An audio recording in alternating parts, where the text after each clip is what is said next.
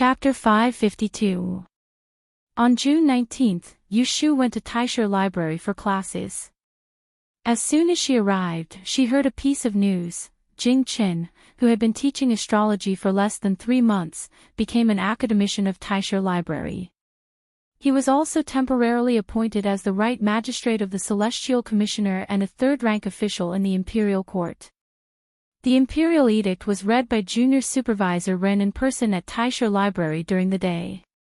Jing Chen's promotion was sudden, and a portion of the female students in LoveLore Library felt that it was a pity. It had to be known that most of the 18 academicians were old. It was not easy for such a handsome and pleasing gentleman to come, and they had not seen enough of him, but he was about to leave. Of course, there were some rumors. It was said that when Mrs. Liu left, the position of the right magistrate was prepared for Jing Qin. It was said that it was temporary, but no one knew how long it would be. This made many male students feel indignant for their charming academician Liu. It's better to have a good mother than to work so hard. Yushu heard some people's sarcastic remarks in class, but she just laughed it off. After Jing Qin left, there was one less academician teaching astrology. The students who had been Jing Chen's apprentices were divided equally between Sima Kuei and another academician, Cui. Therefore, the observatory was very lively today. After class, Yushu was stopped by academician Sima. "You Swansea, stay here for a while. I have something to tell you." Xan Liu makes a gesture to Yushu, signaling her to wait for her outside. Sima Kuei walked to the sundial under the roof, and Yushu followed him. "Starting from next month, from the first day to the 15th day of the month, I will observe and record on the observatory every night. I need a student to help me temporarily. What do you think?" This was a rare learning opportunity. Sima Kuei obviously intended to give her some advice, which was equivalent to giving her special treatment. Yushu hesitated for a moment before saying, "Academician, I've only been studying astrology for a few days. I'm afraid I might cause you trouble." Daoist Qingzheng had taught her some tricks to observe the stars, but they were not systematic. The books in the LoveLore Library were much more comprehensive. She was now like a cook who only knew how to make soup. If someone wanted to take her to cook a table of dishes, she would not have the confidence. Sima Kuei smiled good-naturedly and looked at her with satisfaction. He liked this kind of self-aware student. It was troublesome to pretend to know something when one didn't. "You don't have to do anything else. Just follow me and take notes." Being obedient, what else could Yushu not agree to? She bowed and said, "I will definitely be there on time." Sima Kuei didn't say anything else to her. As for the death severance strange art, he didn't even mention it and let her go. When Yushu left the lawn courtyard, she saw Xan Liu being surrounded by a few people under a screen wall not far away. She didn't know what they were talking about. Xan Liu turned her head to look from time to time. When she saw Yushu coming out of the door, she hurriedly shook off the people in front of her and trotted towards her. "What's wrong?" Yushu asked her. Xan Liu curled her lips and said, "They're asking me about you. These people didn't go to the gentleman's hibiscus banquet. They only heard that you know the death severance strange art, so they actually came to ask me if it's true. They're all eagerly waiting to make friends with you. I know you're impatient with these people. Let's go, we still have business to attend to." As she said this, she pulled Yushu and rushed to the other side of the garden path before the people came over. On the way, Xan Liu talked about her business. "It's grandfather's birthday banquet at the end of the month. I previously bought an 8-treasure happiness long-necked bottle to celebrate his birthday, but who knew that a wild cat outside would sneak in and break it? It's really infuriating. Let's go shopping on Qinyuan Street today. Help me come up with some ideas to see if there's anything new to buy." For generations of the Xan family lived under one roof. The head of the family was the current Celestial Commissioner left Magistrate Xan Ye. He had 5 sons and 4 daughters. His daughters were already married. Other than Axian Laowu, who was expelled from the family, there were still 4 branches of the family in the family.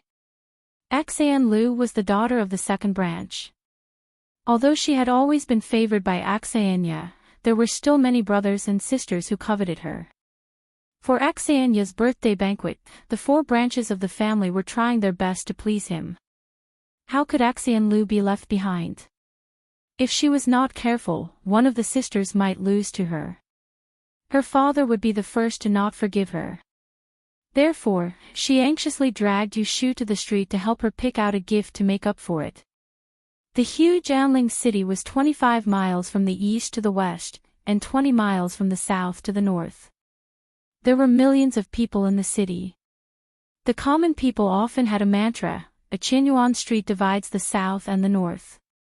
The 3 religions and 9 schools gather in the south of the city, and the wealth and glory gather in the north. This Qinyuan street was about 3,000 feet long. The central street was the most lively. People and carriages came and went, and shops stood in great numbers.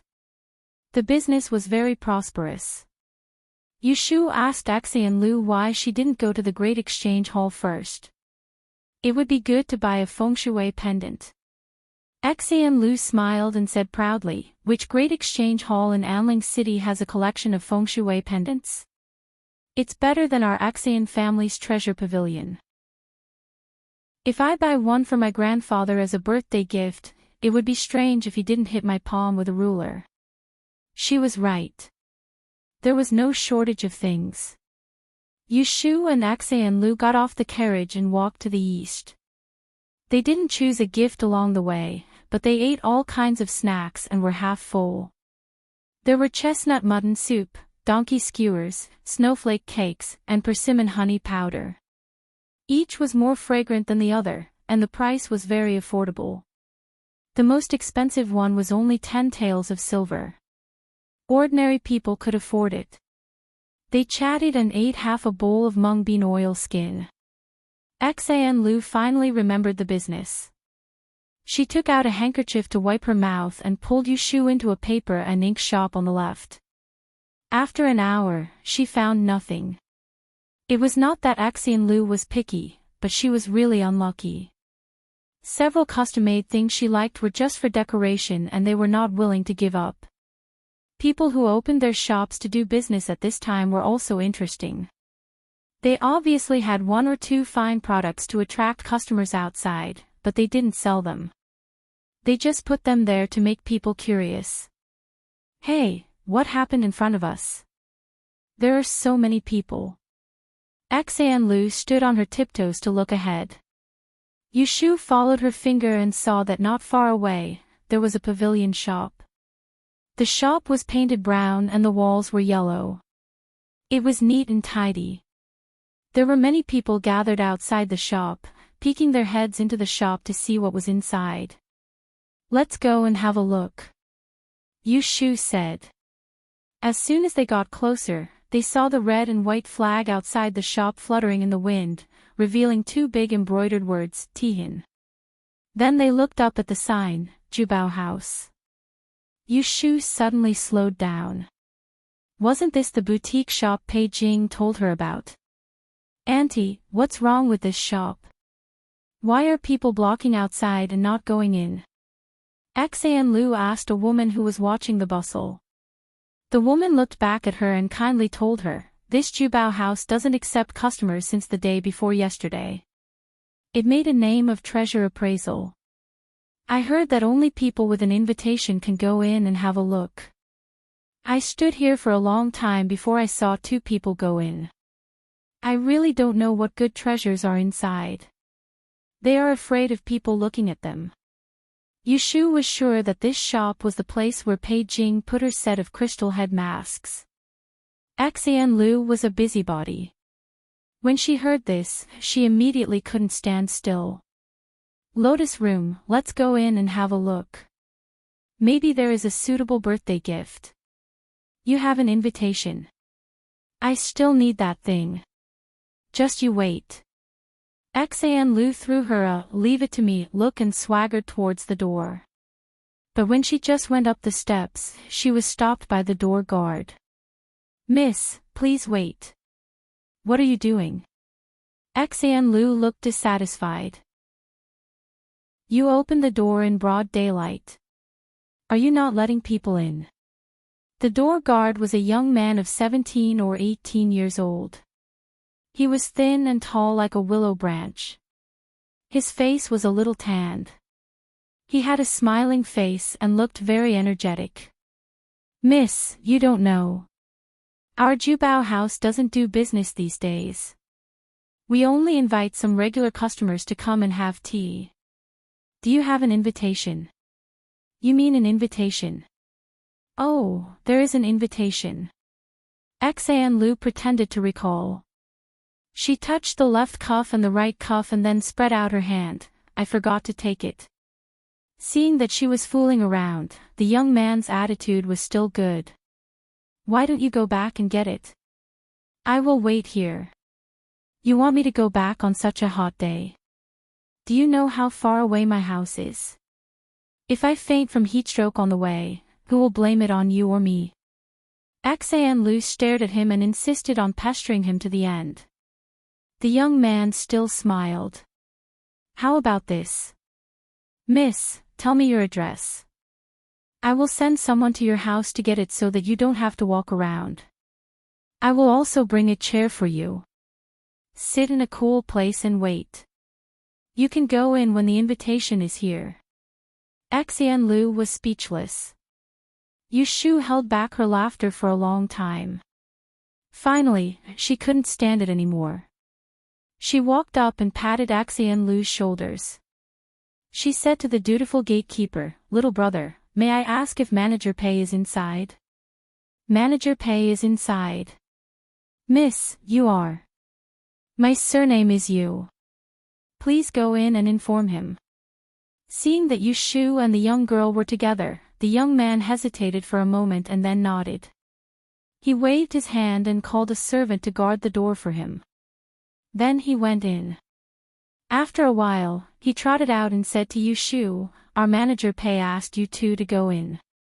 Xian Lu didn't expect that she would be less useful than Yu Shu's words.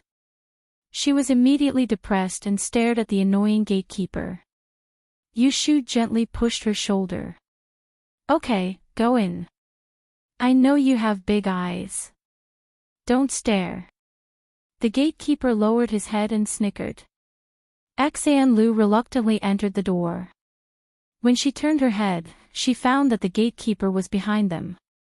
She couldn't help but say, "Why are you following us?" The gatekeeper looked innocent. "I am afraid that you don't know the way since it is your first time back. I will send you upstairs." Xian Lu said impatiently, "You don't need to send me. Go and guard the door. Be careful that your manager catches you slacking off. He will deduct your monthly salary." "Miss, you don't have to worry about me. My monthly salary will be deducted." Xian Lu was angry. Who was worried about him? She obviously didn't like him. Yu Shu face-bombed at the side. Did Xian Lu run into an enemy? At this time, Pei Jing came downstairs to pick them up. "Uncle Pei." The young man who was guarding the door stopped joking when he saw him. He pointed at Yu Shu and said, "I've brought them in." Pei Jing nodded to him and said pleasantly, "This is my niece. I will take them up to see what is rare. You should go and do your work. The boss will check the accounts tomorrow." He didn't specify Yu Shu's identity. "Okay." He turned to look at Xian Lu again. The thin and energetic young man nodded and went to the inner hall with his hands behind his back. When he left, Pei Jing called Yu Shu upstairs. Yu Shu introduced him to Xian Lu. "This is my uncle from my godmother's family. He is the manager of the Tihan Commercial Association." "Uncle Pei," Xian Lu called out sweetly. Then, he rolled his eyes and said, "That kid who was guarding the door just now was very rude. He said that we didn't have an invitation, so he wouldn't let us in. Uncle Pei, why did you hire such a person to guard the door? Aren't you afraid of driving away the customers? Gatekeeper. Pei Jing's expression turned strange. Are you talking about that person just now? Yes, that's him. Ha. Pei Jing laughed. That is the young master of our Dong family. He is not a gatekeeper. Ah. Achoo. As soon as Gucci walked into the backyard, he sneezed. He rubbed his nose and whispered. Chapter 553. The treasure house had not been doing business for the past 2 days, so the first floor was empty. The second floor was a completely different scene. In the spacious and bright tea house, 2 rows of windows were neatly arranged with tea and fruit wine. The mahogany floor was covered with cool Persian mats. There were only 2 or 3 wall hangings on the wall, but they were all masterpieces by famous artists. There were at least 30 guests sitting there, and all of them were well dressed. They were either rich or noble. However, today's main characters were more than 20 rolling silver horn tables in the center. They were of different sizes, but they were all the color of yellow pear wood. On the round tables, there was a brocade box on each table. In the open box, there were all kinds of rare treasures. There was a century-old red-bearded ginseng, a mini carriage carved from gold and jade, a saddle and jade pillow from the previous dynasty, a longbow inlaid with jewels, but among them, the most eye-catching one was the table in the middle. Most of the guests who were appreciating around it were standing in front of it and whispering to each other. No one paid attention to the 2 girls who had just come up. Xian Lu also saw that item and was stunned for a moment. She quickly turned her head and pulled Yu Shu. This isn't, Yu Shu interrupted her and whispered in her ear, I'll tell you when we get back. Xian Lu had no choice but to suppress his surprise and nod his head, but his eyes couldn't leave the small table, because on top of it was the entire set of crystal objects that Yu Shu had worn at the gentleman's hibiscus banquet. There was a net of silver leaf tassels, a hibiscus pendant, a yellow crystal flower, a pair of white crystal earrings, and a pair of colorful crystal bracelets. Not a single one was missing. The sunlight shone through the crystal, and the crystal glowed in 5 colors. The light and shadow intertwined, and the fluorescence overflowed. It was illusory and didn't look like an ordinary object. After greeting a guest who had just arrived, Pei Jing came to greet Yu Shu. How did you find this place? Although there was a trace of fatigue in the corner of Pei Jing's eyes, his complexion was red and bright. Yu Shu told him that Xian Lu wanted to pick out a birthday gift for her grandfather. Only then did Pei Jing know that the young lady who came with Yu Shu was the young lady of the Xian family. That's easy. I'll give you some advice. Come with me, 6th young lady. I have a few good things here, and I don't want to show them to outsiders. Pei Jing was over 40 years old and was an elegant uncle. When he asked for help, it didn't seem rude at all. Xian Lu happily agreed. Pei Jing brought them to the inner room and called a steward to take charge outside. He took a bunch of keys and went downstairs. After a while, he came back with a tray in his hand. There were 3 to 5 boxes on it. After the time it takes to drink a cup of tea, under Pei Jing's suggestion, Xian Lu picked a suitable gift, a white jade, don't ask for help, commonly known as itchy scratch. Coincidentally, Xian Yu was a monkey. On the handle of this itchy scratch, there was a lively monkey holding a peach and looking up at the moon tree. It was very pleasing to the eye. I want this. Thank you, Uncle Pei Jing, for helping me choose. Xian Lu happily played with the "don't ask for help" in her hand. She asked Pei Jing, how much does this cost? Pei Jing glanced at Yu Shu and smiled, 80 taels of silver will do. Xian Lu pondered for a moment and felt that it wasn't too expensive. She spent 20 taels of silver a month in the Fu, and that didn't include the extra money her parents gave her. Taking out 80 taels of silver to buy a birthday gift for her grandfather would make the old man happy. Later on, her father would make it up to her. She also knew that Pei Jing didn't ask for a high price because of Yushu's face. She happily took out her purse and counted the banknotes. In the end, Pei Jing also gave her a beautiful box. After solving Axian Lu's problem, Pei Jing gave Yushu a look. "Fei Fei, you go downstairs and wait for me," Yushu said to Axian Lu. Axian Lu didn't ask what she wanted and obediently took the box and left. Pei Jing then told Yushu about the situation in the past 3 days. There weren't many customers on the first day. When I told them about the effect of this crystal, there were still people who didn't believe me. So I followed the method you taught me and used topaz and white crystal to test it. On the second day, it was overcrowded. A lot of people came uninvited and were all blocked at the door. I had to send out twice as many invitations at the last minute. Other than the set of jewelry on the table for people to appreciate, Pei Jing also took a lot of small jewelry from Yushu a few days ago, such as bracelets and pendants. Topaz was very easy to test. There were 18 beads in one bracelet. When you put it on your wrist and threw the dice, every time you got a big number, it showed that you were very lucky. White crystal was to find customers who couldn't sleep well and take them home to sleep for a night. It was guaranteed that they would have a good night's sleep and wake up refreshed the next day. From the looks of it, I've already leaked some information yesterday. The whole set of items displayed outside is not for sale, but the individual pieces can be customized. Just yesterday alone, guess how much silver I took in orders? Pei Jing sold Yushu a lawsuit and blinked his eyes to let her guess. Yushu estimated the number of things Pei Jing took from her last time and said a number in her mind. Unexpectedly, Pei Jing shook his head and calculated for her.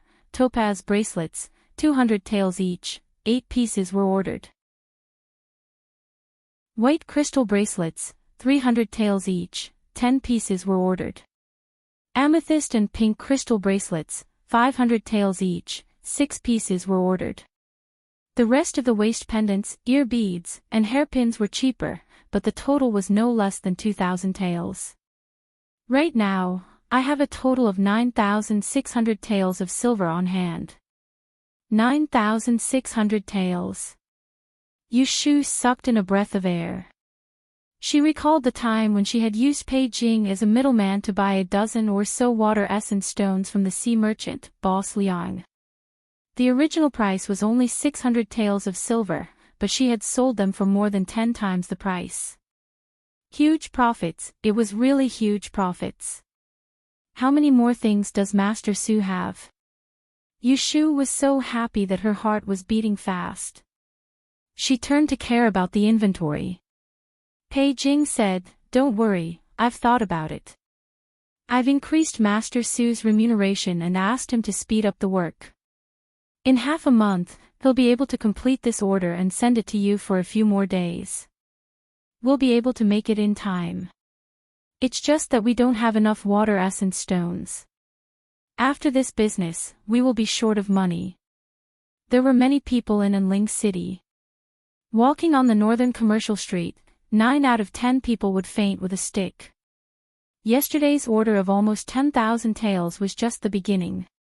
Pei Jing's eyes flashed, so I sent someone to deliver a letter to Boss Liang early this morning. We will travel day and night and we will be able to bring the goods back and forth in a month. At that time, our crystal stones would have been sold well. This is the only one that can be used as a rare commodity. With a fixed order every month, the price will only be expensive. Looking at Pei Jing, who was full of energy, Yushu sighed in her heart. If she was in charge of this, she would not be as thorough as Pei Jing. She just wanted to use the crystal stones to make money, but Pei Jing thought further. He wanted fame and fortune at the same time. I've only received a third of the deposit. If you're not in urgent need of money, you can put it off for the time being. When I've collected all the money next month, I'll show you the accounts and settle it for you, Pei Jing said. Yushu thought for a while and said, "Uncle, what do you think? No matter what price the crystal stones sell for in the future, we will split the profits 50/50. You take half and I take half. It was not that she was generous and willing to cut her own flesh. It was really that if she sold the crystal stones, she would not earn as much as a third of Pei Jing's. She felt a little guilty even if she only took half. Treasure House was such a big shop. If it was not open for business for 3 days, it would also be an expense. Also, the tea and snacks for the guests had to be paid for by Pei Jing. There was no such thing as only paying and not buying. As a person, one had to be content. Mutual benefit was the only way to go in the long run. Ha ha ha, are you still afraid that your uncle will suffer a loss? Pei Jing patted the armrest of the chair happily. He thought for a moment and said, 50/50, then. But in the future, I will pay for Master Su's work and the capital to buy and sell the raw materials.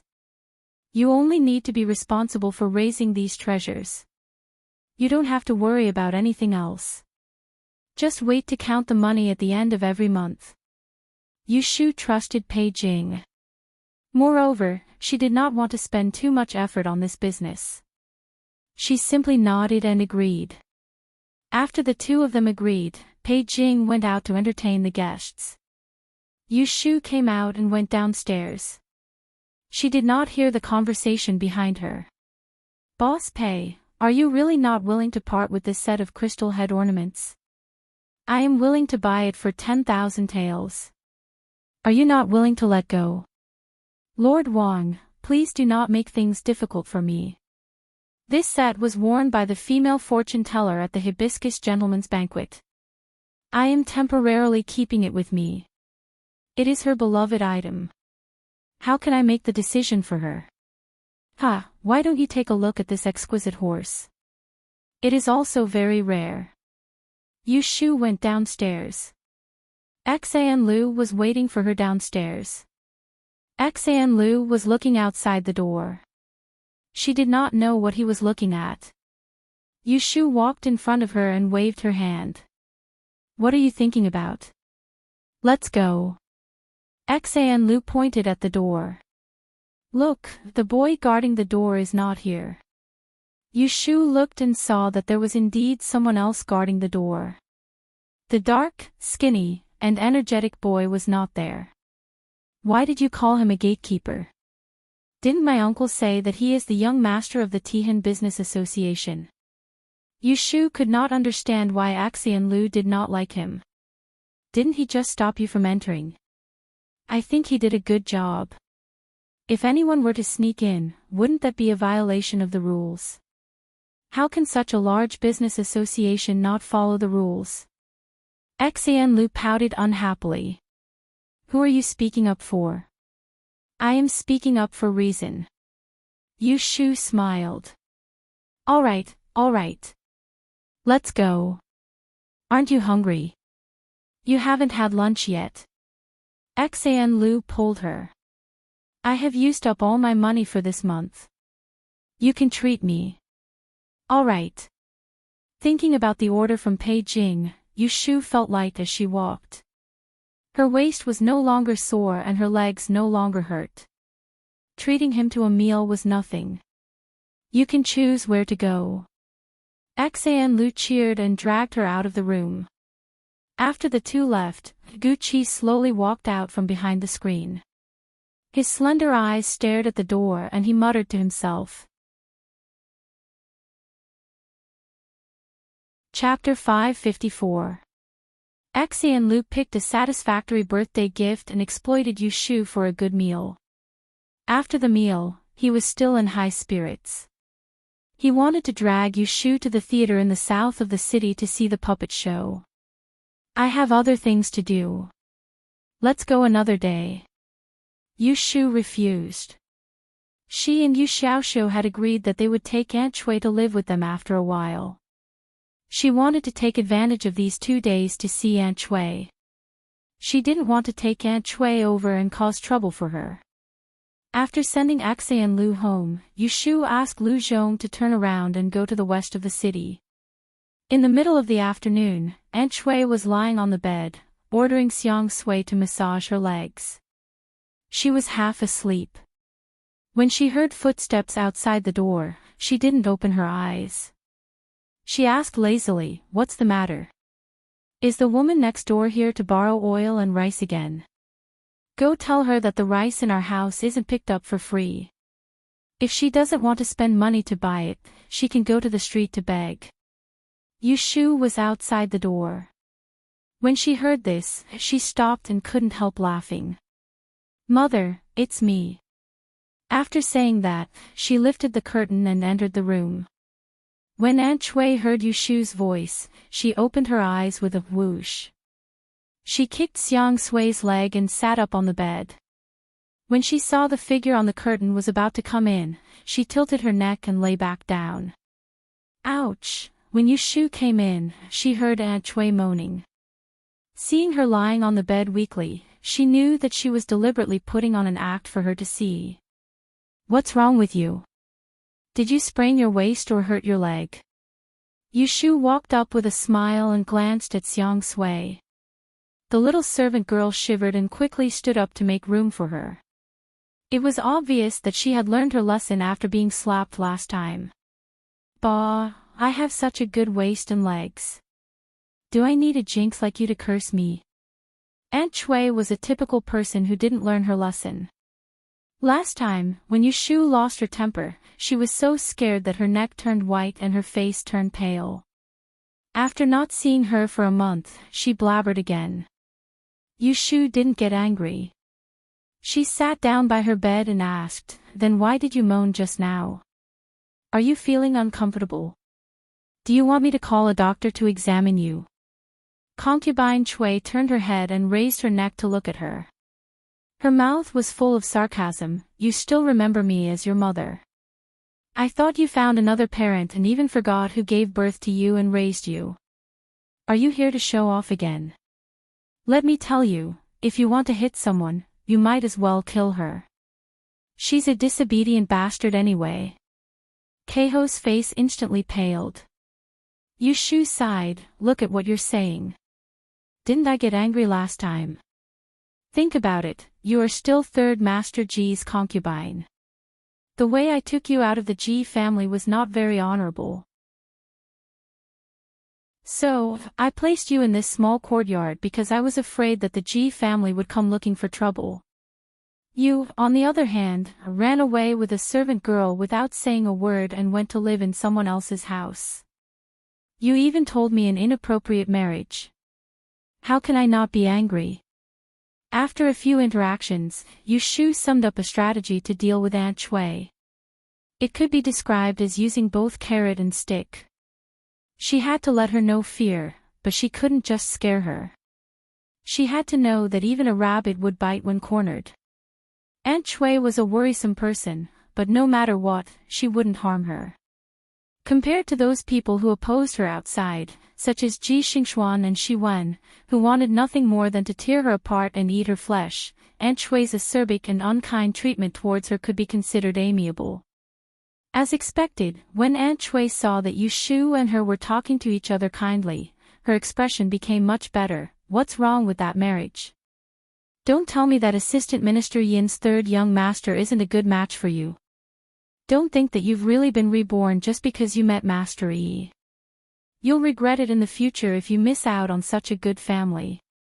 I'm just thinking about you, yet you're blaming me. You really don't know what's good for you." Speaking of which, Yushu had inquired about Aunt Chui's former master, the Yin family, so it wasn't strange that Aunt Chui wanted to establish a connection with them. It turned out that Assistant Minister Yin was the illegitimate son of the current left Prime Minister Yin Tianho. This Yin family was really a first-class family in Anling City. Just like the Shui family, they were loyal and virtuous for generations and were deeply favored by the emperor. However, there was a rule in the Yin family that after an illegitimate son got married, he had to move out of the mansion and establish his own family. Therefore, Yushu didn't expect that the Yin family that Aunt Chui found was not a side family, but a direct descendant of Prime Minister Yin's residence. Speaking of which, third young Master Yin was also the grandson of the Prime Minister. However, Third young master Yin's grandfather was also a prime minister, but compared to Shui Rui, third young master Yin was miles behind. Is it because I don't know what's good for me, or does mother not care about me at all? Yu Shu snorted coldly. Have you asked about the character of third young master Yin? I've heard that he's ignorant and incompetent. He's always reluctant to leave the brothel and is dissolute. He's born to be a playboy and has a bad reputation. All the good girls in the family would avoid him when they see him. You're the only one who's stupid and still trying to get close to him. She only needed to ask Axan Lu a little to hear about this trivial matter. Aunt Shui really didn't know. She was stunned and asked her foolishly, really? Is third young master Yin really like this? Why would I lie to you? Tomorrow, I'll bring you to a tea house in the north of the city. Anyone can tell me one or two good things about third young master Yin. Aunt Shui obviously lost her confidence, but still stubbornly said, men are all like this. Yu Shu sneered. What about my father? He's like this too. I don't believe that if my father was really as shameless as him, you wouldn't fall for him and willingly leave your hometown to marry someone else. Hearing this, Aunt Shui's face stiffened. She blurted out, I'm not willingly. This time, Yu Shu was surprised. Looking at Aunt Shui's abnormal expression, she thought about how the love story between father and mother she heard from Aunt Lu in the courtyard in Yang City was not the original version. Mother, what are you saying? Aren't you willing to be with my father, or did someone force you? As far as she knew, Aunt Shui was originally a maidservant in the residence of Assistant Minister Yin, who was born of a concubine. Coincidentally, Yu Shu's father went to the capital to take the imperial examination. With some knowledge, he befriended this young master and temporarily lived in the residence. Who knew that he would get together with Aunt Shui and the two secretly got married? Until they were discovered by the master's family and Yu Shu's father failed the imperial examination. The Yin family felt that it was embarrassing, so they betrothed Aunt Shui to Yu Shu's father and let him take the pregnant Aunt Shui back to his hometown. What do you know? Aunt Shui said unhappily. The more she acted like this, the more curious Yu Shu became. She fished out a piece of silver from her sleeve and gave it to Xiang Sui, who was standing to the side as punishment. She said, Go, today's weather is hot. Go see if there are any fresh fruits on the streets. Bring 2 caddies back for my mother to get rid of the heat. Also, tell Zhao woman to close the door in case there are more people who come to borrow rice and oil and make my mother unhappy. Xiang Sui hurriedly took the silver and obediently said yes. Like a rabbit, she slipped out, afraid that Yu Shu would regret calling her back. Now that there was no one else in the room, Yu Shu picked up the banana leaf fan that had fallen on the ground. As she fanned Aunt Shui, she said with a smile, At that time, I was still in your stomach, so of course I don't know anything. Mother, why don't you tell me how you and father met? Aunt Shui didn't seem to want to talk about it, but it was rare for Yu Shu to ask her. At this moment, she really felt sullen. Her mind wandered for a moment, and she couldn't help but speak. Thinking back to that time, I was still a servant girl by the old madam's side. The second young master married a new wife and left the mansion. There was a lack of manpower, so the old madam sent me.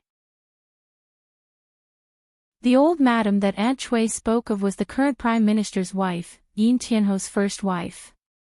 And this second young master was the current assistant minister Yin. Once, I did something wrong and lost an extremely valuable jade pendant of the second young master. This angered the young master, so he no longer asked me to be in charge of his clothing and sent me to guard the courtyard gate. Aunt Shui's tone was a little resentful. Before the old madam left, she had specially reminded her to serve the second young master well. In the future, she would have good fortune. Of course, she understood what she meant. Who would have thought that when she did something wrong, she would be disliked by her master? Before she could even become a member of the house, she was chased out of the room. Seeing that the old madam was pregnant and that the two maidservants who accompanied her to the old madam's bridal chamber had already opened their mouths, how could she accept it? It should be known that when she was young, she was already very handsome and her figure was much more graceful than it was now. Among the servants by the second young master's side, none of them were as good-looking and obedient as she was. "Did you meet my father later?" Yu Shu interrupted. Aunt Cui, who was reminiscing about her youth, rolled her eyes at her and nodded reluctantly. "Your father came to the capital later. That year, he came to take the imperial examinations. The young master appreciated his good handwriting, so he arranged for him to live in the outer courtyard." At that time, Aunt Cui was only thinking about how to make her master like her. She did not even notice that there was a scholar with the surname Yu. Aunt Cui still remembered that one night, at the end of the year, when she was taking turns to guard the entrance of the inner courtyard, second young mistress's personal maidservant came out of the small kitchen with a pot of freshly brewed huadiao wine and a few side dishes. She said that she wanted to send them to the study for the second young master, who had stayed up all night studying. That maidservant urgently needed to go to the bathroom, so she asked her to do it for her. Aunt Cui eagerly agreed. At that time, she never would have thought that it was this supper that would ruin her long-cherished dream. She sent the supper to the study in the outer courtyard, but she did not see the second young master whom she missed day and night. Instead, she saw Papa Yu, who was copying books at his desk. "Mother, why aren't you talking?" Yu Shu had just heard that Aunt Cui and Papa Yu had met, so she pricked up her ears and did not continue. When Aunt Cui thought about that part, she felt sad and angry. When she came back to her senses, she stared at Yu Shu's face, which was somewhat similar to Papa Yu's. She gritted her teeth and said, "Your father is the same as you, a scourge.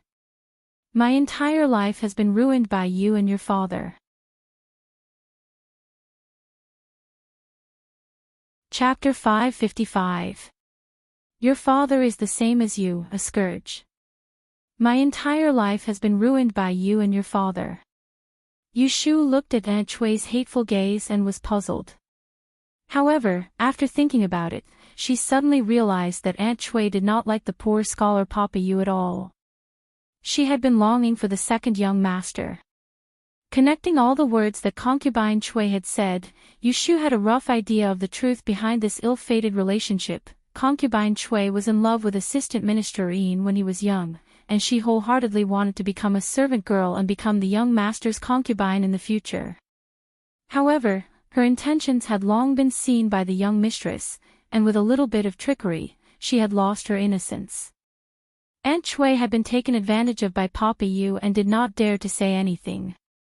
Who knew that she would get pregnant secretly? In the end, she still broke the window paper and was sent away by Master. Papa Yu brought Aunt Cui back to his hometown in the south and gave birth to Yu Shu, the child who had no illicit relations. No wonder mother never liked me. Yu Shu smiled bitterly. It was not just dislike, it was simply hatred. Fortunately, she was not the original owner. Otherwise, if she knew what her birth mother thought, she would be heartbroken. Concubine Cui turned her head and tacitly agreed with her words. She really didn't like this daughter. If she hadn't been pregnant with her back then, she could still have stayed in the Yin family and stayed in the capital. She wouldn't have had to live such a hard life with Papa Yu. Mother, are you thinking that if you had not been pregnant with me, you could still stay in the Yin family? Aunt Cui snorted coldly when Yu Shu guessed what she was thinking. Yu Shu sighed. This woman in front of her was not only pitifully stupid, but also ridiculously stupid. It seemed that it would be difficult to wake her up without a lot of persuasion. Have you ever thought that if you continue to stay in the Yin family, you can only be a servant girl for the rest of your life? Being a maidservant is better than being shameful.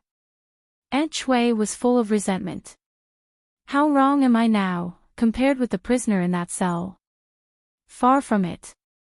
They sleep on hay mats, while you sleep on soft blankets and beds. They eat chaff and pickled vegetables, while you eat fish, rice, and noodles. They are afraid, while you are looking for trouble. As Yu Shu spoke, she looked at Aunt Chui's gloomy face and thought for a moment. He continued, the last time I went to Assistant Minister Yin's residence to look for you, I saw Lady Yin. Do you think she's doing well? Aunt Chui said in a muffled voice, she is the wife of the Assistant Minister. How could it not be good? Is Mother envious? Aunt Chui didn't answer, but her sour eyes said it all. Yu Shu asked her again, how have you been doing all these years as Third Master Ji's concubine? What are you talking about? Aunt Chui said with some grievance, I'm a widow. I still have you 2 children behind me, and I've been bullied. If it weren't for me and Xiaoxiu, you wouldn't be a widow. Would you have a good life as a concubine in the Ji family? Aunt Chui thought for a while longer this time. She pursed her lips and said, I wouldn't have a good life. The women in Laoi's rear courtyard are very clever. In Assistant Minister Yin's residence, there is only one wife of the Assistant Minister. Are there no other concubines? Yu Shu asked persistently. Of course there are. Aunt Chui had stayed in the Assistant Minister's residence for a few days and had inquired about some things. Yu Shu smiled and bent a leg. She moved closer to Aunt Chui and said, Third Master Ji's legal wife died early. You've been in the Ji family for all these years, but there isn't even a wife to manage you. You've been living a miserable life. In Assistant Minister Yin's residence, there is a madam who can raise her eyebrows. There are also many concubines. If Mother hadn't left with my father and stayed in the Ji family, would you have a good life now? Concubine Chui's brain was like a block of wood. She couldn't even knock on her head, but she listened to Yu Shu's explanation one by one. When Yu Shu asked her, she also asked herself. If that didn't happen, she stayed in the Yin family, won the second young master's favor, and became a concubine. What would her life be like in the future? Aunt Chui was stunned by this question. After a long time, she quivered and came back to her senses. She looked at Yu Shu's smiling face in front of her and felt lost as if she had just woken up from a dream. Mother, have you thought it through? Yu Shu held Aunt Chui's cold hand. Without father and without me, would you have a good life? I. Aunt Chui avoided Yu Shu's gaze. She felt inexplicably guilty and her mind was in a mess. She seemed to understand, but also seemed to be more confused. However, Yu Shu didn't press further. She held Aunt Chui's hand and sat down at the foot of her bed. She said slowly, it doesn't matter if Mother doesn't like me. You can scold me or say that I'm not filial. But you have to know that I'm your daughter. I'm your flesh and blood. We're mother and daughter, not enemies. There's no need to be cold to each other every time we meet. After all, who can harm the other? I came here today to tell you that now that your daughter has the ability, our family of 3 doesn't need to live under someone else's roof and live under someone else's face. In a few days, I'll move my mother's household registration out of the Ji family. I've got a big house in the north of the city. It'll be repaired soon. I'll take you to live with me later. And Xiaoxiu, at that time, you'll be the real wife of our Yu family. Isn't it better than being a concubine's maid? After saying these words, she looked at Aunt Chui's expression again. There was no resentment at all. There was only contemplation. Think about whether what I said today is right or not. Yu Shu stood up. I'll go back first. I'll see you in 2 days. With that, she squeezed her warm hand again and let go. Aunt Chui stared at Yu Shu's back as she left the room. Her heart seemed to be blocked by something. After Yu Shu left Aunt Chui's place, she didn't go home. Instead, she went to Wangji Tower alone. Today, she said a few heartfelt words to Aunt Chui. Yu Shu didn't know if they moved her, but she missed her family again. She couldn't know whether her parents and younger brother were living well in another world. She could only silently pray for their safety in her heart.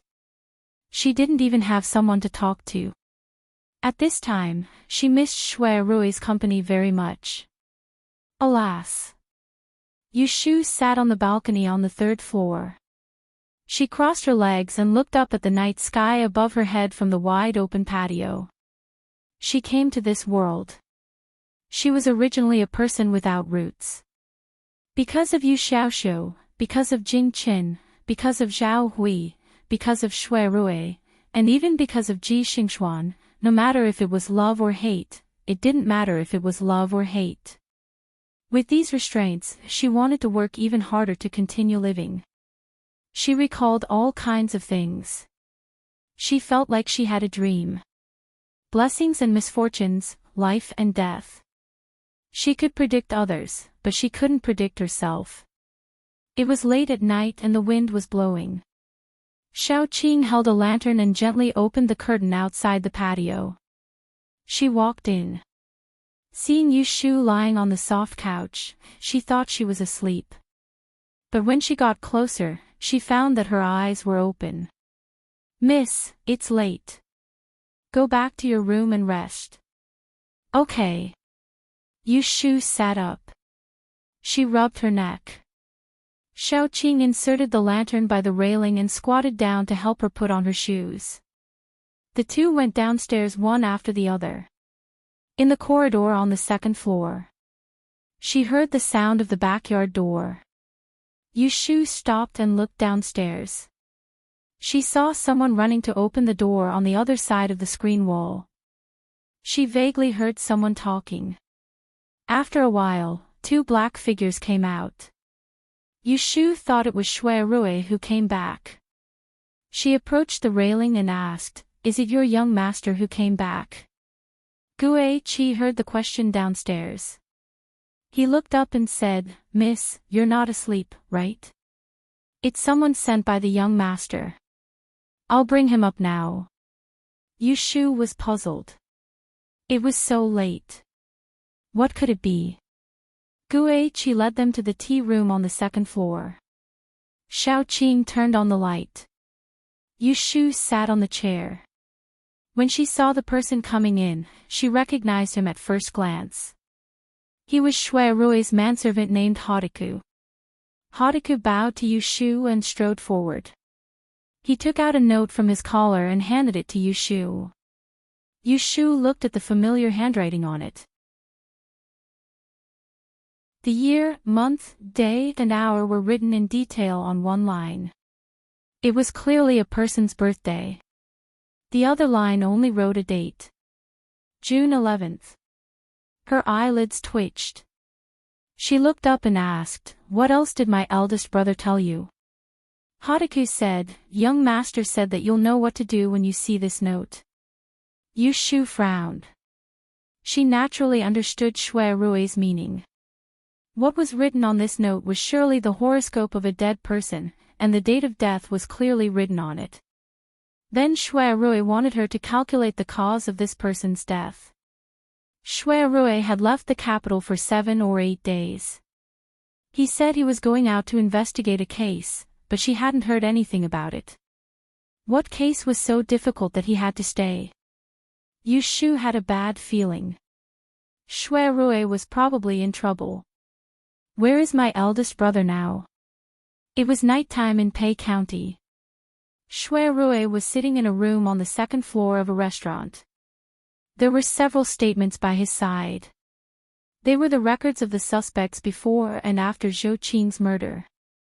Half a month ago, Zhou Qing had received a secret edict from the emperor to head to the Guangdong and Guangxi provinces to investigate the illicit salt trade. The 4 bodyguards accompanying him were no weaklings, and the criminal was right under their noses. They must have made meticulous arrangements to take advantage of the loopholes and knew Zhou Qing's whereabouts like the back of their hands. The case was not difficult to solve. Shui Rui had even deduced who the murderer was.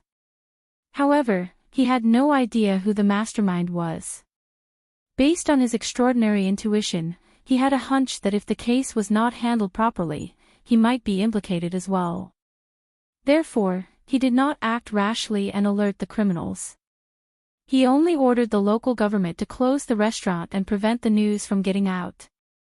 Then, he ordered his men to keep a close eye on the suspects, waiting for them to give themselves away. However, the other party was really patient. There was no sign of trouble for several days. Shui Rui did not want to act rashly, so he could only wait. When it was almost dawn, Shui Rui felt a little sleepy. He put down his brush and was about to lie in bed for a while when he heard noises in the corridor outside. After a while, there was a knock on the door. "Young master, I'm back." When Shui Rui heard Hotaku's voice, he straightened his clothes and looked outside. "Come in." Hotaku pushed the door and entered. Shui Rui was about to ask, but he saw him turn to the side and make way for him. A man in a thin green robe walked out from behind him. He had a small box on his shoulder. He took off his pocket and his eyes were black and white. Chapter 556. When Shui Rui saw Yushu standing at the door, he thought he was seeing things. "Why is she here?" "Big brother." Yushu had been on the road for the whole night, but she was full of energy. She looked at Shui Rui from head to toe as she entered the door. She could tell that he hadn't rested well for the past few days. It was almost dawn, but his clothes were still neat and tidy. She couldn't help but tease him, "You're up early." Shui Rui didn't know whether to laugh or cry. He scolded Hotaku in a low voice, "I told you to go back and deliver the letter, but you brought him here directly." Hotaku felt wronged and helpless. This person insisted on following him. What did it have to do with him? It's not his fault. I insisted on coming. Yushu walked to the table and put down the box. She pointed at Hotaku and said to Shui Rui, "This guy is really tight-lipped. No matter how I asked, he refused to tell me." "What happened?" Hotaku scratched his head and looked at Shui Rui. "All right, you can go now. Get someone to boil some water and make something to eat." Shui Rui sent his men out and closed the door. He turned to look at Yushu, who had rushed to find him overnight. He thought that she was worried about him. The exhaustion from staying up all night disappeared without a trace. The two of them sat at the table. Shui Rui told her about the murder that happened in this restaurant not long ago. Half a month ago, His Majesty sent the imperial censor, Zhou Qing, to investigate the two provinces secretly. A group of people passed by here and stayed in this restaurant for the night. The next day, the guards found Zhou Qing dead in his room. His head was separated from his body and was missing. Yushu was shocked. No wonder Shui Rui rushed to Pei County. The person who died was actually an imperial envoy. "The horoscope that Big Brother gave me belongs to the deceased magistrate Zhou, right?" "Yes." Shui Rui nodded. "I have doubts about the cause of Zhou Qing's death, so I wanted to ask you for help. I want to see if your divination can help me calculate some useful clues." Yushu's time of calamity law could deduce the time of death of a dead person and the cause of death. If the deceased was murdered, she could even deduce the identity of the perpetrator. "I've calculated everything on the way here." Yushu reached out to the box, opened it, and rummaged through it for a while. Finally, she took out a few pieces of paper. When they were in the carriage, even though it was bumpy, she still calculated the 8 characters of the deceased to save time.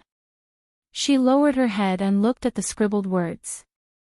She told Shui Rui the information that she found useful from her calculations. "I've calculated the disasters that happened to Lord Zhou in the past month when he was still alive. On the 8th day of this month, this man offended a villain, and the root of the disaster was Xiao Ho. On the 9th day, he touched the spirit of Nan, so he shouldn't go south. On the 10th day, there was a bloodbath." She looked up at Shui Rui. "Magistrate Zhou was murdered on the 10th day of this month, right?" "Yes." Shui Rui clasped his hands together and twirled his thumbs. His eyes were deep in thought. Zhou Qing received the imperial edict on the 8th day of this month. Not many people knew about it. He left on the 9th day. On the 10th day, he died. He reached out for the pieces of paper that Yushu had given him. Let me see. My calculations are too messy. Look here. Yushu pointed at a few dates. As for the dense Arabic numerals and arithmetic symbols on the paper, she was not worried that Shui Rui would be able to understand them at all. Shui Rui pondered for a moment and said, Zhou Qing just happened to have committed a despicable act on the day he received the emperor's decree. This so-called despicable scheme ought to be the person behind the scenes of this murder. The person that the other party planned to kill wasn't Zhou Qing, but this imperial envoy that was heading to the Guangxi and Guangxi provinces. It looks like someone in the capital doesn't want Zhou Qing to go to the two provinces. Does that mean that the mastermind is this Xiao Ho? Yushu asked. Using the law of the time of calamity to predict people's misfortunes had a very subtle aspect to it. If it was a bloodbath or a quarrel, then the culprit would be the one who had direct contact with the victim. For example, in Zhou Qing's case, the pig that Yushu had predicted was definitely the murderer. But if it was a villain, then the villain corresponding to the root of the misfortune would be the mastermind, and not the one who had direct contact with the victim. Xiao Ho. Shui Rui's gaze settled. After a while, his eyes suddenly sharpened. He laughed coldly. That's a good plan. Yushu saw that he seemed to understand, but she was confused. She asked curiously, Big brother, do you know who it is? Shui Rui returned to his senses and looked at her before he said, I roughly know what's going on. But there's one more thing that needs to be confirmed before we can come to a conclusion. Yushu's eyes lit up. Tell me quickly. At this moment, because Shui Rui came to an understanding in his heart, the pressure he'd been feeling for the past few days disappeared. It was already daybreak outside, and the morning light shone through the window. When he saw the red strands of exhaustion in her eyes, his heart softened, and he said, After you've eaten breakfast later, go take a nap first. I'll talk to you once you've rested well. Yushu protested. How can I sleep if you don't finish your sentence? No, you have to tell me clearly first. However, Shui Rui ignored her protest. As he tidied up the divinatory box that she messed up, he said to her kindly, Even if you're not going to sleep, I have to sleep as well. I haven't slept for 3 days because of this case. Hearing this, Yushu immediately shut her mouth. Shui Rui smiled and naturally held her hand on the table. He said, I haven't been in the capital for a while. Did you cause any trouble? Yushu raised her eyebrows and said, Don't worry. I'm in the limelight now, and no one dares to provoke me. It's just that there are people sending gifts to my house every day. It's annoying. Isn't it good to have gifts? Shui Rui touched her hand. He was in a good mood at this moment. Yushu grinned, and she couldn't help but want to laugh when she thought of the house full of good things that she'd gathered recently. However, she still had to put on an act in front of Shui Rui. What's so good about it? It caused me to have to be sneaky even when I returned home, and I had to wait for the sky to turn dark. Shui Rui knew that she was stingy and a money grubber, so he did not expose her. It was just that he had not seen her for 10 days to half a month. Now that he heard her lively tone of voice and looked at her cunning eyes, his heart was slightly itching. Then, did you miss me? He suddenly changed his tone and asked. Yushu glanced at him. She was used to his cheeky face from time to time. So, she calmly asked, Did you miss me? Shui Rui nodded without hesitation. Yes. After that, he turned around and patted his thigh. Come and sit here. Let me hug you. How thick can this person's face be? When Shui Rui saw that she wasn't moving at all, he pinched her hand. His peach blossom eyes were alluring as he said, "What's wrong?" Yushu rolled her eyes and pulled her hand back. She wasn't tempted. She firmly said, "Did you forget what I said last time? The matter between you and Miss Rue is over. Don't think that I will get close to you." Hearing this, Shui Rue immediately put away his joking expression. He didn't play around with her. He seriously said, "When this case is solved, I will talk to grandfather when I return to the capital." Previously, Shui Rue didn't directly refuse Shui Lingnan's arrangement. On one hand, he didn't want to have a conflict with the old man. On the other hand, he wanted to repair his relationship with Yushu. He was worried that Shui Lingnan would know his thoughts and stop him. In any case, his relationship with Yushu couldn't be put on the table for the time being. It could only be used as a cover-up, so it wouldn't be a problem for him to refuse the marriage with the Earl. Even if Yushu didn't say anything, he felt that it was inappropriate for the two families to misunderstand each other. While the two were talking, Haruka knocked on the door and brought in hot water and breakfast. After eating breakfast, Shui Rue arranged for Yushu to live in the empty room across from him. He also assigned 2 more guards to guard the corridor. He also went back to his room to catch up on sleep. This sleep lasted until the afternoon. Yushu woke up before Shui Rue. It was not a good feeling to stay up late on the road. She didn't feel it in the morning, but when she woke up, she felt dizzy. Staying in the room was stuffy, so she wanted to go out for some fresh air. She changed her clothes and walked out of the room. Seeing that the door across from her was closed, she knew that Shui Rue was still asleep. She didn't knock on the door and was about to go downstairs. The guards standing in the corridor didn't stop her. When they saw her going downstairs, they sent one of them to follow behind her. This restaurant was more imposing than Forgetful Airport, but it was not small. It had 3 floors. There was a hall in the front and 2 floors. Because Shui Rue ordered the local government to close the door, there were no guests inside or outside. The door downstairs was closed. Yushu came down from the corner of the stairs. Looking around, there were only empty tables and chairs. Where are the people working in this restaurant? Yushu turned to ask the guard who followed her. They are all in the backyard. His Excellency has ordered that they are not allowed to walk around. Yushu nodded. She picked a seat by the window and sat down. Pointing to the closed window, she asked, "Can you open it? Let me look at the street." It was dark when she came. She had to sit in a carriage to cross the street in the city, so she didn't know what Pei County looked like. The guard didn't hesitate and went forward to open the window for her. This was because Lord Shui had instructed him in the morning to make things easier for this young lady. As soon as the window was opened, her eyes lit up. The noise of people talking on the street rushed into her face. The afternoon sun was especially bright.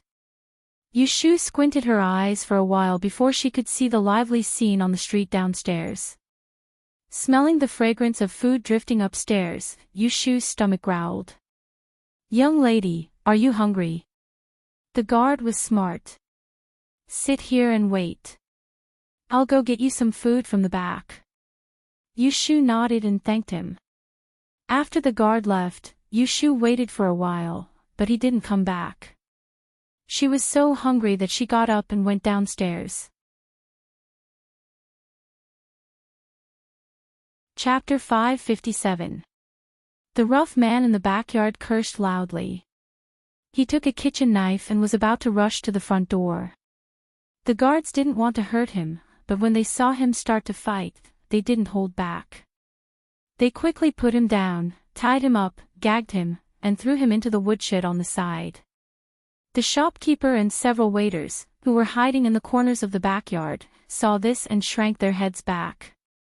When Yushu saw that there was no more noise, she walked out of the back hall and asked the guards, "Who was that person just now?" The guard who followed Yushu downstairs said with a straight face, "It's the head chef of this restaurant. He makes a fuss every day. It's not a big deal. He'll be well behaved when he's locked up at night. Miss, you wasn't scared, right? Yushu shook her head and looked at the closed door of the woodshed. She felt a little strange in her heart. This chef doesn't want to cook. Miss, what do you want to eat? I'll go buy it on the street. The guard asked with some annoyance. Yushu nodded. I saw a roasted goose across the street. Buy 2 and try it. Also bring a few baskets of meat buns. As she said this, she took off the embroidered pouch on her waist and took out a piece of silver and handed it to him. The guards have been waiting for half a day. Buy a few more side dishes and come back to eat. Although she didn't know why Shui Rui insisted on staying in the restaurant where the murder took place, she saw that the chef was on strike today. These people probably hadn't eaten in peace for a few days. The guard hesitated. Thank you for your kindness, but it's still early. The Lord has ordered us not to leave our post. When it's past 5 o'clock, we can just casually pay for a meal. Hearing this, Yushu didn't insist. She nodded and gave the silver to him. The sun was about to set when Shui Rui woke up and went out of the room. He knocked on the opposite door and found that the person wasn't there. He asked the guards in the corridor and went downstairs. Yushu was sitting alone on the second floor by the window. She was eating a goose leg when she saw him come down. He then pointed to the seat opposite him with a smile. Big brother, you're awake. Come over and try this roasted goose. It's fresh out of the oven and tastes pretty good. Shui Rui walked over and sat down. He turned his head and looked at the scene outside the restaurant through the half-open window.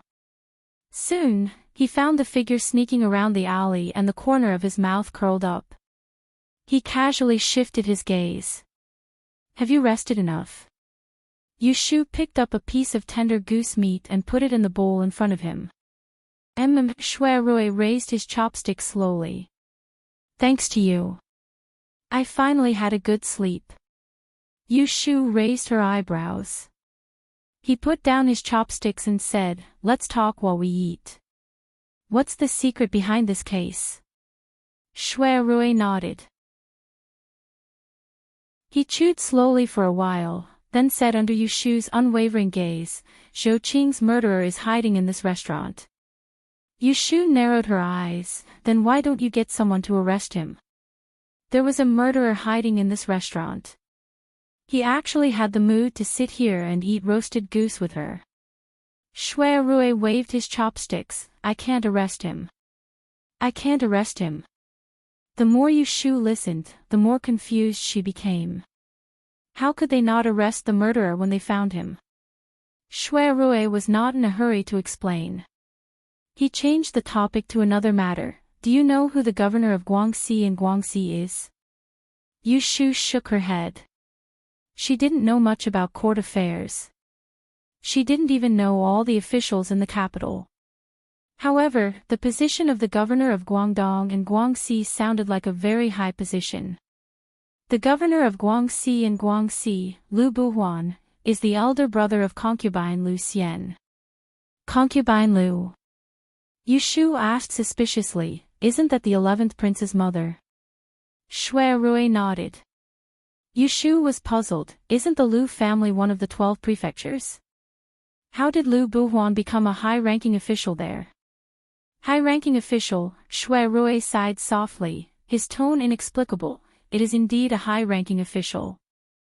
Lu Buhuan relied on his own abilities to climb to this position. In the early years, Guangdong suffered from frequent floods, causing countless victims. Bystanders wanted nothing more than to stay away. He had a bright future, but he volunteered to go to Shushui and governed it for 11 years. Nowadays, in the Guangdong and Guangxi region, some people don't know who the emperor is, but everyone knows Lu Buhuan. Yushu listened carefully. She had read the history books that most of the civil and military officials who protected faraway lands had achieved a certain level of merit.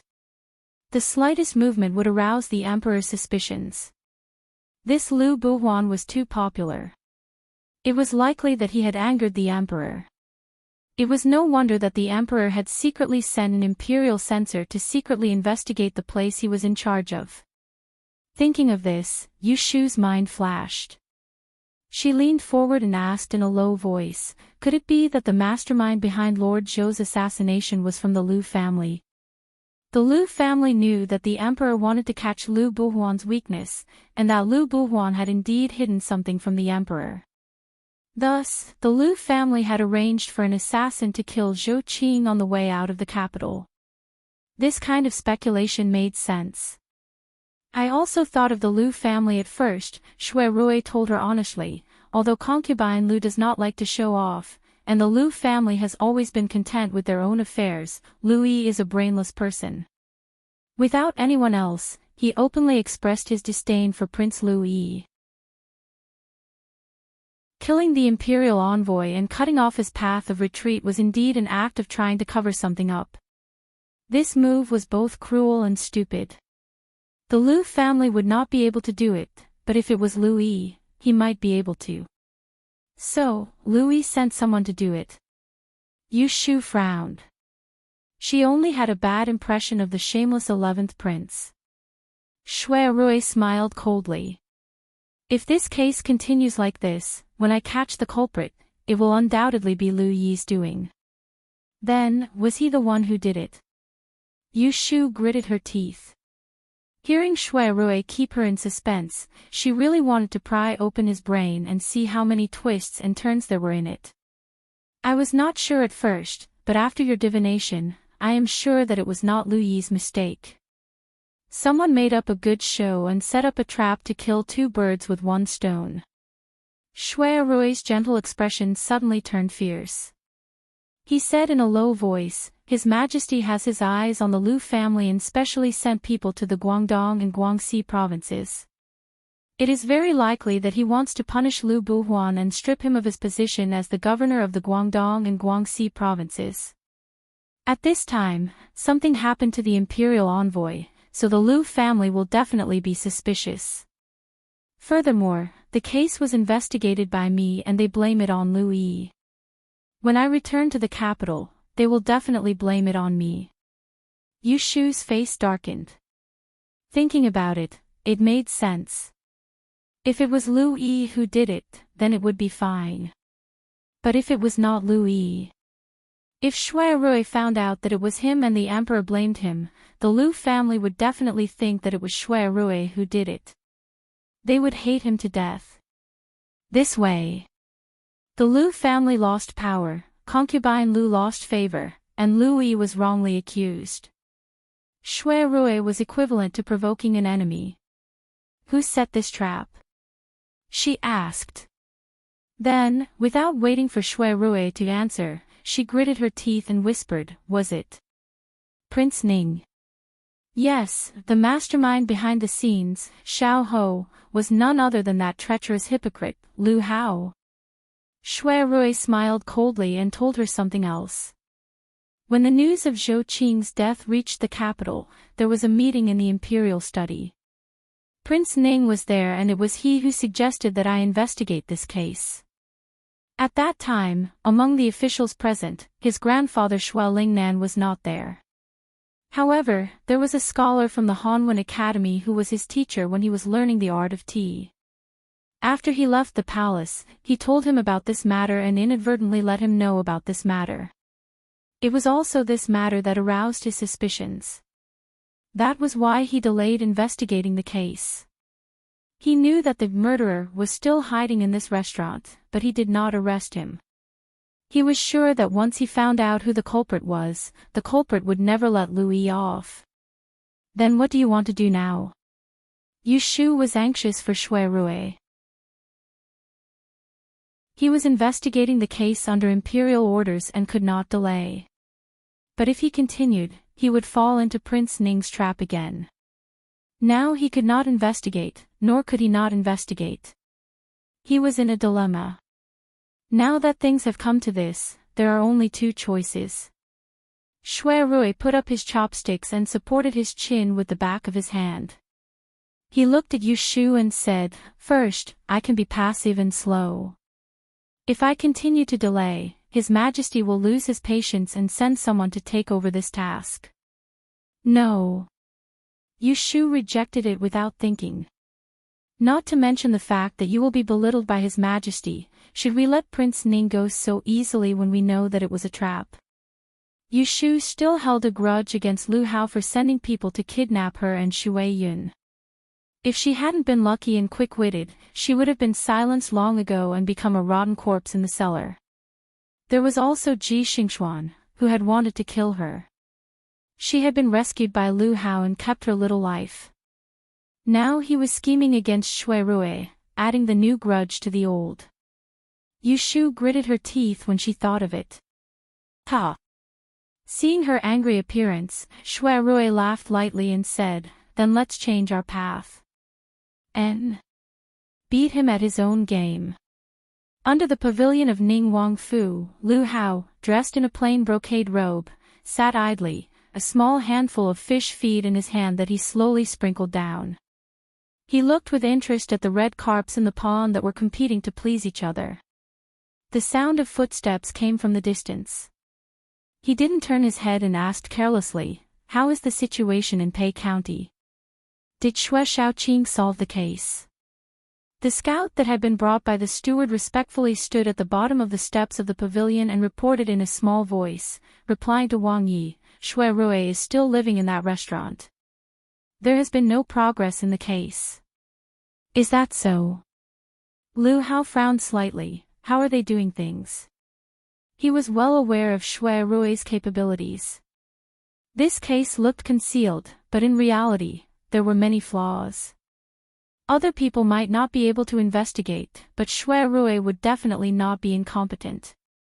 The incomer shrank back and said, "Shui Rui had people seal off the restaurant and didn't allow the yamen to interfere.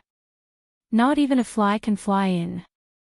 Our people couldn't send a message in, and we don't know what happened to the death warriors that sneaked into the restaurant that caused Shui Rui's suspicions." Lu Hao thought for a while and faintly felt that something was wrong. He asked, "Has there been any activity in the past 2 days?" The incomer paused and then said, "Early this morning, a carriage stopped at the back door of the restaurant. Someone came and was very secretive. I don't know who it was." Chapter 558. In the northwest corner of Ning Wangfu, there was a secluded corridor that was built like a maze. Other than the servants who cleaned the place, there was almost no one else. Few people knew that at the end of the corridor, under a wall covered in red silk grass, there was a small door. Behind the door was a small courtyard. No one knew who lived in the courtyard. Lu Hao walked down the corridor alone with his hands behind his back. Standing under the wall of red silk grass, he raised his hand and knocked 3 times on the small door behind the vines. In a short while, the stone door on the wall was slowly pushed open from the inside. Under the shade of the old locust tree, a woman in loose clothing was lying on her side on a rattan chair. Half a book was pressed under her snow-white elbow. The mottled light of the setting sun shone on her snow-white face. Hearing the footsteps, her eyelashes trembled. She opened her eyes after a long time. She slightly raised her head and looked at the man who had walked in front of her. The two of them looked at each other for a while before someone spoke first. "Xianer, you've lost weight." Lu Hao's gaze scanned her from head to toe, and finally landed on her half-covered abdomen. His expression was indifferent, and no one knew what he was thinking. "Wang Yi hasn't come for a long time, so you feel that I've lost weight." "It's just that the summer is hot and I've taken off my clothes." Ji Xingxuan sat up and casually straightened her dress. She did not bow to him, nor did she have any intention of getting up. It had been a month since the two had met. Ever since Ji Xingxuan had been secretly taken out of the Supreme Court prison, Lu Hao had arranged for her to live in this small courtyard. He had only come to see her twice. Sensing Lu Hao's gaze, Ji Xingxuan covered her newly revealed stomach with one hand and raised her eyes to look at him. "If Wang Yi still wants to ask about those things today, forgive me for not being able to answer." The murder case of the Taisha Library ended with the suicide of the Miss G in prison. As for the truth behind the incident, Lu Hao had used both carrot and stick to get her to reveal half a word. Why did Ji Xingxuan want to harm a female student who had no grudge against her? Why did she want to frame Jing Qin? Who was the one who ordered her to do this?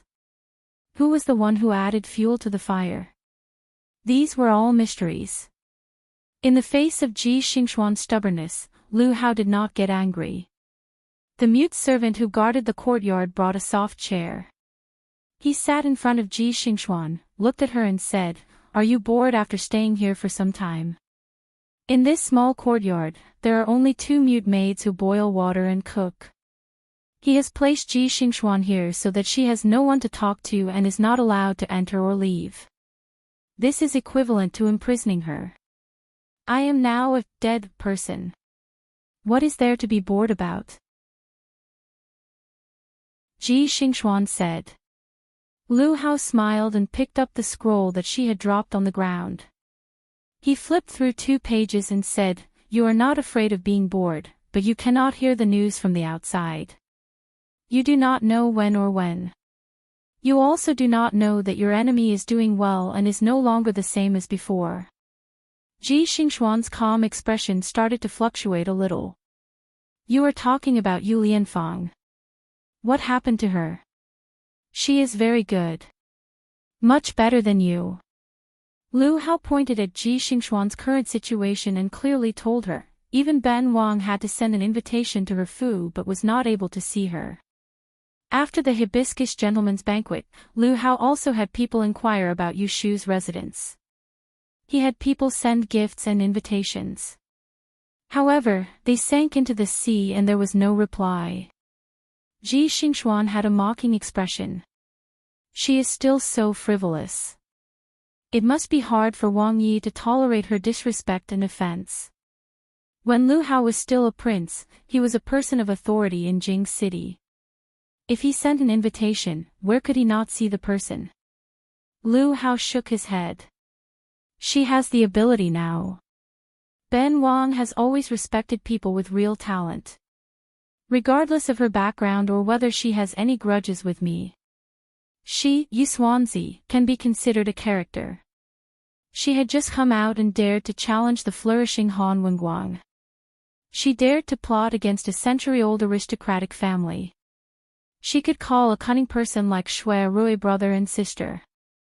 She also had a good relationship with Daozi. In this turbulent Anling city, she didn't need to care about others. She was proud of her talent and dared to be the first. A young girl, alone, was able to reach this step. Who could say that she wasn't someone important? Ji Xingxuan sneered, "I really don't know what good thing she did this time to receive such praise from you. If your highness wants to recruit her to work for you, I advise you to save your breath. That person is the type to hold grudges and seek revenge for the smallest grievance. As long as you provoke her, it will be like provoking a sinister snake. She will not rest until you die. She wants to eliminate me. Knowing that you saved my life, I am afraid that she has been holding a grudge against you for a long time. She will not listen to your orders." Lu Hao had a look of understanding. He nodded. "Ben Wang knows. That is why I came to you today. I want to clarify things. Tell me everything you know about her. I want to see if I should keep her or not." These words, which were full of murderous intent, came out of his mouth. It was as normal as drinking water. Ji Xingxuan's heart skipped a beat. She couldn't help but clench her left hand on her abdomen. She stared at Lu Hao, trying to decipher the meaning behind his words. Her eyes carefully hid suspicion and distrust. Previously, her family was ruined by Yu Shu. Lu Hao took her in but didn't mention avenging her. Now, because Yu Shu made him feel threatened, he had the intention to kill her. Thinking of this, she couldn't help but feel a chill in her heart even though she had never looked forward to this man who claimed to love her. What does Wang Yi want to ask? I know more about Yu Lianfang's background than anyone else. Lu Hao saw the changes in Ji Xingxuan's expression. He felt a little pity in his heart. He had once liked this smart and cautious woman and had a moment of impulse. However, after discovering that she had done those stupid things behind his back, he was disappointed. As a man with ambitions, betrayal was the last thing he could tolerate. I remember you saying that she learned her skills from a Daoist who lived in your hometown in Yiyang. Do you know if that Daoist is proficient in the death-severing technique? Ji Xingxuan was stunned. The death judgment technique? At the Hibiscus Gentleman's Banquet, Yu Xuanzi divined life and death in front of everyone, consecutively cutting off the lifespan of 6 people, knowing the time of death before, knowing the cause and effect after. Nothing was wrong. According to her, what she used was a strange technique of predicting death passed down by her master. Lu Hao told her about the incident that happened at the Dingbo Hall on the 6th of June. Ji Xingxuan was shocked. Lu Hao wouldn't speak nonsense. If he asked, it must be true. However, this news was too shocking. When did that person learn the death judgment technique? What? You don't know. Ji Xingxuan's mouth was dry. She was brought back to reality by Lu Hao's question. She said in a hoarse voice, I only know that she learned the 6 Tao lines from Taoist Qingzheng. I've never heard of the death judgment technique. Did all the good things in the world belong to Yushu alone? Death-severing mystic art, that was the death-severing mystic art. Knowing fortune and misfortune, determining life and death, these simple words were the sweet dreams of many shifters in the world, even if they spent their entire lives trying. Just thinking about it made one's heart jump and blood boil. Ji Xingxuan thought that after being imprisoned by Lu Hao, she had rested and recuperated for the past few days. She had cultivated herself to be calm. However, when she heard the news, she couldn't help but be moved. Seeing her reaction, Lu Hao furrowed his brows and said, didn't she learn the death judgment technique from that Taoist Yamano you mentioned? He didn't attend the gentleman's hibiscus banquet in person, but he had many informants. He was sure that Yushu could indeed determine life and death. She didn't lie. He just wanted to know how powerful her death judgment technique was. If she could only predict the time of death, it would be fine. However, if she could deduce the cause and effect of death as the rumors said, then this woman couldn't be kept alive. After the gentleman's hibiscus banquet, he had people keep an eye on Yushu. He knew that she had been hiding in Shui Rui's restaurant. Other than the Axian family, she didn't go anywhere else. She didn't have any contact with other princes.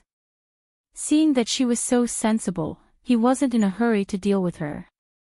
However, the case in Pei County made him realize that he couldn't treat this female fortune-teller as a decoration anymore. He couldn't use such a good chess piece, nor could he leave it to others. Ji Xingxuan looked gloomy and said, it's hard to say. That's hard to say. I don't know where Daoist Qingzheng came from either. I only know that one year, he passed through Yiyang and came to my grandfather's door to discuss Yi. From then on, he stayed in the old house and came and went without a trace. Before I came to the capital, he gave me pointers for a period of time. My grandfather wanted me to be his disciple, but he declined, saying that I had other fated chances and couldn't be forced. Later, when I came to the capital to study, Yushu was brought in by one of my third uncle's concubines. Because of a punishment, she met Taoist Qingzheng. I don't know why, but she caught his eye. He took her in as his disciple and taught her Yi in private. He even taught her the art of Yi. After thinking for a while, she said, speaking of which, this Yushu is very strange. When I was at home, she was still a naughty and stupid girl. Maybe it was because of Taoist Qingzheng that she suddenly became enlightened and became smart overnight. Later, when I met her again, she was like a different person. Rebirth, ha. Lu Hao murmured, his eyes flickering. If that's the case, this Taoist priest Qing Zheng is truly an otherworldly expert. That female fortune teller must have accumulated good fortune in her past life and cultivated a good fate. Ji Xingxuan was silent. After sighing with emotion, Lu Hao already had a plan in mind. He got up and looked down at Ji Xingxuan. He handed the scroll in his hand to her and said, "Take good care of yourself. If you think it through one day and are willing to tell me who the child in your belly belongs to, I will set you free." Ji Xingxuan lowered her eyes and touched her belly. She didn't take the scroll. Instead, she said in a low voice, "Take care, Your Highness." Lu Hao let out a soft sigh and shook his head. He bent down to place the book beside her, then turned around and strode away with wide steps. Hearing the stone door being locked, the shadow under the old locust tree moved. He looked up at the blood-red sunset in the sky. His lips moved and he murmured silently. Chapter 559. Pei County. It was night and the lights were out. Looking down from the window of Shui Rui's room on the second floor, one could see the entire backyard. The guards released the chef, Niu Er, who had caused trouble during the day, but confiscated his kitchen knife and gave him a warning. Yu Shu stood by the window without lighting the lamp to ensure that the people outside could not see inside. She waited until the burly chef walked into the small room next to the kitchen with his head down. When the door was closed, she whispered, "Is this the person who killed Censor Zhou Darren?" "Yes, it's him." Shui Rui stood behind Yu Shu. The two of them watched the chef's performance in the dark. "Then he's Prince Ning's man," Yu Shu muttered to herself and asked curiously, "How did this person cut off Zhou Darren's head under the eyes of the guards?" The room was dark, but she was not afraid at all when she asked about the dead person. Shui Rui did not know whether he should praise her for being brave or not. "Come here and we'll talk." Shui Rui closed the window with one hand and gently pulled her sleeve with the other, leading her away from the window. The moonlight was blocked out by the window, making the room even darker. Yu Shu could not see clearly and instinctively grabbed his arm. Shui Rui noticed and slowed down his steps. He led her to the table and helped her sit down first. Then he sat next to her and held her hand, not letting go.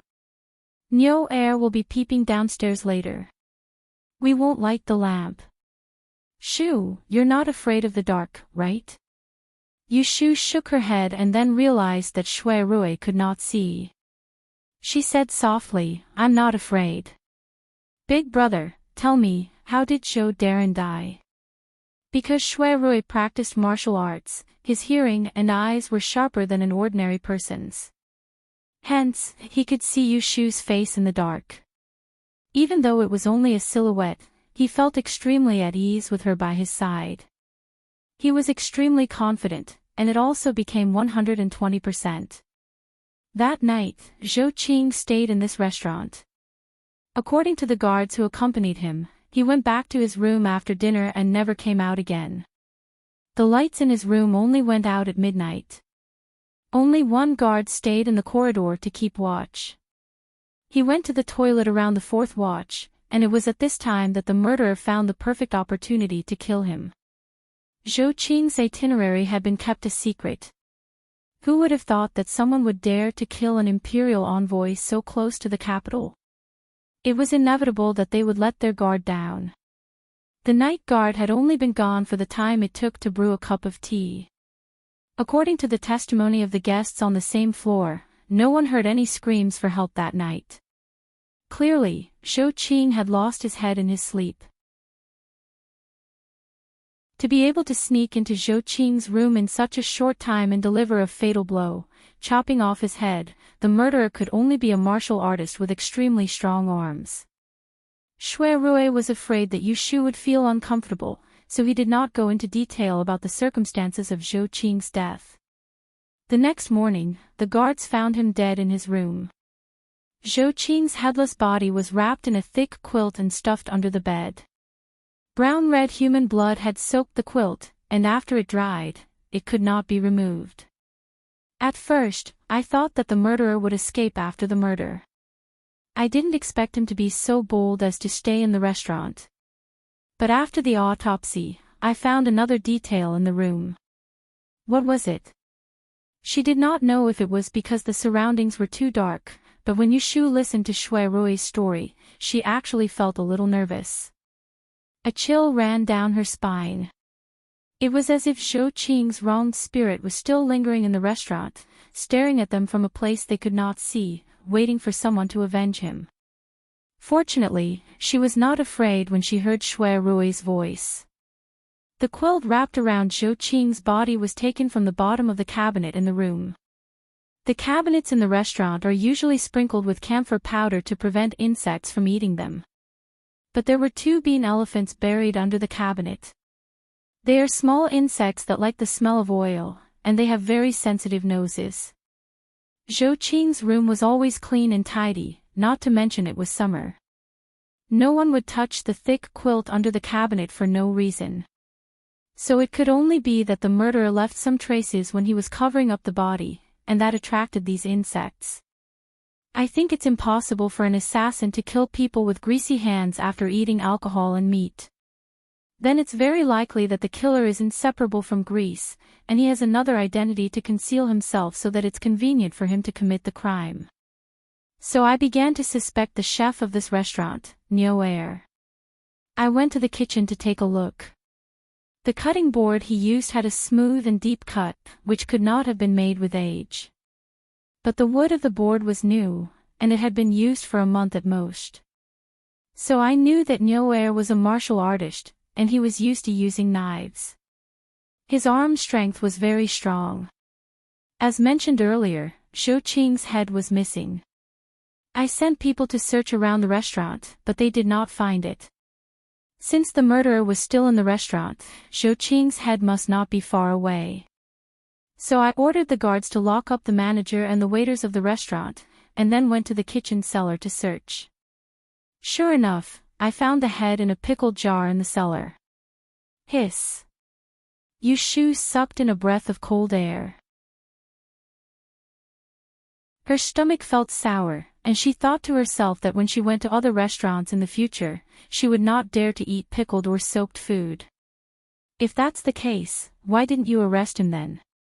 Yushu could not figure out how Shui Rui found out that the murder was a trap, and why he did not solve the case immediately. If it were her, she would have reported the results a long time ago. She would not be as cunning as him. Shui Rui gently held Yushu's hand and said in a low voice, "At that time, I thought it was all too coincidental. At the time, I thought it was all too much of a coincidence. Zhou Qing happened to be staying in Pei County, and he happened to be staying in this restaurant. Coincidentally, there was a chef in the restaurant who was an assassin. Coincidentally, I found the bug in the wardrobe. Everything seemed to have been meticulously planned. The case was solved too easily, so I thought something was wrong." When it came to solving cases, Shui Rui followed a sequence. Unlike other judges, he first believed in his intuition, and then looked for evidence. He would not be swayed by evidence and affect his judgment.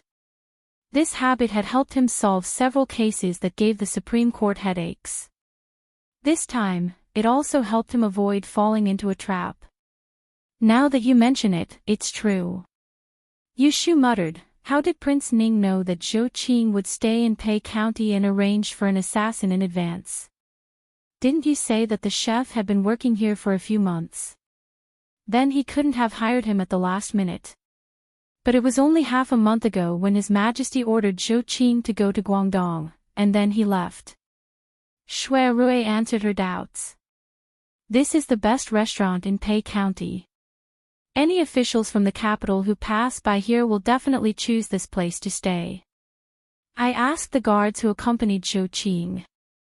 They ran into some trouble when they left the city, so their journey was delayed and they spent the night in Pei County.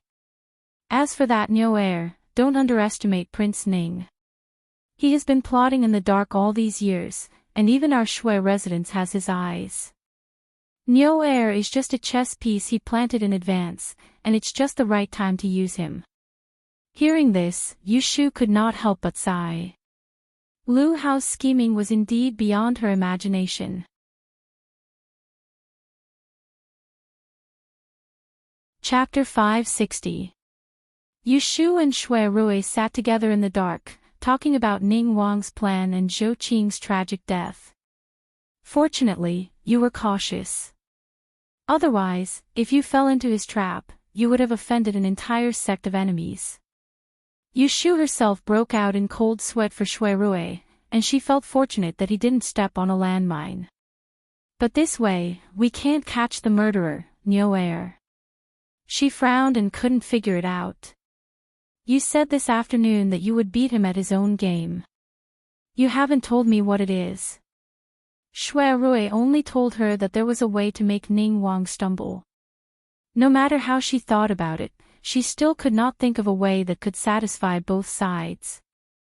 Under this completely passive situation, she could turn the tables on Ning Wang. Not to mention that they couldn't touch the killer disguised as a cook. Even if they caught him and tortured him, he might not be willing to expose Ning Wang. He would definitely blame the 11th prince. If they couldn't even solve the case, how could they defeat the enemy? Shui Rui smiled in the dark. Yu Shu couldn't see the confidence on his face, so she shook his arm and urged him to elaborate. In fact, it's easy. Ning Wang and I have been friends since childhood. He believes in my intelligence, and I believe in his. Lu Hao believed that he could solve the case with just a few clues. Shui Rui also believed that Lu Hao had already received the news that Yu Shu had come to Pei County. There are spies from Ning Wang Mansion outside this restaurant. You came at dawn, and he should have received the news by evening at the latest. When he knows that you are here, he will definitely think that I asked you to use the art of death to divine the cause of Zhou Qing's death. Shui Rui laughed coldly. Prince Ning is a person who is suspicious by nature. He doesn't know exactly how far you can go in your deductions, but he will definitely plan for the worst, which is that you and I already know that he was the mastermind behind Zhou Qing's death. These days, I've been keeping the restaurant under surveillance. Although Niuer can't send the news out, the spies outside have reported it to Prince Ning. It will also arouse his suspicions, and he will conclude that I have already seen through his scheme, which is why I haven't caught him yet. Hearing this, Yu Shu felt that it was her fault. It's all my fault. If I had known earlier, I wouldn't have come all the way here. I would have written down what you wanted me to do on a piece of paper and asked Hotaku to bring it to you. Sigh. She didn't expect that once she showed up, Shui Rui would be exposed in front of Ning Wang. No, you should have come. Shui Rui held her slightly cold fingers. There was a hint of a smile in his deep voice. If you didn't come, how would I know you care about me? He didn't feel that Yu Shu's arrival was unnecessary. Compared to her heart. Being seen through by Lu Hao, it wasn't even worth a mention. Yu Shu knew that he was subtly comforting her, but hearing him reveal his thoughts, he also saw through her. Her face blushed slightly in the darkness. She bit her lip. Fortunately, he couldn't see. She patted the back of his hand and pretended to be serious. She said, "Be serious, don't talk about these useless things. Tell me, Ning Wang has already seen through you. What should we do now?" Shui Rui's dark eyes glowed faintly in the night. He remembered the rare expression she showed in his heart. He tightened his grip on her slender and soft hand. "Don't worry, I'm not that easy to control." Lu Hao was shrewd and ruthless, but he, Shui Qingbai, wasn't a pushover either. Ning Wang has grasped the situation on our side and knows that I am stalling for time. He must think that I am using silence to wait for the emperor to send someone else to take over this case. This is the first path that I told you about during the day. Since Ning Wang has laid out this plan, of course, he won't just watch me jump out. So he will definitely make another move to force me to submit. Lu Hao was a very smart person, but he had a very fatal weakness that few people knew about. That was conceit. He was too conceited and didn't allow failure. He never thought that anyone could be smarter than him. He liked to play everyone in the palm of his hand. He always looked at everyone around him with a condescending gaze. His eyes were at the top of his head, and he looked down on everyone. Shui Rui was the first person to discover this weakness of his. Force you to submit. Yu Shu mumbled. You mean, he has a way to force you to make a move against Noer? Shui Rui said, yes, he has a way. What way? First, he will let the spy outside the restaurant find a way to pass the order to the killer Noer in the restaurant. Shui Rui's eyes flashed. Fortunately, Yu Shu couldn't see it. Then, Noer will wait for an opportunity to kill me. Yu Shu was shocked to hear this. She thought for a moment and understood what Shui Rui meant. Noer couldn't run to Shui Rui and tell him, I am the murderer who killed Zhou Qing, please arrest me. So if Shui Rui didn't do anything to him, he couldn't frame Lu Yi. But once he committed a crime again, Shui Rui would have no choice but to resign himself to death. Could it be that if Noer wanted to slash him with a knife and was caught red-handed, Shui Rui would have to pat him on the shoulder with a smile and tell the group of guards outside that it was a misunderstanding? In this way, I can't pretend to be deaf and dumb anymore. I must arrest him and interrogate him. After a little questioning, he will take the opportunity to confess Lu Yi. In all likelihood, he also has forged evidence, such as Lu Yi's official seal. At that time, the 11th prince will not be able to clear his name even if he jumps into the Yellow River. I am bound to become enemies with the entire Liu family and concubine Liu. However, by doing this, he gives us an opportunity. What opportunity? An opportunity to silence him. Shui Rui's tone was suddenly cold. Yu Shu licked her lips, and her throat felt slightly dry. Shui Rui had explained it so clearly, so how could she not understand? He was trying to gain the initiative after striking, and cut off King Ning's escape route. I will arrange people in advance. Once he takes action, it will be like catching a turtle in a jar. I will pretend to make a mistake and take advantage of the chaos to kill him on the spot, so that he won't have a chance to say a word. Then, it will be a tooth for a tooth. When two armies confronted each other, the enemy was strong, so they had to win by surprise. Lu Hao knew that he would retreat in order to advance, but he didn't think that he would dare to overpower his superior. Shui Rui wanted to take advantage of his conceit and kill him by surprise. Shui Rui had always disdained to use immoral methods like framing and shifting the blame onto others, and he didn't tell Yu Shu that he actually still had a trump card up his sleeve. As for whether he would use it on Lu Hao this time, it would depend on Lu Hao's choice. Shui Rui's eyes fell on Yu Shu's face. He thought to himself, if Lu Hao just came for me, I just want to protect myself. If he has other killing intentions, don't blame me for being unscrupulous. A tooth for a tooth. Yu Shu sat up straight. She lowered her voice and asked, how are you going to do that? She didn't know why, but when she heard Shui Rui's careful response, she still felt a little uneasy. This feeling. It was as if he hid something from her. You will know when the time comes. Shui Rui kept her in suspense. Yu Shu didn't have the habit of getting to the bottom of things. She hesitated for a moment and gave up asking. But she was still worried, will you be in any danger? Didn't you say that Noer is a master? What if he hurt you? Is Big Brother so useless in your eyes? Shui Rui asked with a smile. He held her hand and pulled it in front of him. He lowered his head and kissed the back of her hand.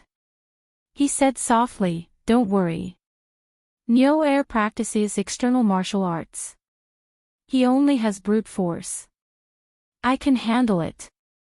Of course, his martial arts was not as good as that of a first-class master like Jing Qin. But with the help of the bodyguards, he couldn't kill a reckless man.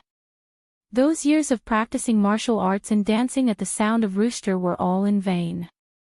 Yushu was distracted by his intimate actions. She tried to pull her hand away but was unable to break free from his shackles. She thought about how hard it was for him to scheme against her, so her heart softened and she didn't argue with him. She let him pinch and play with her hand. They stayed quietly for a while. Then they heard Yushu suddenly asked, "Big brother, have you killed anyone?"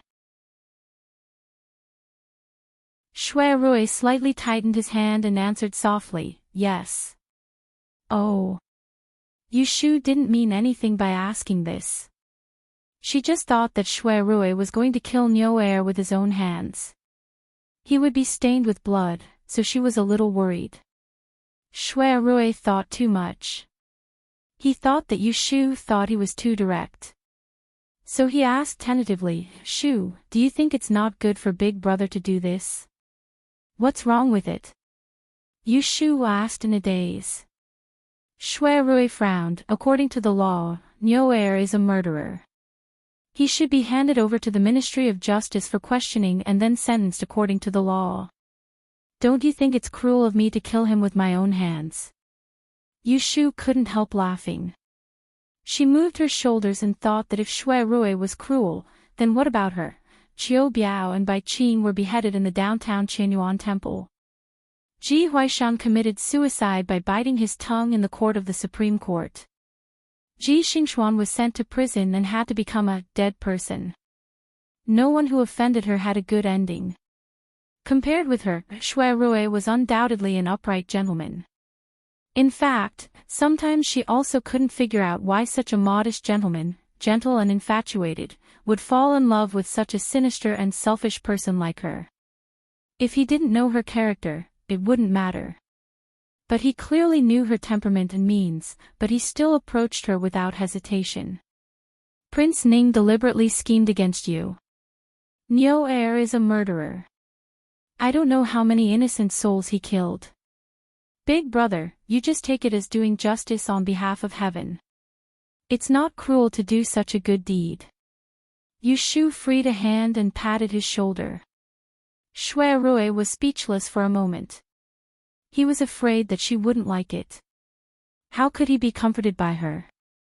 "Well, it's already late. Let's go to bed early."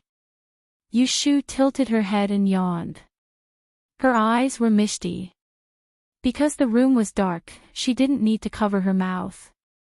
She even smacked her lips. Shuai saw her little movements very clearly.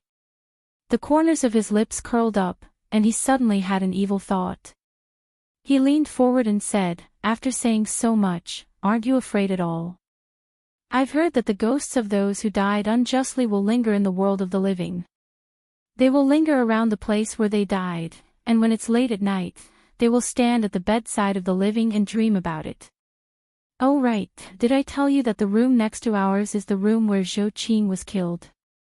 Yushu was already a little nervous tonight. After hearing him say this, no matter how brave she was, she couldn't help but feel her scalp tingle. At this moment, a cold wind blew on her neck. Ha! She was startled. She stood up abruptly. She tripped and fell forward, landing right in front of Shuai's chest. Shuai held back his laughter and steadily closed his arms to catch her. He lifted her waist and hugged her tightly. He lowered his head to find her forehead and pecked it. He said gently and teasingly, "Be good. Don't be afraid. Come to your big brother's arms." Yushu recovered and guessed that the cold wind was caused by him. She was angry and amused at the same time. She punched him on the back to vent her anger. She turned her head and found his body. She opened her mouth and bit him. She felt the skin under her lips warm. She didn't know where she had bitten. Hiss! Shuai sucked in a breath of air and tightened his arms around her waist. He felt an electric shock on his ear that had been bitten by her sharp teeth and soft lips. A numbness and itchiness spread from his back to his waist. In an instant, he had the instinctive reaction of a man. Yushu didn't know that she had caused trouble. She bit his ear and wondered which piece of meat it was. She stuck out her tongue and licked it. If Shuai were to continue restraining himself and not make a move, then he wouldn't be a normal man. At once, he groped upwards with one hand and pinched the nape of her neck that was exposed outside the collar of her shirt. His other hand snaked downwards and forcefully rubbed the perfectly round area below her buttocks through the thin material of her shirt. Yushu didn't mind letting him have his way and let him pinch her buttocks. There were only 2 layers of summer clothes, so how could they be separated? She could clearly feel the strength of his 5 fingers and her face instantly turned red. "What are you doing? Quickly let go of me." She was afraid of attracting people outside, so she didn't dare to speak loudly. She could only clench her teeth and lower her voice. Her angry rebuke turned into a coquettish pout. Shuai was originally a hot-blooded adult man. When he was young, he had a reputation for being a playboy. Although he had high standards and was arrogant and picky about food, it wasn't that he didn't have a few romantic affairs. It was just that 3 years ago, he became disheartened and became a monk. But in essence, he was still the same young Master Shui who only cared about food and sex. Not to mention that he was facing the woman he loved. At this moment, Yushu touched his forbidden zone. His heart was filled with lust and he became bold. Not only did he not let go of her, but he hugged her even tighter. He gently pinched the nape of her neck and lowered his head to place his lips on her soft and cool cheeks. He said with a hoarse smile, "Who told you to bite me?" As he said this, he lifted the back of her head. Regardless of whether she was angry or annoyed, he kissed her mouth. For a moment, the sound of water was heard and their breathing was lingering. He had the intention to seduce and please her, so how could Yushu avoid it? In a short while, she was being coaxed by him. The 2 of them were intimate for a while. After all, there were people in the corridor outside and their relationship was a secret that couldn't be revealed. Shuai relaxed a little and came back to his senses. In the end, he didn't want to neglect her. He only rubbed her arms and legs through her clothes before he reluctantly let go of the flesh next to his mouth. Wet kisses fell on her fluffy eyebrows. His eyes stared deeply at her tamed and unguarded appearance. His chest thumped and he hardened his heart to not take another step forward. Shuai pressed Yushu, who was panting tenderly against his chest, and he lightly caressed her slender back as he said in a low voice, "Yushu, don't be afraid, I'll always be by your side. You also have to stay by my side and don't leave."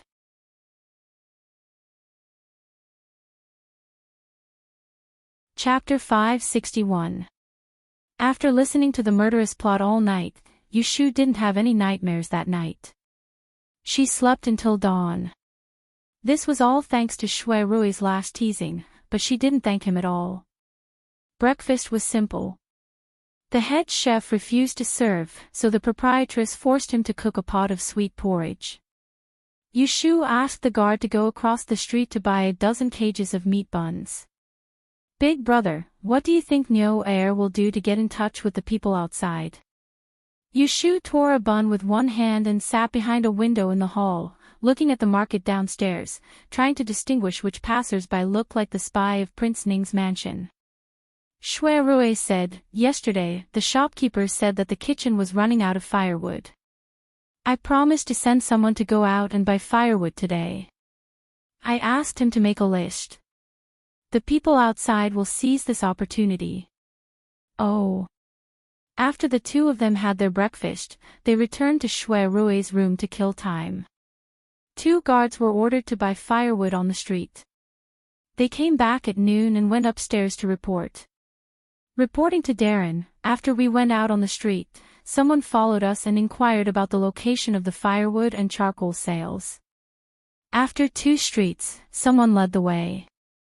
We followed Darren's instructions and didn't carefully check the things we bought, so we sent them to the back kitchen. Good job." Go down and keep an eye on them. When you see No Air enter the kitchen, come back and inform me.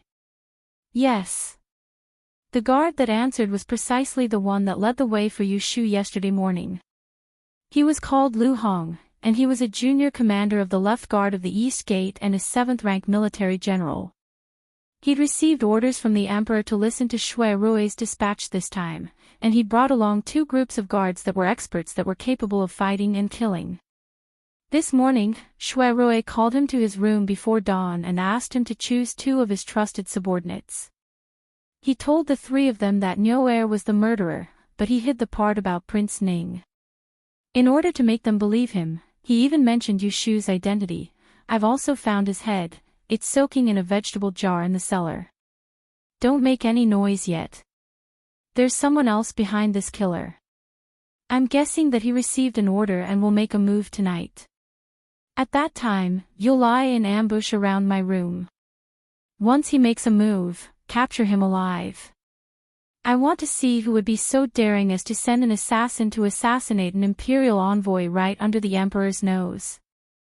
Lu Hong and the other 2 knew of Shui Rui's reputation as a great detective. Moreover, he was a female fortune teller who could determine life and death. Thus, they trusted him without a doubt and listened to his every word. Shui Rui had made arrangements and was waiting for No Air to walk into the trap. In the afternoon, Lu Hong hurried upstairs and knocked on the door of Shui Rui's room. Master, No Air found an excuse to sneak into the woodshed. He stayed inside for a while and then went to the kitchen with a pile of firewood to boil water for cooking. Shui Rui and Yu Shu looked at each other. The latter sighed with emotion at the former's foresight. Just as he said before, Prince Ning's order arrived in just one night. Don't worry about him. When night falls, you arrange for people to be at my command. Lu Hong took the order and left the room. Shui Rui stood up and opened the wardrobe by the wall. He picked up the sword he carried with him and unsheathed the scabbard. With 2 fingers, the blade flashed with cold light and buzzed softly. Yu Shu saw that it was a sword that could cut through iron like mud. She was a little dazed and thought of the rusty ancient sword she gave to Jing Qin. She didn't notice before that Shui Rui could also use a sword. Shui Rui carefully wiped the sword, put it back into the scabbard and hung it at the head of the bed. Yu Shu looked at his cautious movements, and the uneasiness that flashed by last night resurfaced. She hesitated for a moment before saying, "How about I do another divination for you?" Shui Rui turned around. I brought the imitation Tai Ching tripod and the Tihu incense this time. Yu Shu said, "My godfather has checked it for me. The herbs in the incense pill are not poisonous and can be used. I know that No Air is going to attack you tonight. I can use the 6 lines divination to see if you can successfully kill him." Shui Rui's eyes flashed and he smiled. "Don't waste that thing. I will definitely kill him." Yu Shu saw that he was full of confidence and didn't say anything more. She thought it was okay. With Lu Hong and others helping him, Shui Rui couldn't be hurt. Time passed quickly. In the blink of an eye, it was dark.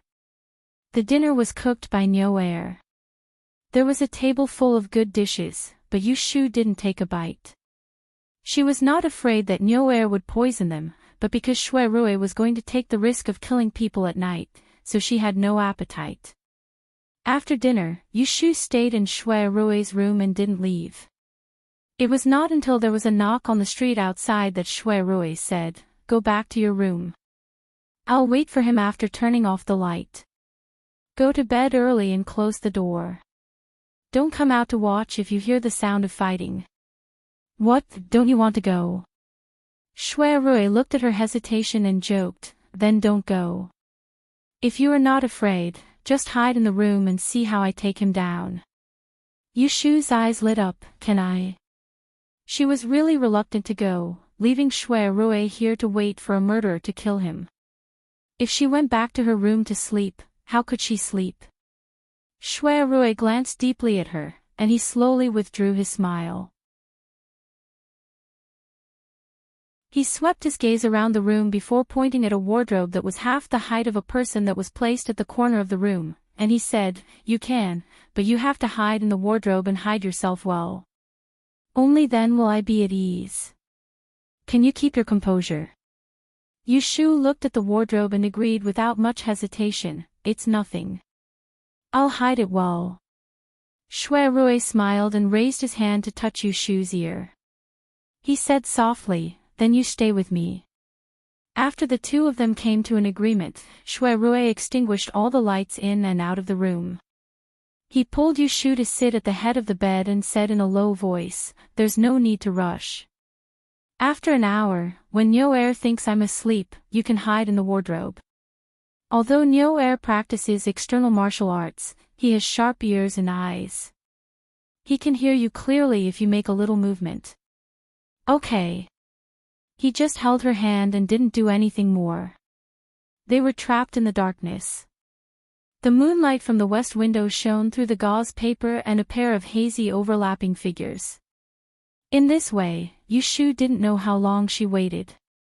Just when she felt a little sleepy, Shuai beside her stood up. "Shu, you hide." She immediately became spirited and was led by Shuai to the front of the wardrobe. Shuai opened the wardrobe door and entered it. She raised her head and looked at Shuai's blurry figure. As the wardrobe door closed tightly, he disappeared. Outside the wardrobe door came his warning, "Don't come out unless I call you." Yushu responded softly. She leaned her back against the winter pillow and curled up in the stuffy wardrobe. She also covered her mouth with one hand to avoid breathing too loudly. Shuai closed the wardrobe door, turned to the bed, took off his sword, and carried it upside down in his hand. His footsteps were light, and he silently walked out of the bedroom. He opened the door, made a gesture to the guards lying in ambush on both sides of the corridor, and stepped into the opposite room. A guard squatting on the beam of the room asked in a low voice, "Boss, why did Lord Shuai enter Miss Yu's room? Why ask so much? The prisoner is a martial artist. Be careful that he sneaks in and notices. Keep quiet and hold your breath." Lu Hong scolded softly and clenched the waist knife. He remembered that Shuai had secretly told him during the day to pay attention to whether Nyo asked the brother who delivered the vegetables which room Yushu lived in.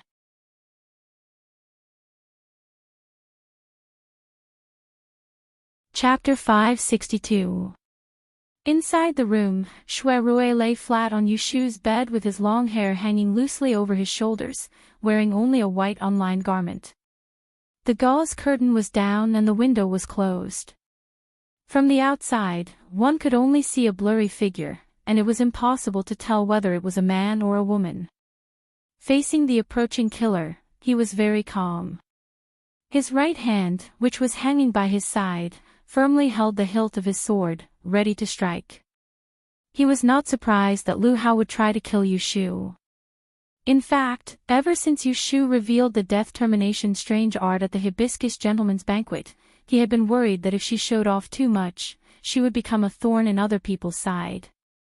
During the years when he and Lu Hao were brothers, he knew that Lu Hao was a man who did not appear to be what he appeared to be.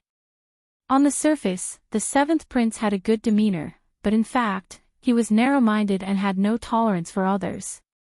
Those who caught his eye could not be kept for his own use, so he would get rid of them quickly. Even though Yushu had the death termination strange art, she had no background after all. She only had the title of a female fortune teller.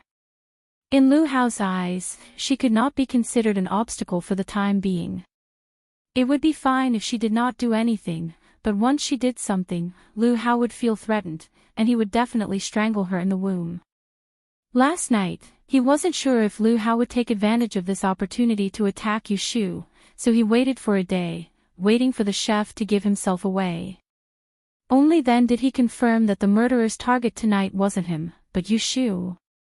Killing Yushu, exposing his identity, framing the 11th prince, forcing him to solve the case, and turning against concubine Lu Hao's improvisation had actually killed 3 birds with 1 stone. If it were not for Lu Hao's arrogance, he would not have been able to beat him at his own game and break his killer move. In this matter, Shui Rui hid two things from Yu Shu. First, the killer's target tonight. Furthermore, the chef who could behead a person with a single slash did not only practice external martial arts. Think about it. An assassin who could sneak past the guards and sneak into Zhou Qing's room to kill him, how could he only have brute strength? Fortunately, Yu Shu didn't understand this, so he took advantage of her worry and swapped rooms with her. The sky was getting dark. Lu Hong and his two companions were squatting on the beam outside the corridor. They were a little drowsy from waiting. Suddenly, they heard a soft sound. Lu Hong hurriedly lowered his head and stared at the staircase. He saw that the guard who was assigned to patrol the corridor had fallen to the ground and was dragged into the darkness by a pair of invisible hands. Lu Hong immediately became alert. He raised his hand and signaled to his companions, "Coming."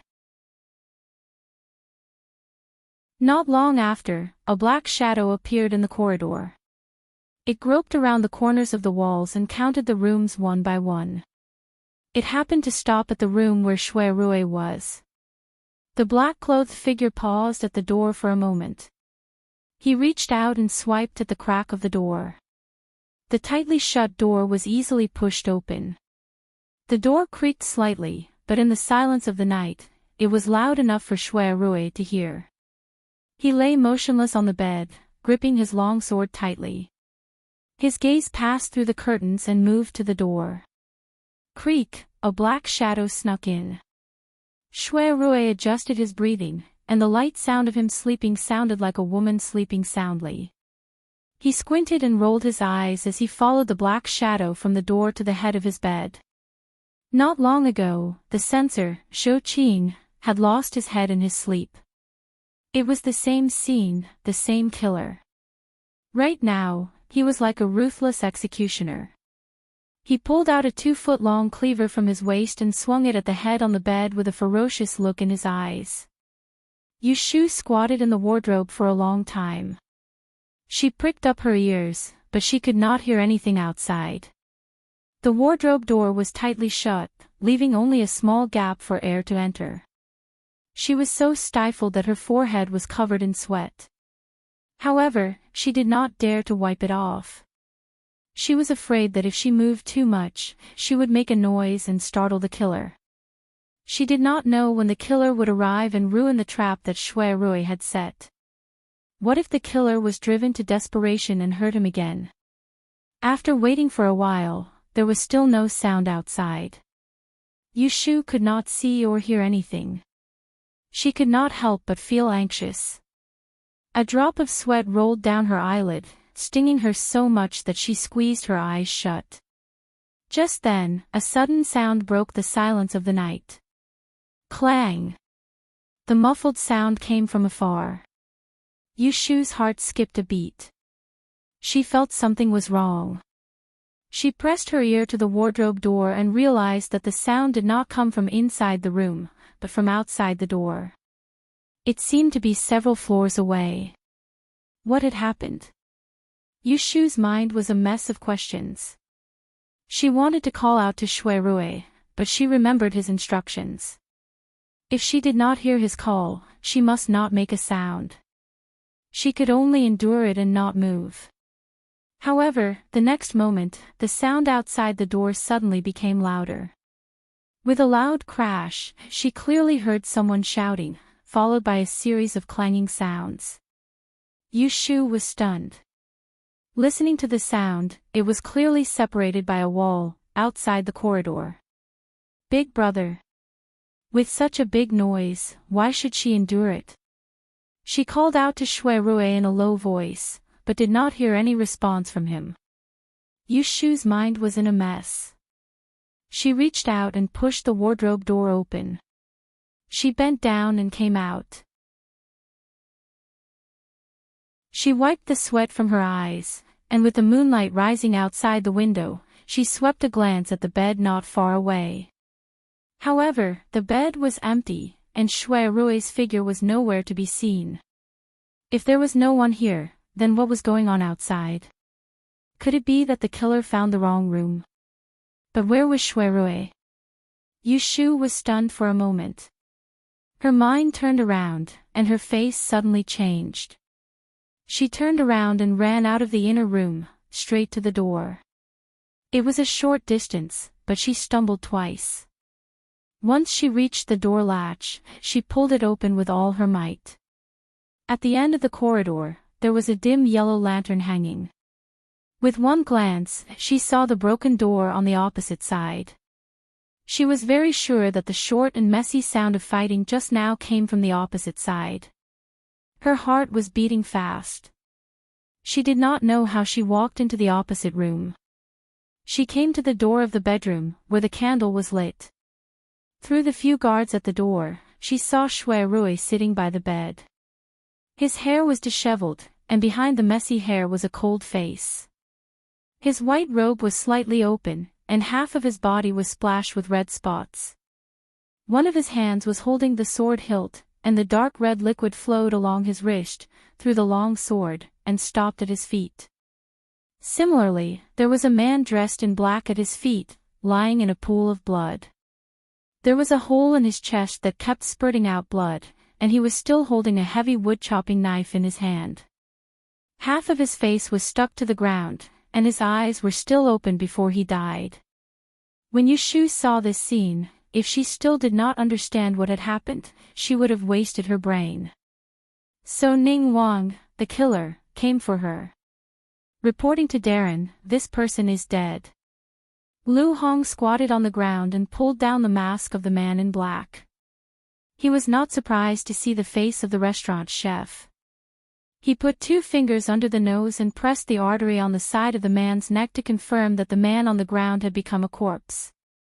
Shuirui frowned, and then he raised his left hand and said in a low voice, "This person is extremely ferocious and filled with killing intent. I exchanged 2 moves with him, and my arm was sliced open by him. I miscalculated in a moment of shock and actually stabbed him to death. Only then did others find that there was a cut on the other sleeve of Shuirui, and half of it was wet with blood. It seemed that the cut was not shallow." Lu Hong and others were shocked. Darren. When they were about to go forward to help stop the bleeding, a figure passed them and passed in front of them. Yu Shu crossed over the corpse on the ground and stood in front of Shuirui. She bent down to check his injured arm with a taut face. When Shuirui saw Yu Shu running over, his expression softened. Niu Er's heart was pierced by his sword, and he could not be more dead. He was no longer in danger.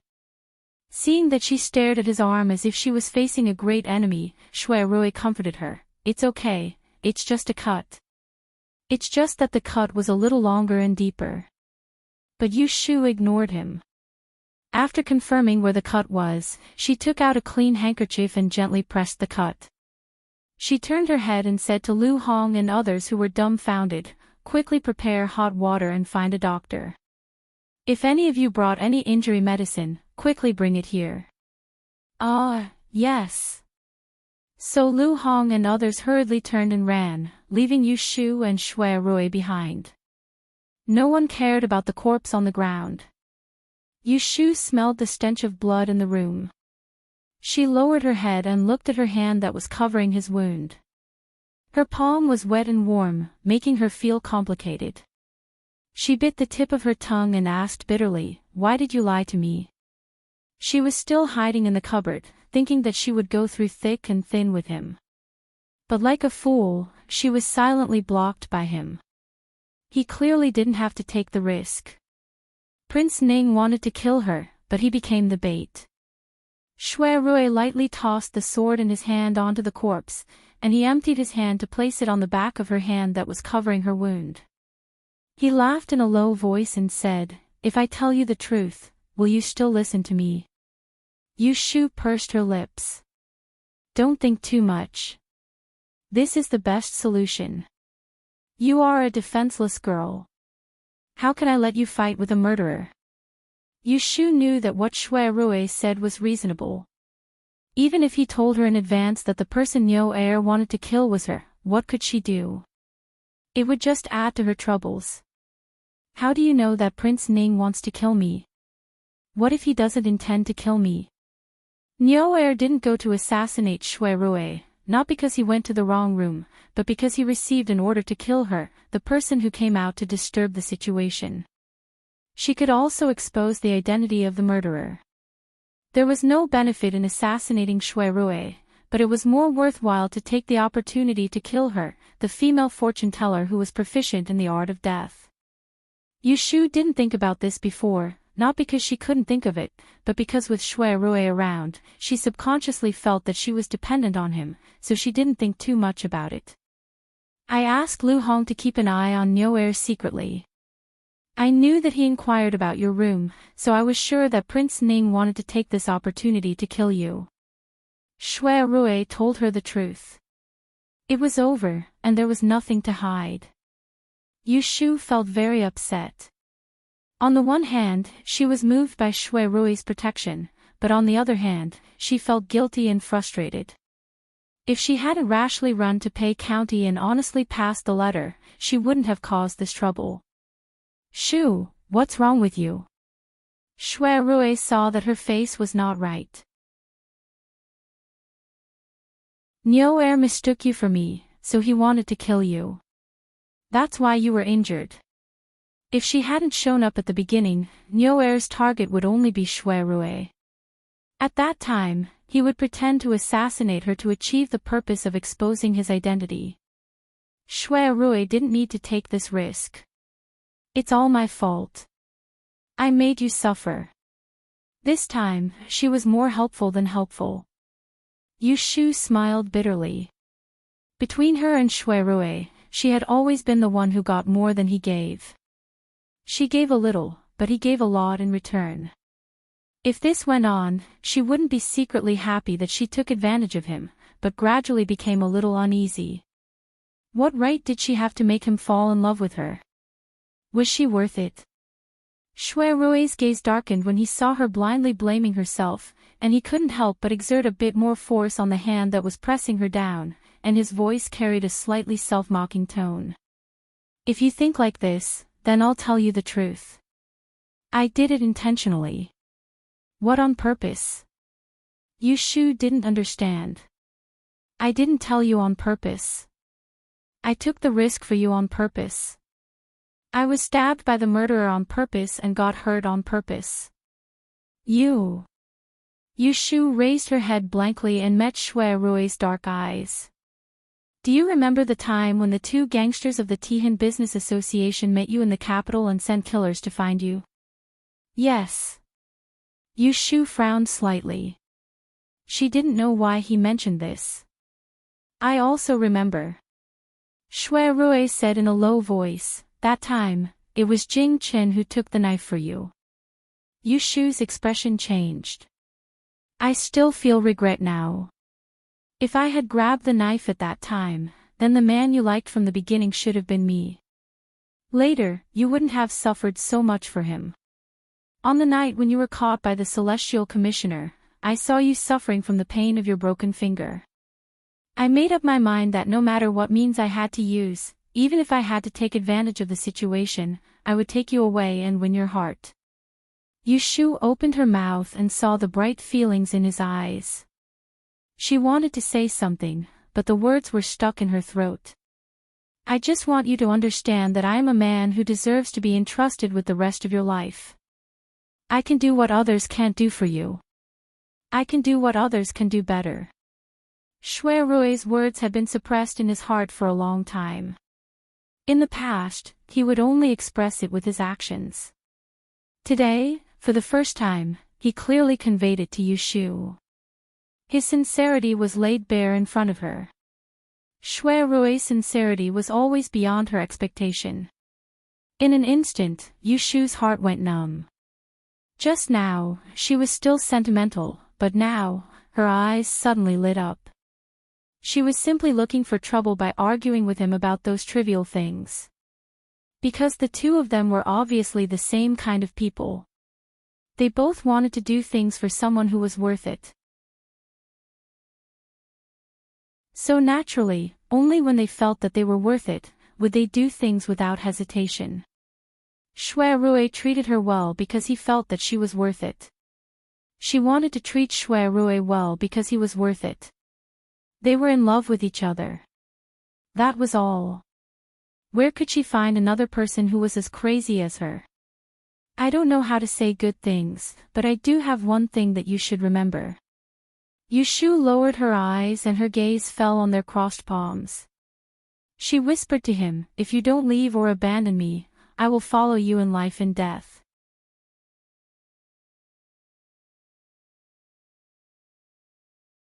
Chapter 563. Neoer sneaked into the front building from the backyard and knocked out 3 guards who were patrolling at night. In addition to Lu Hong and the other 2 who were arranged by Shui Rui to hide, there were 4 people sleeping in the room downstairs. After being awakened by the fighting sound upstairs, they ran up one after another. It just so happened that Lu Hong and the others had been sent out by Yushu, and they met Yushu and Shui Rui in the corridor.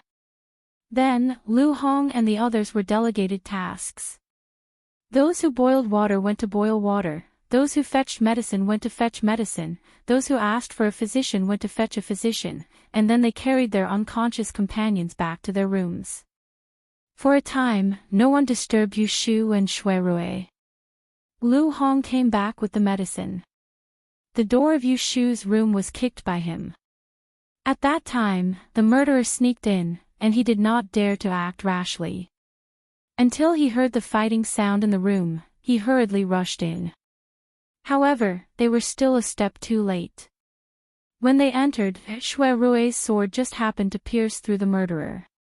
Lu Hong only managed to kick the man in black to the ground. The 2 companions behind him didn't even have a chance to show off their skills. "Your Excellency, it's not easy to find a doctor in the middle of the night. Let me clean your wound and stop the bleeding with medicine first." When Shui Rui heard the sound of footsteps, he stopped the topic of conversation with Yushu. Before Lu Hong walked into the inner room, the 2 of them had already consciously let go of the hand that was holding each other's hand, and the affection between their brows was concealed, causing others to be unable to see anything unusual. "Let me do it." Yushu reached out and asked for the bottle in Lu Hong's hand.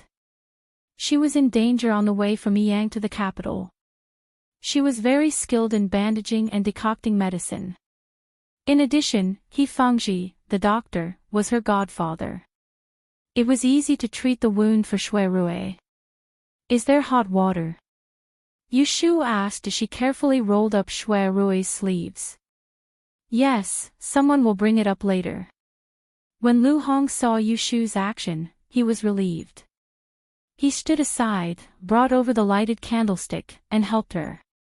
Shui Rui's arm was slashed by the murderer's hatchet-like weapon. It extended from 3 inches above his elbow all the way below his elbow, and the injury was at his joints. Fortunately, his tendons and bones weren't cut. It was just that the wound on his flesh was red, and it looked terrifying. Shui Rui saw Yushu cleaning and dressing him with a straight face. He did not dare to say it was painful.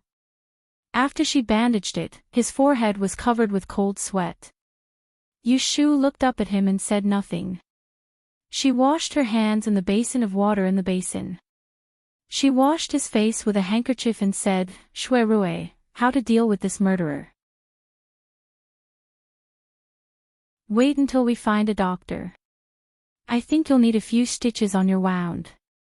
She frowned as she finished speaking. Her gaze fell on the corpse on the ground and she said, "How should we deal with this murderer? He's dead, and we can't get anything out of him. We don't even know who ordered him to do this. Drag him away and search him." Shui Rui ordered Lu Hong. "Search his room, the cellar where he hid his head, and the rice and firewood he bought during the day. Maybe we'll find something." Lu Hong answered and called his companions outside to carry Neoer's body out. Now that there were no outsiders in the room, Yushu finally whispered to Shui Rui in a small voice, "I know it was Ning Wang who did it, but I can't identify him. It is so frustrating." Although Dan valued the Tao of change, they had never used divination as evidence. After all, it was hard to tell the truth from the lies. Even if they spoke, it would only be a one-sided story. When it came to solving a case, it was important to have concrete evidence. If Ning Wang knows that Nyoer is dead, he must be more aggrieved than you. Shui Rui was actually in the mood to joke with her at this moment. Yu Shu thought about how Lu Hao's plan had failed and how he had wasted his efforts. Her expression became better.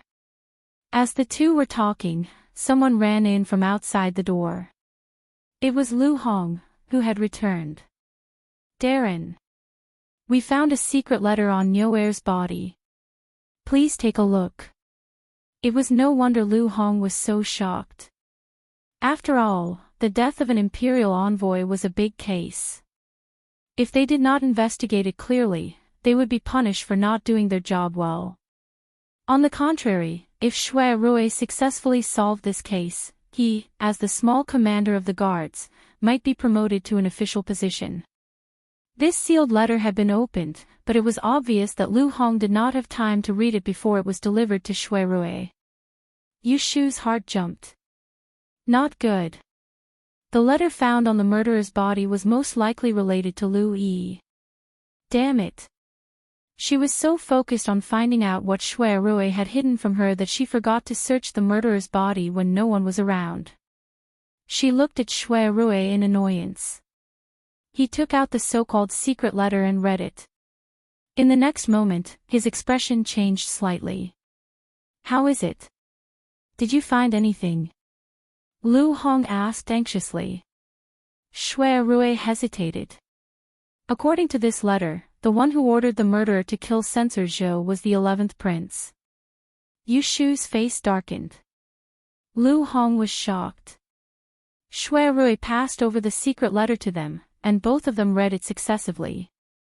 Sure enough, even though the letter was obscure, it still inadvertently mentioned the 11th prince, and there was even a scarlet red mark at the place where the letter was signed. It was written in an ancient style, and they could discern that it was the character Yu. If I remember correctly, the 11th prince's character is Yu. Shui Rui said. When Yu Shu heard him say it so clearly, she felt strange. Then, someone ran in from outside. Your Excellency, please take a look. This was found in the fire under the kitchen stove. The murderer, Nyoer, wanted to destroy it but left it. Yu Shu raised her head to take a look and saw a guard holding a piece of black wood in his hand, handing it over to Shui Rui. She moved closer and saw clearly that it was a blackened plate that was only the size of 2 fingers. One side was burned off, but the other side was still there. However, there were no words on it, only a few strange lines were carved on it. It looked like waves and clouds at the same time. Her heart skipped a beat. She couldn't help but curse, this treacherous Prince Ning. How many things did he prepare to frame that fool Lu Yi? However, Shui Rui examined the burnt command token in his hand over and over again as his slanted brows gradually knit together, and then he passed the command token to Lu Hong. Take a look. Lu Hong looked carefully and shook his head. Your subordinate's eyes are poor.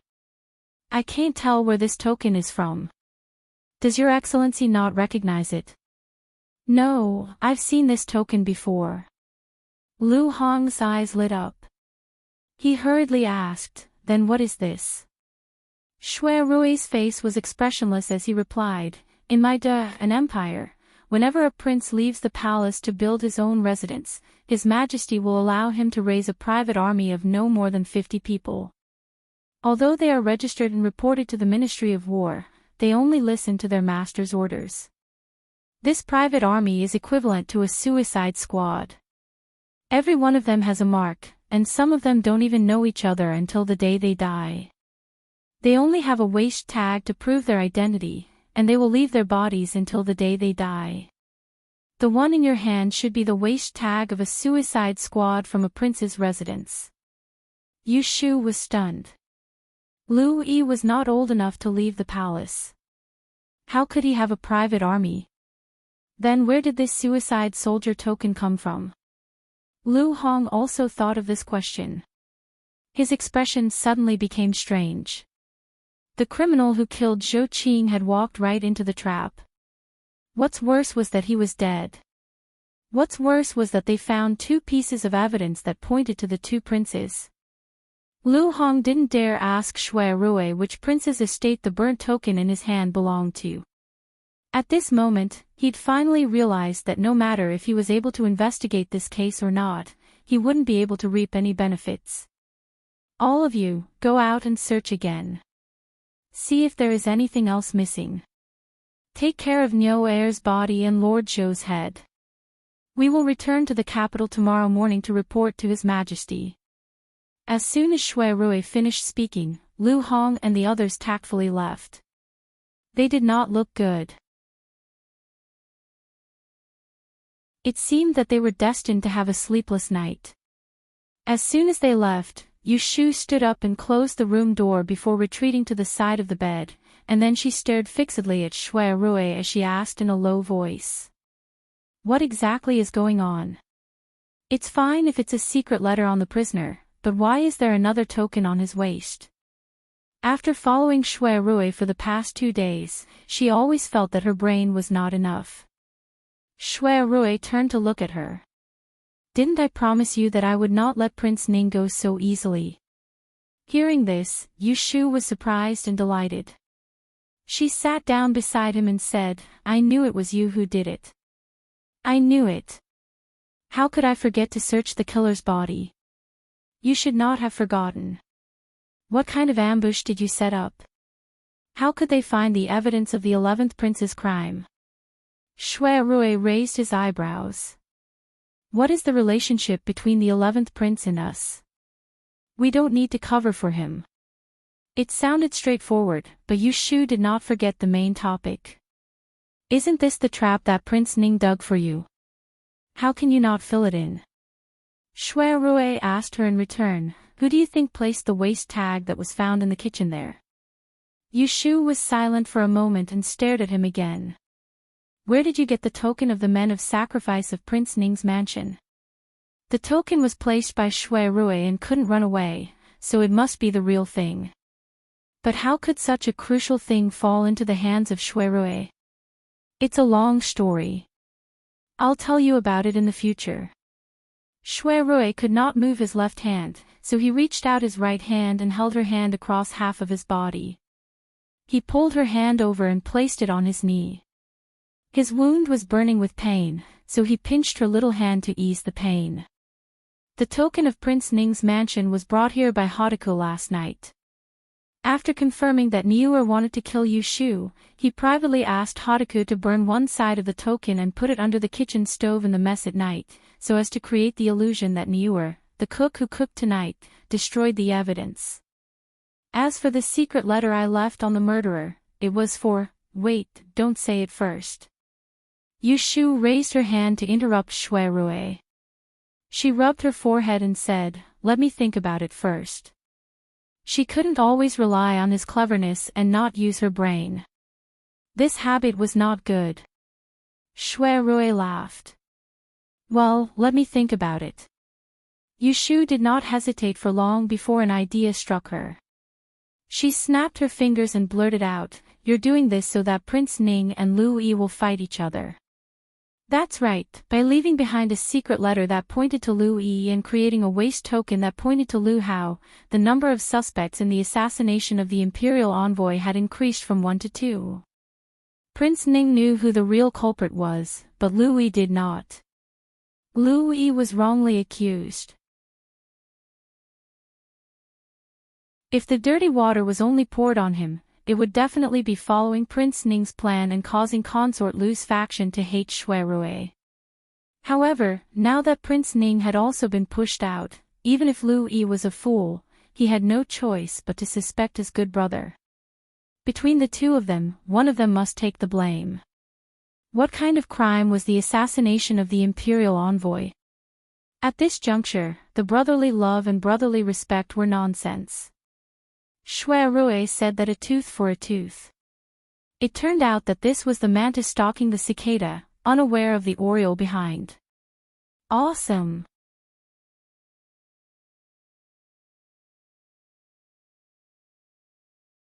Chapter 564.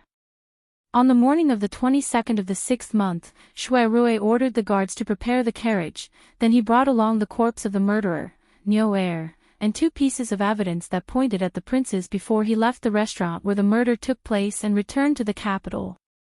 The spy squatting outside the restaurant saw them go far away, and then he showed his head. After wandering on the street for half an hour, he entered the restaurant with the seal torn off and inquired about what happened last night. However, it was destined that he would not be able to get anything out of them. Last night, Shuai had ordered the guards who came along with him to keep their mouths shut. The manager and the waiters had to stay in their rooms at night and were not allowed to come out. When Shuai and the others left, only then did they realize that the head cook had disappeared. They did not know that someone had died last night, and they also did not know that Shuai had found a human head in their cellar. It's about the 2 princes. The right and wrong have not been confirmed. I don't know the emperor's intention. In my opinion, you'd better keep your mouths shut. Don't leak a word about what happened in the restaurant last night. Be careful of a careless mouth and cause a disaster. Shuai warned the guards who knew the truth. Fortunately, Lu Hong and others were sensible and immediately said that they wouldn't talk. Don't worry, Your Excellency. We can distinguish the pros and cons. The carriage and horses left the city and went on the official road. They ran fast all the way. They had to hurry and try to reach the city gate before dark. Last night, Shuai and Yushu didn't have a rest. They went out of the city and had lunch early on the way. Yushu couldn't help dozing off. However, the road in the suburbs was uneven. She leaned against the wall of the carriage and woke up from time to time. She couldn't fall asleep even if she wanted to. Shuai sat in front of her.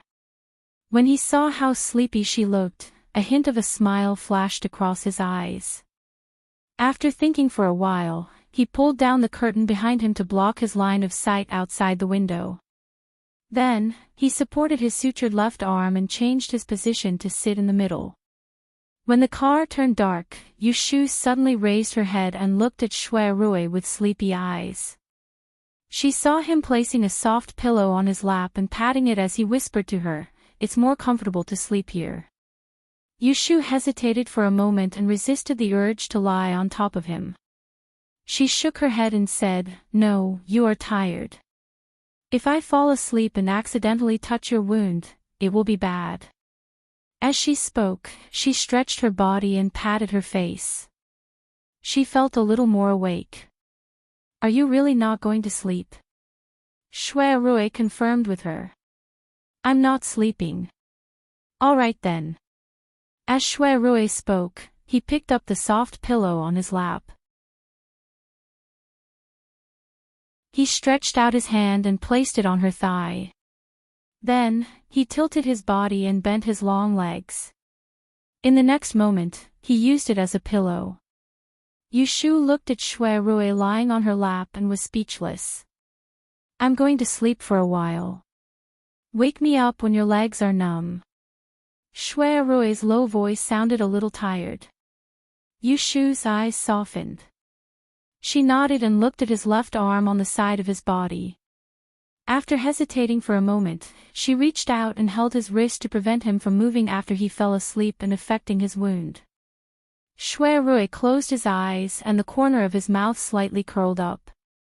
Originally, he was just teasing her and wanted to rest for a while before getting up. But this pillow really suited him, and he fell asleep unknowingly. Yushu, on the other hand, was sitting steadily. She lowered her head and looked at his sleeping face.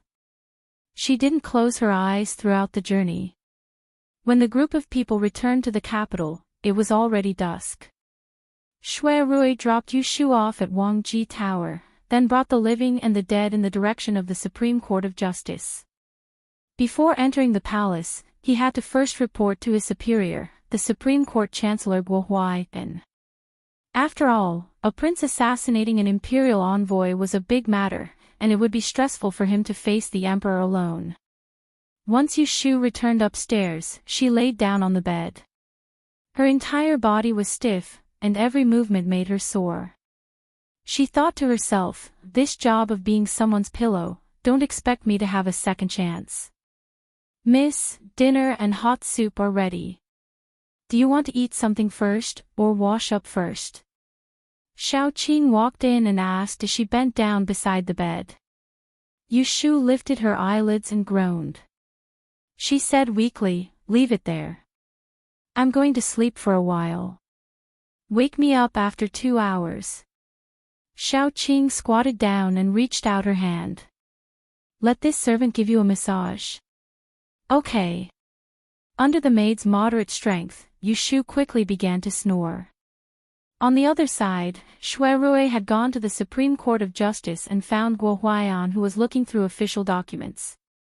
He reported the incident that occurred in Pei County like this, and he even mentioned Yu Shu, yet from the beginning until the end, he didn't mention a single word about Prince Ning. As for how he had stabbed Zhou Qing's murderer to death, he had already prepared an explanation.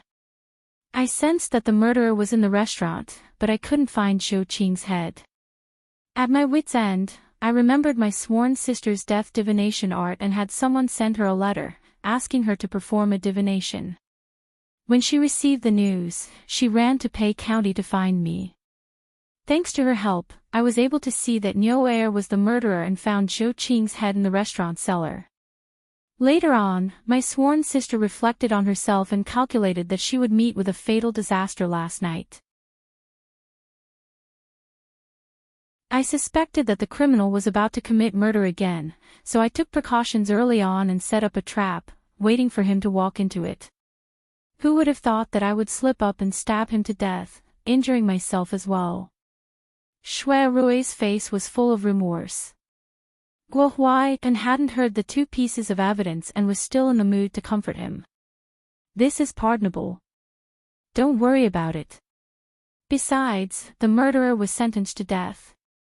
It's not a big deal that you killed him, but, without his confession, we don't know who the mastermind is. Guo Huaiyan was still regretting when Shui Rui dropped a piece of important news. The witness is dead, but I found 2 related pieces of evidence on the deceased. I brought them back for your excellency to have a look. Oh. Take them out and let me have a look. Shui Rui took out a letter and a waist token from his bosom and handed them to Guo Huaiyan. Not long after, Guo Huaiyan's expression changed. The letter pointed to Lu Yi in black and white. As for the waist token, if Shui Rui could recognize it, how could Guo Huaiyan not? Not only did he recognize that it was a death soldier's waist token from a prince's residence, but he also knew which prince's residence it belonged to. I wish to enter the palace to report this matter. Will your excellency accompany me? Guo Huaiyan was in a difficult position. The 2 items in his hands weighed heavily on his heart.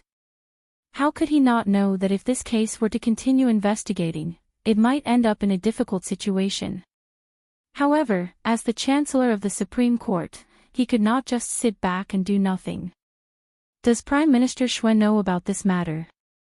Guo Huaiyan asked Shui Lingnan. I came to see your excellency the moment I returned to the capital. I did not send a letter back home. This case was investigated by the imperial edict. My grandfather will not interfere. Meeting Shui Rui's calm and determined gaze, Guo Huaiyan sighed inwardly. He kept the 2 pieces of evidence and said, forget it. I will go with you. Shui Rui cupped his hands and said, thank you, your excellency.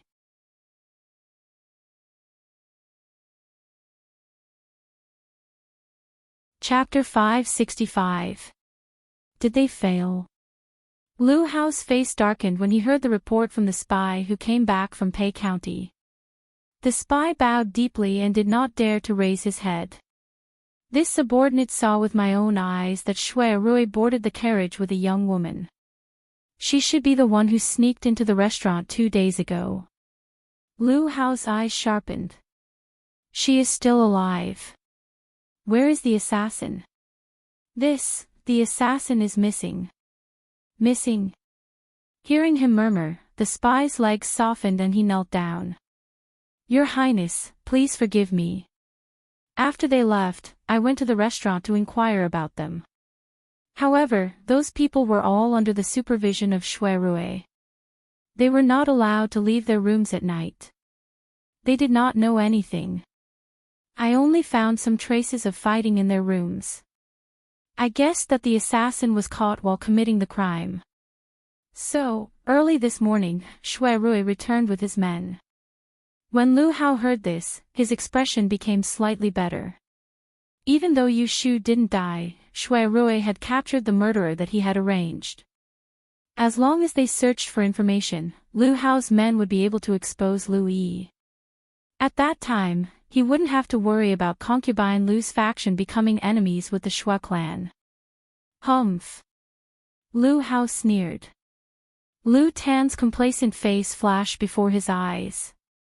He thought in his heart, you're just a little kid. You're not studying in the mountains. What are you stirring up when you come back to the capital? Do you think that you can rely on Prime Minister Shui's mansion behind you? You dare to compete with me? I won't make a move. I will let the Lu and Shui family fight it out first. Sooner or later, I will take care of both of you. All right, go and do your work. Yes, I will take my leave. In a corner of the flower garden, Lu Hao was left alone. He could hear him muttering to himself. How did Yu Shu escape this disaster? Perhaps she calculated that she would be killed. Hiss, if that's the case, her death sentence strange art is not like what she said to others.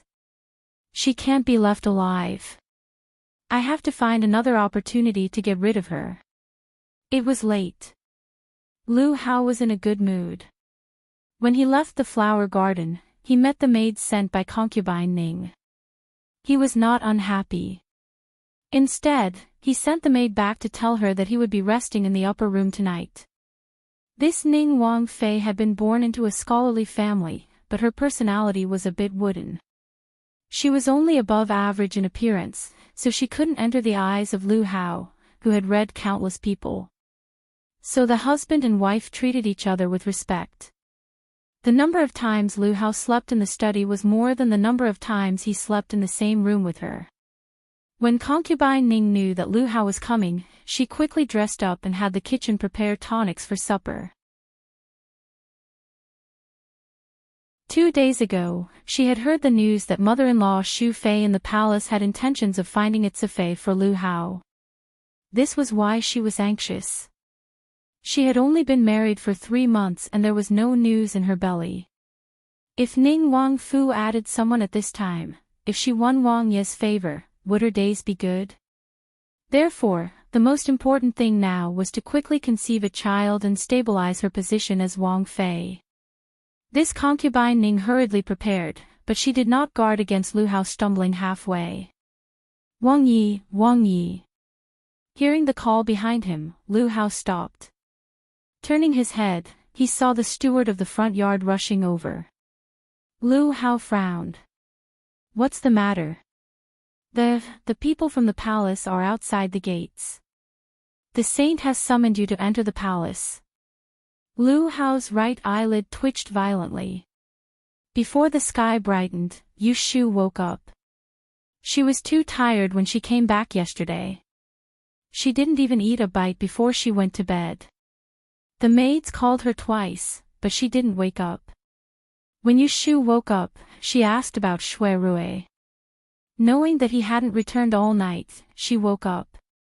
She had the servants prepare hot water for her to take a bath. After eating something, she shut herself in the little study. She had Xiao Dai guard outside the door and not to be disturbed. Taking out the little green furnace, she added the Tihu incense powder that He Fengji had tested into the bottom of the furnace. She lit a box of green charcoal that cost 5 taels of silver. When smoke came out of the cauldron and she smelled the refreshing fragrance, she rubbed her palms and sat in front of the furnace with 3 copper coins in her hand. This divination was for Shui Rui. The question was whether his plot against Prince Ning would succeed.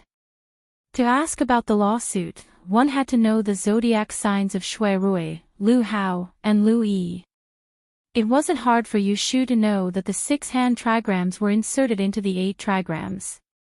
Using the 6 trigrams and the 6 trigrams, there was an ominous sign. Looking at the ghost eyes of the official ghost, the ghost thief was activated.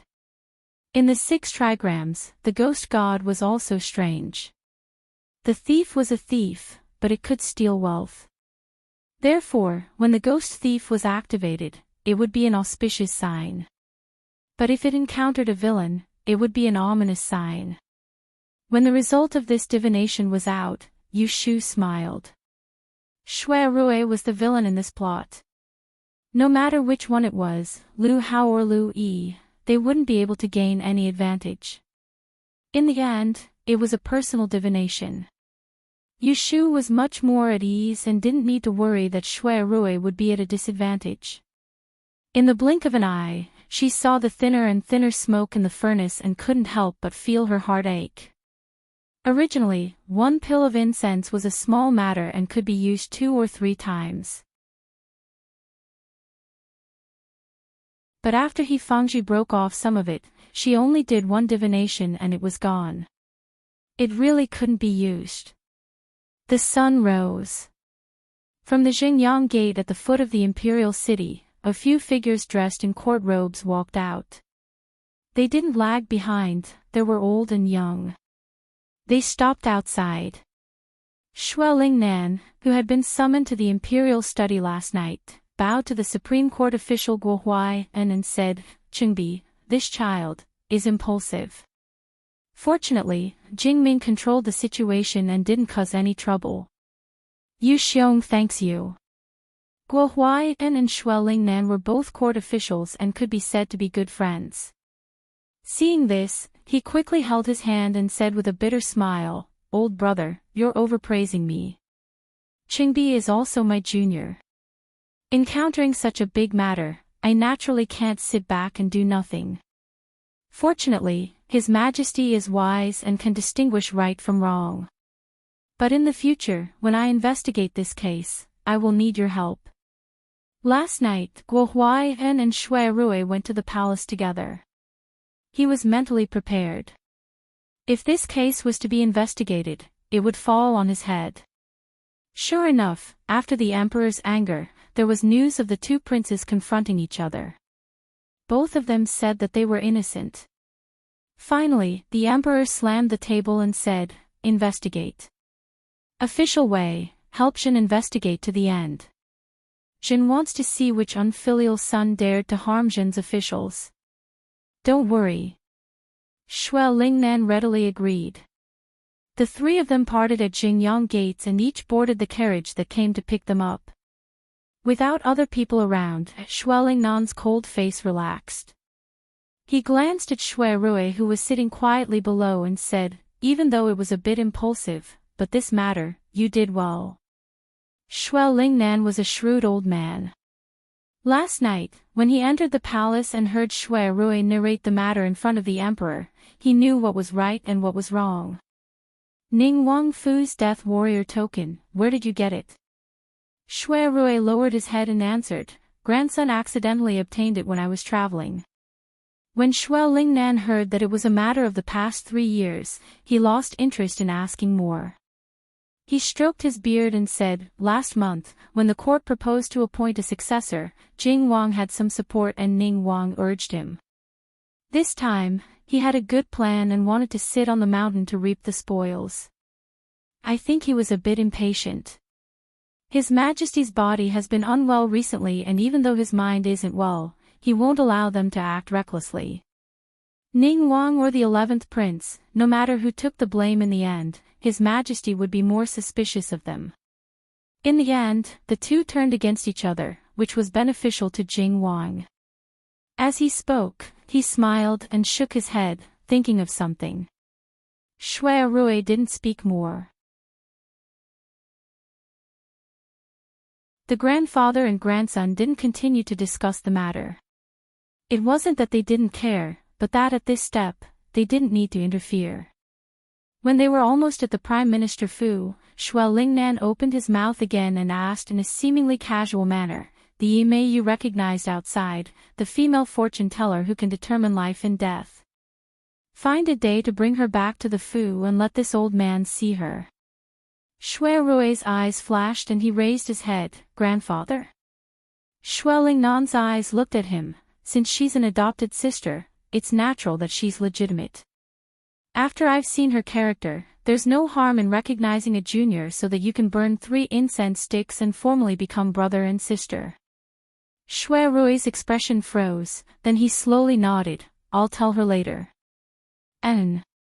Shuai Lingnan withdrew his gaze and pushed open the carriage door.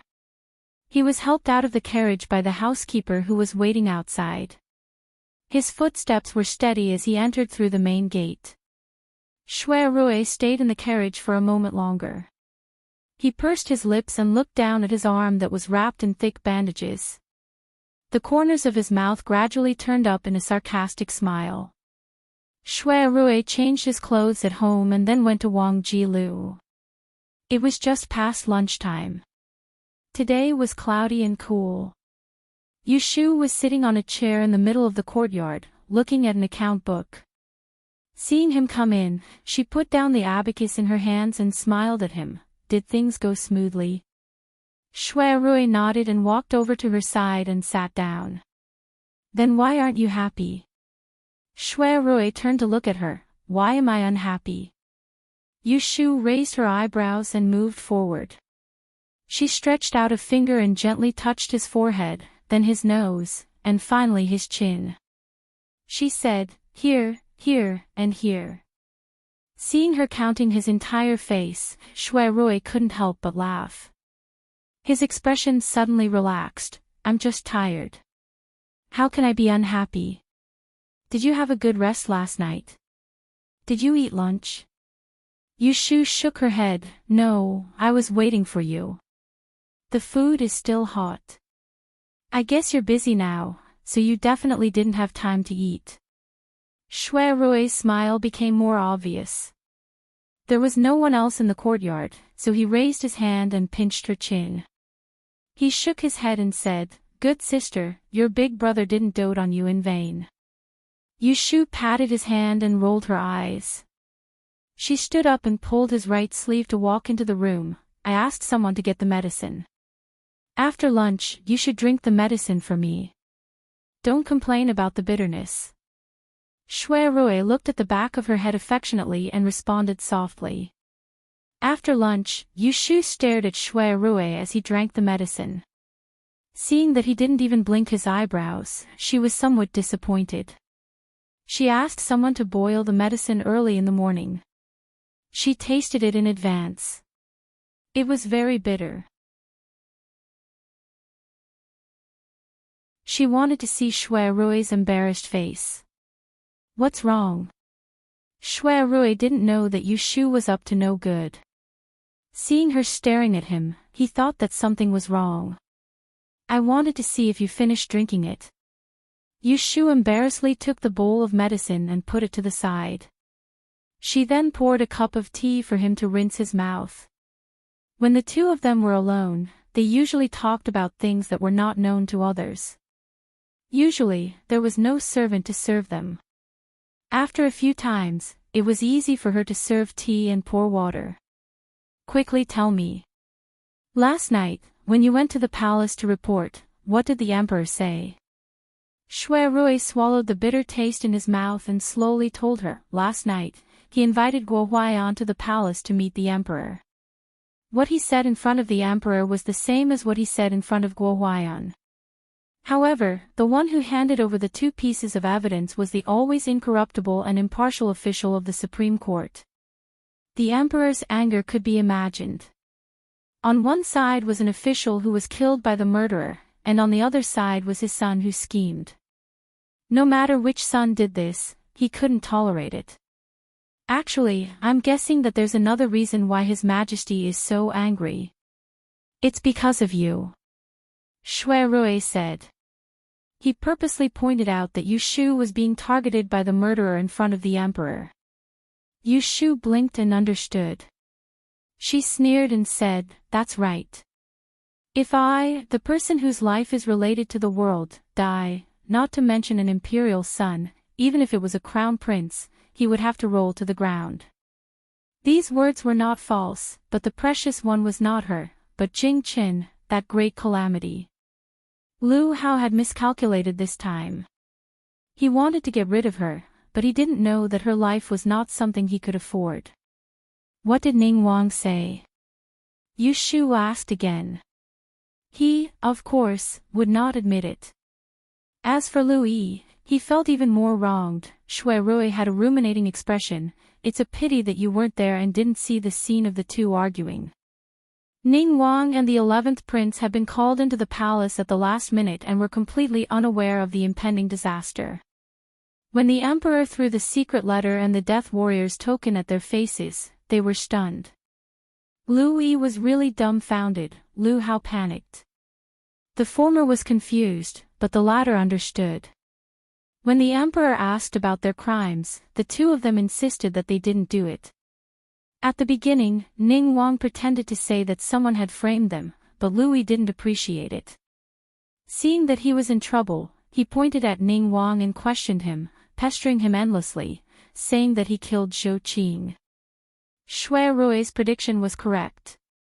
In the face of disaster, even husband and wife had to separate to protect themselves, not to mention the two brothers of the imperial family. Thinking of Lu Yi pointing at Ning Wang's nose in the imperial study and accusing him with righteous words, Shui Rui felt that Ning Wang's red face was laughable. Last night, Lu Yi entered the palace alone and didn't know how to react.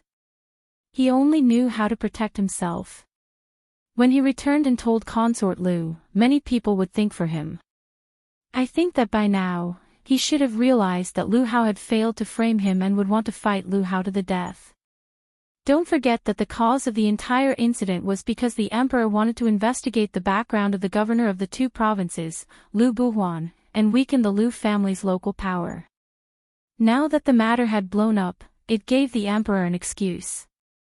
If Lu Yi took the blame, Lu Buhuan would definitely be implicated, and the Lu family would be implicated. On the other hand, Lu Hao had lost his trust in front of the emperor. In addition, the brothers were not on good terms. Even if he managed to escape in the end, his vitality would be damaged. Those who do evil are doomed to destruction. These two people are not good people. Yu Shu rejoiced in their misfortune. Shui Rui looked at her and found it strange. He asked, Ning Wang is one thing, but I don't know, when did Lu Yi make you so angry? He didn't know that during the Shuangyang gathering, Lu Yi had snuck into Yu Shu's resting room with ill intentions. In the end, he had been beaten and threatened by Yu Shu. Yu Shu choked. She feigned innocence and said, with his conduct, can't I find him displeasing? She didn't notice that her evasive expression had fallen into Shui Rui's eyes. He paid attention to it. If he investigated it later, there would be more complications. This was a story for the future and would not be mentioned for now.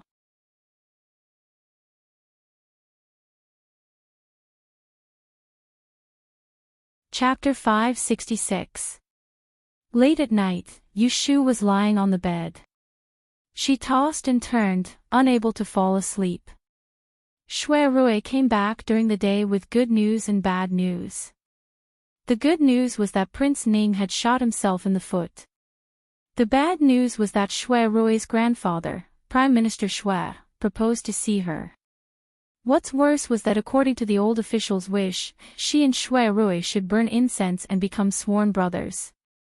Yu Shu wanted to cry but had no tears. Wasn't this forcing her and Shui Rui to pretend to be brother and sister? If they really followed Shui Rui's grandfather's wish and became brother and sister, what would happen to them in the future? Compared with her anxiety, Shui Rui was much calmer. This matter is not urgent. I just want to tell you, not ask you to go home with me tomorrow. Grandfather is always busy with court affairs. If he remembers it today, he may not remember it tomorrow. Let's think of a countermeasure first. If he mentions it again one day, how should we reject it? Yushu hoped that Lord Shui was old and forgetful, so he would forget her immediately. But she also knew that it was impossible.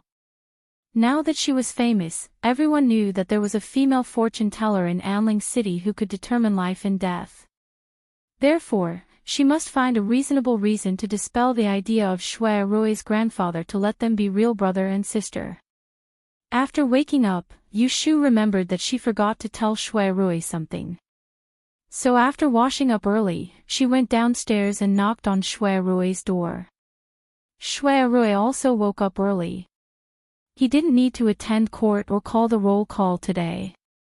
He casually wore a loose jean robe with long sleeves covering his injured arm. He looked very leisurely. Yushu entered the door, looked him up and down, and then sat down opposite him. "Big brother, I forgot to tell you," she said, 2 days after you left the capital, Zhu Qingjue came to see you and told you about the 10th princess." Yushu repeated what Zhu Qingjue said that day. He recalled 2 clues about the unknown man. First, before 10th Princess had the accident, she asked Zhu Qingjue to help her collect a set of precious chess records. It seemed that she wanted to give it to her sweetheart. Second, about 1 or 2 months after the Hibiscus Gentleman's Banquet, 10th Princess copied a poem and asked Zhu Qingjue to evaluate it. The poem was written by a man, who was suspected to be the person 10th Princess liked. "Here, this is it," Yushu said. She took out the paper from Zhu Qingjue and handed it to Shui Rui. Looking at Wei Xiaobao's expression, she continued, "Zhu Gongzi said that he suspected you were the one who wrote this sour thing. I made a bet with him that if it was really you, I would eat this piece of paper. Tell me, did you write it?" Shui Rui raised his head and looked at her smiling face, and he had a very strong premonition that if he dared to nod, she would turn hostile towards him in the next moment, and she might even stuff this piece of paper into his mouth.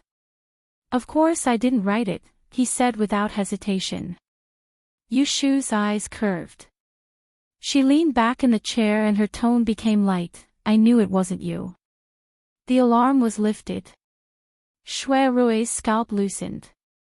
Seeing her proud look, he shook his head and smiled. He carefully read the poem again and said, "The person who wrote this poem should be a young man who was proficient in literature and ink. He had passed the imperial examination and was already an official when he wrote. He was a bit gentle, but he had no lack of ambition." Seeing him infer this from a few lines, Yushu twirled her fingers and asked, "Do you think of anyone?" Shui Rui pondered for a moment and nodded. "There is one person I suspected before. He seems to have this kind of style." Yushu's eyes brightened. "Is he good at chess?" "Yes." Yushu banged the table and said excitedly, "Then what are you waiting for? It's him. Hurry up, find the bad man who seduced the 10th princess and find out the truth of little sister Shui being framed. Let Shui Rui put this matter down as soon as possible." Shui Rui, however, had a slightly hesitant expression on his face as he said, "He doesn't seem like the type of person who would rape a princess or commit crimes." "Hey, the word villain is not written on my face. Do I look like a villain to you?" Yushu pointed to her nose and asked him. Shui Rui stared at her and said, "Stop it." She always thought of herself as a villain, but he never thought so. In his eyes, the so-called gentlemen of the world were not as loyal as she was. Yushu put down her hand and said, "Then tell me, who do you suspect?" Shui Rui said, "Imperial Secretary of the Hall of Civil Glory, Kong Qi." Yushu had never heard of this name. What does this Imperial Secretary do? What rank is he? The Hall of Civil Glory has always been the place where the Crown Prince studied. The position of Imperial Secretary, as the name suggests, is to accompany the Crown Prince in his studies. Because the emperor has not yet conferred the title of crown prince, in recent years, the Hall of Civil Glory has gradually become the place where the emperor writes his essays. Every spring and autumn festival, the emperor will discuss politics in the Hall of Civil Glory and test the literary talents of the princes. Kong Qi was a third-grade Tanhua. His ancestor was a branch of the Emperor Kong family. His family's knowledge is profound and his literary talent is excellent. 2 years ago, an exception was made and he was promoted to a 5th-grade imperial secretary. Now, he is the emperor's pen. Yu Shu raised her eyebrows as she listened. Why did she feel that this fellow surnamed Kong was like the kind of bookish pretty boy that princesses and princesses would fall in love with at first sight and want to die? Are you familiar with him? Shui Rui pursed his lips and said, we have some dealings. He had some admiration for Kong Qi. Now that he was suddenly regarded as the culprit behind the 10th princess's suicide, he really could not match up. Yu Shu rubbed her chin and suggested, how about this, don't rush to a conclusion. Let's test him first. Anyway, he is right there, so don't worry about him running away. Shui Rui looked up at her, can you divine this matter? I can find out Kong Qi's date of birth and horoscope. Yu Shu spread her hands, do you think I haven't thought about it? My time of calamity spell can only infer that the 10th princess's sexual intercourse is related to that villain. 6 lines is feasible, but in order to divine the relationship between a man and a woman, in the case of the 10th princess, we need to know the date she met that man. As the Eye of Yao, only then can we divine the details. How would Shui Rui know on which day the 10th princess had hooked up with that man? In this matter, it would be of no use even if he made a divination. Therefore, the Yi Shui Rui was not a panacea. Hearing this, Shui Rui did not look too disappointed. After thinking for a while, he said, let's talk about it after I see him. This time, Yu Shu did not rush him. Shui Rui was smarter than her. With these clues in hand, if he went to investigate that Kong Qi, as long as there was something wrong with him, there was no need to worry that he would not give himself away. After the two finished discussing business, they called the maidservant outside to serve breakfast. After the meal, Yu Shu planned to go home. Thinking that he had not visited for a long time, Shui Rui went with her. However, before the two left, a guest came to Wangji Tower. And one that he had to see. Greetings to Prince Jing. Miss Lianfang, please rise. Lu Tan came to find him without a greeting. Yu Shu was surprised, but Shui Rui was not surprised. Although the case in Pei County was kept secret, what should be heard would eventually be heard. Moreover, the night before yesterday, Prince Ning and the 11th prince entered the palace and made a ruckus. How could Lu Tan not inquire about it? Lu Tan was already patient enough to come to find him a day later. Ah Shu, didn't you want to go home? I have some things to discuss with Wang Ye. Let Gue Qi take you back. Shui Rui sat by Lu Tan's side and said to Yu Shu. Yu Shu was about to take the opportunity to leave when Lu Tan raised his hand to stop her. There is no hurry. The matter that Biaoxiong and I want to discuss has something to do with Miss Lianfang. Why don't you stay a bit longer? Sit. Yu Shu glanced at Shui Rui, and when she saw Shui Rui didn't say anything, she complied and sat opposite the two of them. She sized up Lu Tan's expression as usual as she pondered over the reason for his arrival today.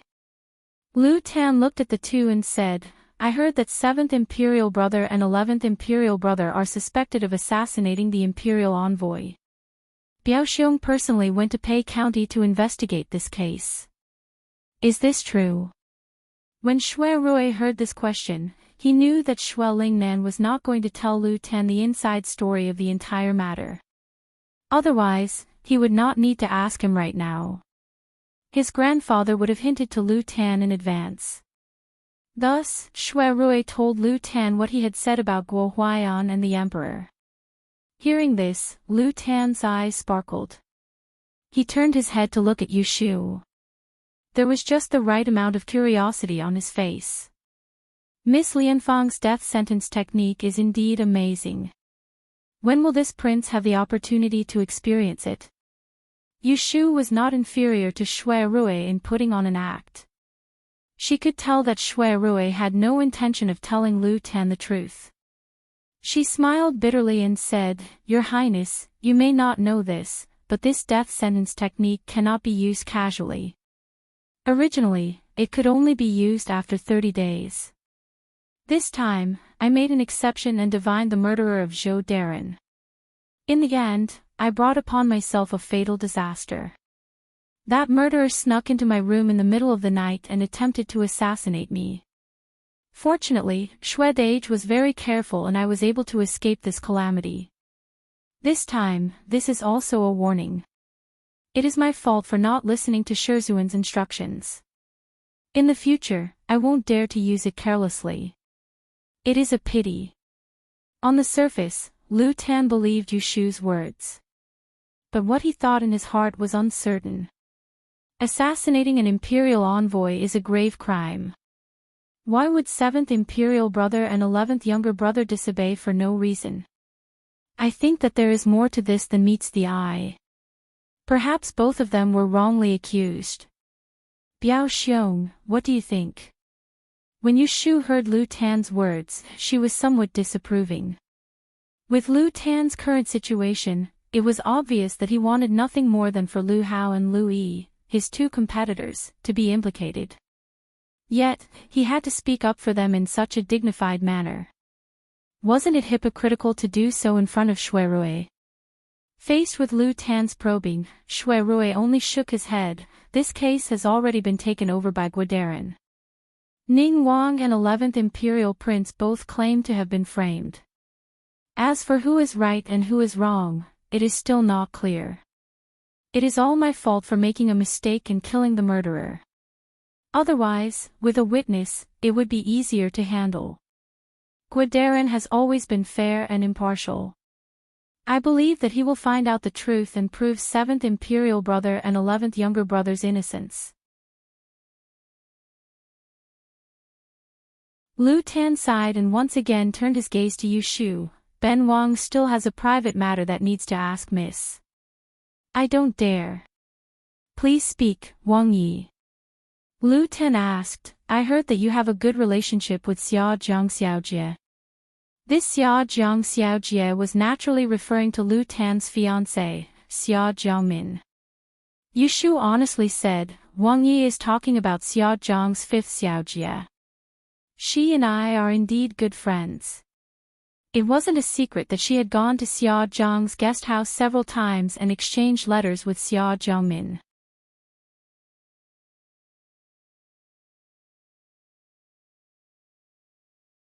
Chapter 567. When Lu Tan returned to the guest house, he went straight to the west wing. Helan Cho had been waiting in the hall for a long time. Seeing him return, he put down the chess bowl and stood. Wang Yi has returned. How did the investigation go? Lu Tan replied, we have confirmed it. Biao Xiong found 2 pieces of evidence on the body of the assassin. One was a secret letter with Lu Yi's personal seal, and the other was the Death Warrior waist token of Ning Wang Fu. Fu Wang was really angry and ordered the Judicial Office of Justice, Guohuai, to investigate the case. He then told him what Shui Rui had said, including how Yu Shu had gone to Pei County to help. Helan Cho considered and said, of these 2, one must be the main culprit and the other has been framed. On the surface, it is more likely that the 11th prince has acted, but this kind of method seems to be the work of Ning Wang. Lu Tan furrowed his brows. I have a doubt. If Ning Wang acts, then it would be Lu Yi, whom he has schemed against. But Lu Yi has always followed his lead and has never fought with him. Even if Ning Wang is wary of the power of the Lu family, I'm afraid that Lu Yi will grow ambitious in the future. Wouldn't it be too early to act now? Helan Chao's eyes flashed in deep thought. He said in a light voice, What if Xiang Zhuang wielded his sword and had other plans? And what does Mr. Helan mean? Wang Yi should think about it. If eldest Shui Gongzi only captured the murderer and found the secret letter on his body, but did not find the Death Warrior token, what would the result be? Lu Tan was taken aback for a moment, but he quickly understood, and his complexion changed. If that happened, it would be the Shui family and the Lu family fighting, he said in a low voice, and someone would be able to sit on the mountain and watch the tigers fight. Helan Cho sighed lightly. Ning Wang is a good schemer, but it was a pity that it failed at the last moment. A variable like the female fortune teller appeared. Eldest Shui Gongzi had the help of a benefactor and unintentionally broke the trap. If he hadn't killed the culprit, it would be a different situation. Lu Tan nodded with some relief. Even though he felt something was wrong, he couldn't put it into words and threw it to the back of his mind. In short, he was happy to see the present situation. According to Mr. Since Ning Wang and Lui have been implicated and the case has been handed to Guadaran, and Weizhu did not warn me, there is no need for me to act. Let me just watch. Helan Cho smiled and turned to ask, Wang Yi met the female fortune teller, did he mention the future Wang Fei to her? Yes. Lu Tan's expression turned indifferent. Apparently, he wasn't in the mood to talk about this matter. Helan Cho tactfully stopped asking. At the end of the month, the construction of the Wang residence will be completed. The Secretariat has chosen a good date for the moving on the 15th of next month. The guest list is being drafted and will be sent to you tomorrow. If there is anything inappropriate, we will change it. At the end of the month, the Wang Fu will be completed. The Secretariat will choose a good date. The moving will be on the 15th of next month. The guest list is being drafted and will be sent tomorrow for Mr. to look over. If there is anything inappropriate, we will change it. Helan Cho acknowledged. After the double sun gathering in the third month, he officially became a guest of Lu Tan and moved into the guest house. With his knowledge and eloquence, he gradually gained Lu Tan's trust and attention. Prince Jing's actions are quite interesting. Before the wedding, he wanted to see the female and asked us to accompany him. This isn't considered a private meeting, right? Shui Rui smiled. He was clearly aware of Lu Tan's thoughts, and he didn't speak it out because he didn't want to add to Yu Shu's worries. Shui Rui followed Yu Shu to the south of the city. He didn't go home directly but went to Hefangji's medical center first. Shui Rui's knife wound wasn't shallow. Even though it had been stitched up in Pei County and applied with the best wound dressing, Yu Shu was still worried. She felt that it would be best if Hefangji took a look at it herself. She didn't think too much about it. With the power of the Shui family, it would only take a word for them to invite an imperial physician to make a house call. There was a sign outside the medical center that was bestowed by the emperor. People came and went during the day. There were 3 extra workers in the front hall to fill up the medicine. There was also a smaller one who stood on his tiptoes behind the counter and used a copper scale to measure the medicine. When Shui Rui saw the child, he turned to ask Yu Shu, why is Xiaoxiu here? Yu Shu also found it strange. Today wasn't Mu Xiu's day. Why wasn't Yu Xiaoxiu at school in the morning? Why was he here? Xiaoxiu. Yu Xiaoxiu was counting the medicinal herbs when he suddenly heard Yu Shu's voice. He looked up and saw Shui Rui walking with him. He grinned and said, Sister, Brother Shui, why are you here? Yu Shu reached out and knocked on his head. She said with a stern face, I want to ask you. Why are you here instead of going to school? Are you playing truant? She allowed him to follow Hefangji to study medicine, but she didn't allow him to delay his studies. Of course not. Teacher Chen, who is teaching today, is sick. The academician saw that the weather is hot, so he allowed us to go home. Yu Xiaoxiu quickly denied it. He was afraid that Yu Shu wouldn't believe him, so he pointed to the little fatty who was squatting at the foot of the wall and playing cricket. "Look, Hu Tian followed me here. You can ask him." Yu Shu hadn't seen the young master of the Hu family for a while. When she saw him today, she almost couldn't recognize him. "Hu Tian." Hearing Yu Shu's voice, Hu Tian turned his face. When he saw them, he scratched his head and turned to greet them. "Sister Yu, brother Shui." Shui Rui touched his head. Hu Tian was Guo Huayan's grandson, so they were naturally familiar with each other.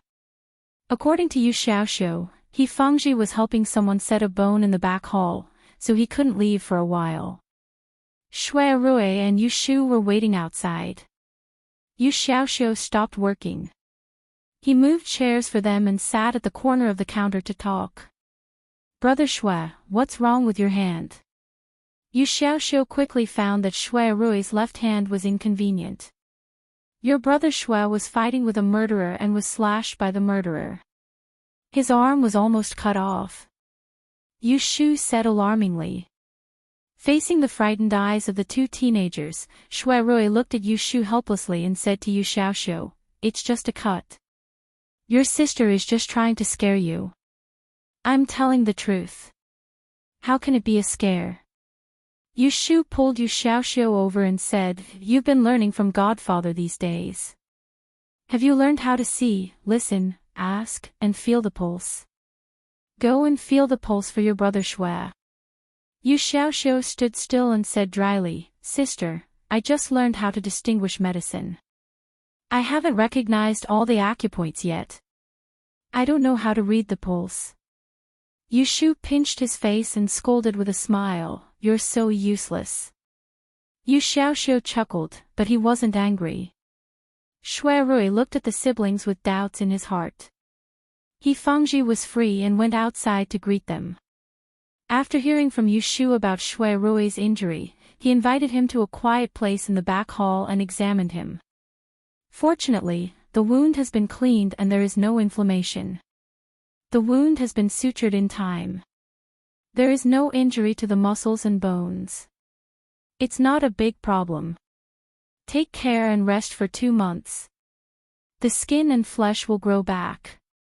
He Fengji said what Yu Shu could understand. He also asked Shui Rui what kind of medicine he had taken in the past 2 days.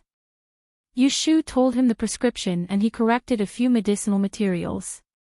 Yu Xiaoxiu took a pen and paper and wrote it down. Finally, he told Shui Rui to eat a few daily taboos and tonics. When Shui Rui and Yu Shu came out of the clinic, Shui Rui asked her, "When did Xiaoxiu learn medicine?" Yu Shu said, "He likes it, so I let him learn it. He is still young. He has to study and learn medicine. Will it be too tiring for him to learn from you?" Shui Rui knew that Yu Shu sent Yu Xiaoxiu to Baichuan Academy to learn some basic principles.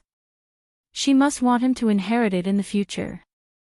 Yu Shu spread out her hands, "So if he wants to learn medicine, I don't need to teach him. He chose it himself." Hearing this, Shui Rui was surprised. Hearing Yu Shu say it so easily, it seemed that it was just a trivial thing. But in fact, how could the inheritance of Yi be a trivial thing? Moreover, Yu Shu was a young, unmarried woman who possessed the art of disguise. She didn't have any descendants, and she had a younger brother who was related to her by blood. Instead of personally teaching him, she allowed him to study medicine. In the eyes of outsiders, this was simply inconceivable. More importantly, he had a sister like Yu Shu.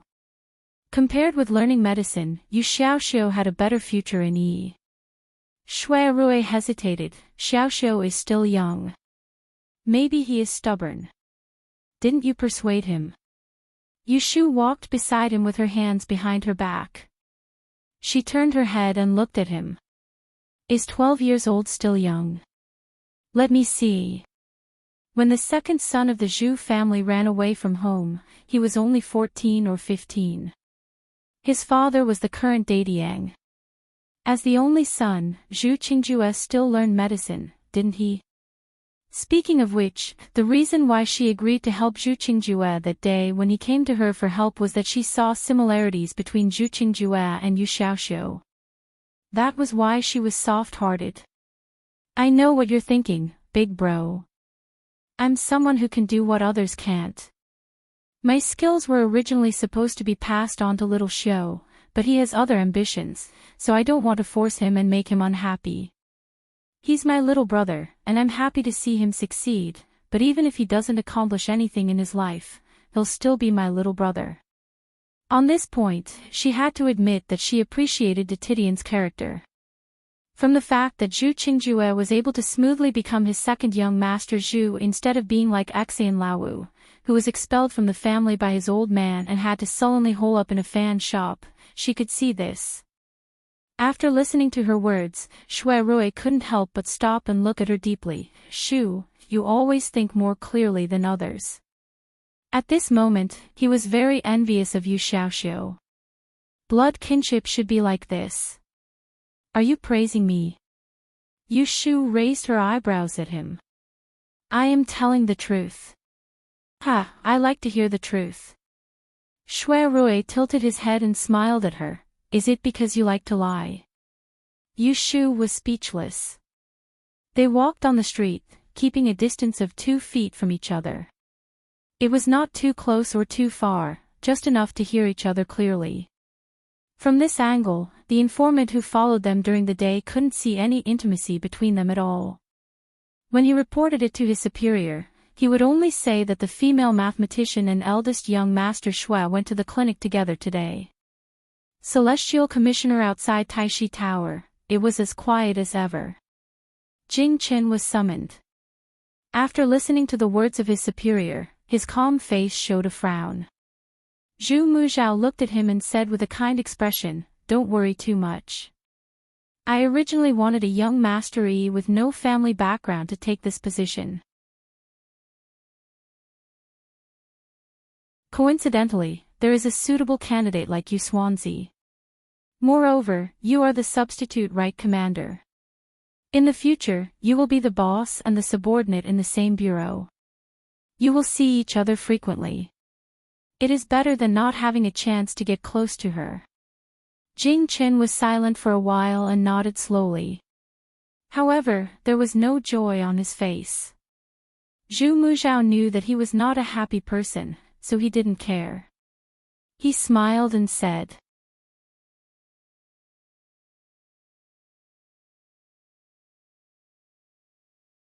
Chapter 568. Every Friday, July, and September, there would be Fang Zijing's lectures. Yu Shu went to Pei County on the evening of the 19th and stayed there for a few days. It didn't affect her studies. Today was the 25th of June, and there were morning classes. Yu Shu lived at home for the past 2 days and didn't go to Wangji Tower. Shui Rui seemed to have something to do, so the two were separated again. This time, Shui Rui was schemed against by the hypocrite Lu Hao and almost fell into his trap. Yu Shu thought that he had encountered too many shady cases, so he was unlucky. She wanted to give him the peachwood black silk fan in advance, but when she turned her head, she couldn't find him, so she had to give up. Yu Shu slept well last night. When she got up in the morning, she was in high spirits. She didn't let the groom send her off and went out with Little Red. If Shui Rui knew that she dared to ride alone on the street after riding a horse only 2 or 3 times, he would definitely teach her a lesson. Fortunately, Little Red was indeed a fine colt that Pei Jing had carefully selected from the northern stud farm. It had a gentle temperament and was neither arrogant nor rash. When it was pulled onto the streets by Yu Shu, a rash newbie, it did not panic at all. It calmly trotted along the road, avoiding pedestrians and avoiding people. If someone told it to go east, it would never go west. Thus, one person and one horse strolled without taking any detours. They smoothly passed through the south of the city to the north of the city and came to the street in front of the main entrance of LoveLore Library. Yu Shu got off the horse when they were almost at the door. She held the reins, stroked the horse's neck, and said with a smile, "How was it?" "I rode it well, right?" Little Red didn't understand Yushu's words, so it shook its head and ignored her. Animals were not allowed to enter LoveLore Library. Yushu had asked Exi and Lu before and knew that they could leave the horse in the tea house and tavern across the street. There was good feed there, but it cost 1 silver tael a day, which was a lot of money. She was about to take the horse to deposit it when she heard someone calling her. She looked up and saw a young man with a round face sitting by the window on the second floor of the tea house with a smile. He was waving at her. "Miss you, Rueline." Even though there was a distance between them, Yushu could still recognize that this person was one of Shui Rui's good friends, the young noble of the Earl's mansion, Ruelin. Yushu led the horse a few steps closer. Raising her head, she asked, "Master Rui, why are you here so early in the morning?" Ruelin leaned half of his body out of the window and said to her, "I couldn't find you, so I came here to wait. If you're not busy, why don't you come up for a cup of tea?" Yushu hesitated for a moment, but seeing that it was still early, she agreed. At the beginning of the year, an imperial notice was put up in the capital looking for the whereabouts of Jing Qin, the Daoist. She was arrested by the Celestial Commissioner for interrogation. In the end, it was Ruelin who broke into the Celestial Commissioner's house with Shui Rui to save her, relying on his identity as the brother-in-law of Junior Supervisor Ren. Yushu owed him a favor, so she would definitely give him some face. However, when she went upstairs, she realized that Ruelin did not come alone today. Yushu and Rui Zizhu, who was disguised as a man, sat face to face. A few hot and fragrant tea snacks were placed in the middle, and there was also a slender brocade box. Ruelin had just found an excuse to leave. "Miss you, I." Under the table, Rui Zizhu clutched her sleeves. The courage that she had summoned with great difficulty weakened again when she saw Yushu. Yushu frowned without a trace. "Miss Rui, if you have something to say, you might as well say it. I have a lecture in the study garden in the morning, so I have to leave in a while." She owed Ruelin a favor, but she didn't owe this little girl. Rui Zizhu's behavior at the Hibiscus Gentleman's Banquet, so she didn't argue with her anymore. This little girl should thank the gods for daring to show up in front of her. Yushu hated this kind of person the most. "I didn't provoke you, but you provoked me. It would be strange if I forgive you. I specially came to apologize to you." Rui Zizhu lowered her head and pushed the brocade box on the table to Yushu. She said in a low voice, "That night at the banquet, I mistakenly believed Royal Princess Shiwen and joined them to spread rumors about you. I was really muddle-headed for a moment. I hope you don't blame me." Hearing this, Yushu didn't even look at her apology. She just waved her hand and said, "That happened so many days ago. I'm not that narrow-minded, so I don't blame you." Anyway, she didn't lose anything, but they were the ones who lost face. Rui Zizhu probably didn't expect Yushu to be so easy to talk to. Her thick eyelashes fluttered, and her face lit up. "You really don't blame me?" "Yes." Yushu only wanted to quickly get rid of the person, so she didn't care about going along with her words. Rui Zizhu breathed a sigh of relief. "Miss you, you don't know. When I went back that day, older brother scolded me. I wanted to apologize to you in person, but, she hesitantly said, Royal Princess Shiwen invited me over. She told me that you are a very vengeful person and will take revenge for any grievances. She told me to be careful of you." Yushu drank the tea. She raised her eyes and looked at the person opposite her. She thought that this little girl was a simple-minded person, but she didn't expect that she had misjudged her. Rui Zizhu panicked under her gaze. She pursed her lips and braced herself. I think you're a bad person. Otherwise, eldest young Master Shui wouldn't have recognized you as his sworn sister. Yushu curled up the corner of her mouth and didn't continue. Seeing her smile, Rue Siju seemed to be encouraged and said in a spurt of energy, "If Miss Yu doesn't blame me, can you do me a favor?" She was taking advantage of the situation. Yushu asked, "What is it?" "I know that eldest young Master Shua's birthday is on the 9th of next month, so I want to give him something, but I don't know what he likes." "Miss Yu, you are close, so you must know what he likes. Can you help me give me some ideas?" Normally, it was a taboo for men and women to give things to each other in private, but it wasn't a problem for a proper birthday gift. Rue Ziju was shy, but she still brought it up. Yushu almost laughed out loud. What kind of nonsense was this? A girl liked her boyfriend, and in order to please him, she actually came to her rival in love to give him ideas. Many people believed that she and Shui Rui were siblings, so the two of them could only pretend that they didn't know anything. Should she bear with it and help Rue Ziju come up with an idea? Not good. Yushu crossed her arms and said with a slightly mocking expression, "I don't have a good relationship with you, so why should I help you? Give him whatever you like, why ask me?" Shui Rui was her boyfriend. Even if no one knew, it was a fact, so why should she bear it? Regardless of Rue Ziju's stunned expression, Yushu lost her patience and got up to leave. "It's time. I won't wait for Brother Ling, I'll leave first." After that, she turned and went downstairs. As for the box of apology on the table, she didn't look at it again. Rue Ziju bit her lip and didn't try to persuade her to stay. Seeing that she had left, Rui Lin came out from behind a screen and sat next to her. He shook his head and said, "I already said that this Yushu isn't easy to get along with. Don't look at her friendly face. When it's time to be rude, she won't be polite at all. You're just asking for trouble by looking for her like this. I think you should just wait for father and the Shui family to discuss the marriage. Don't let your imagination run wild all day long."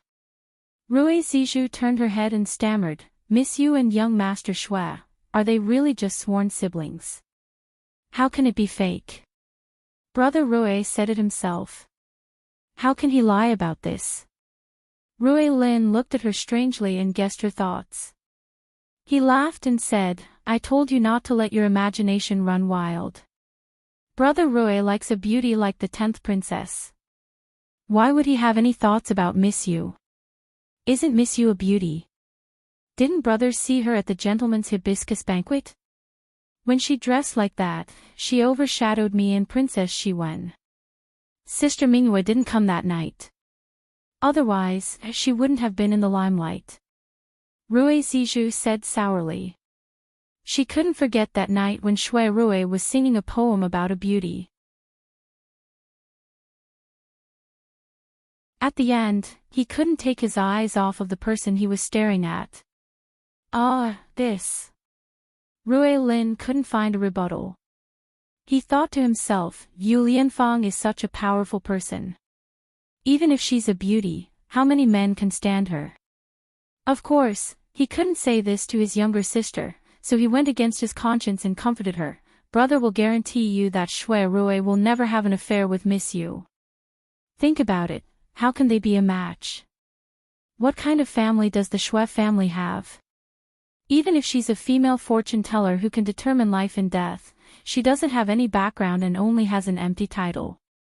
How can she be worthy of the young master of the Shui family?"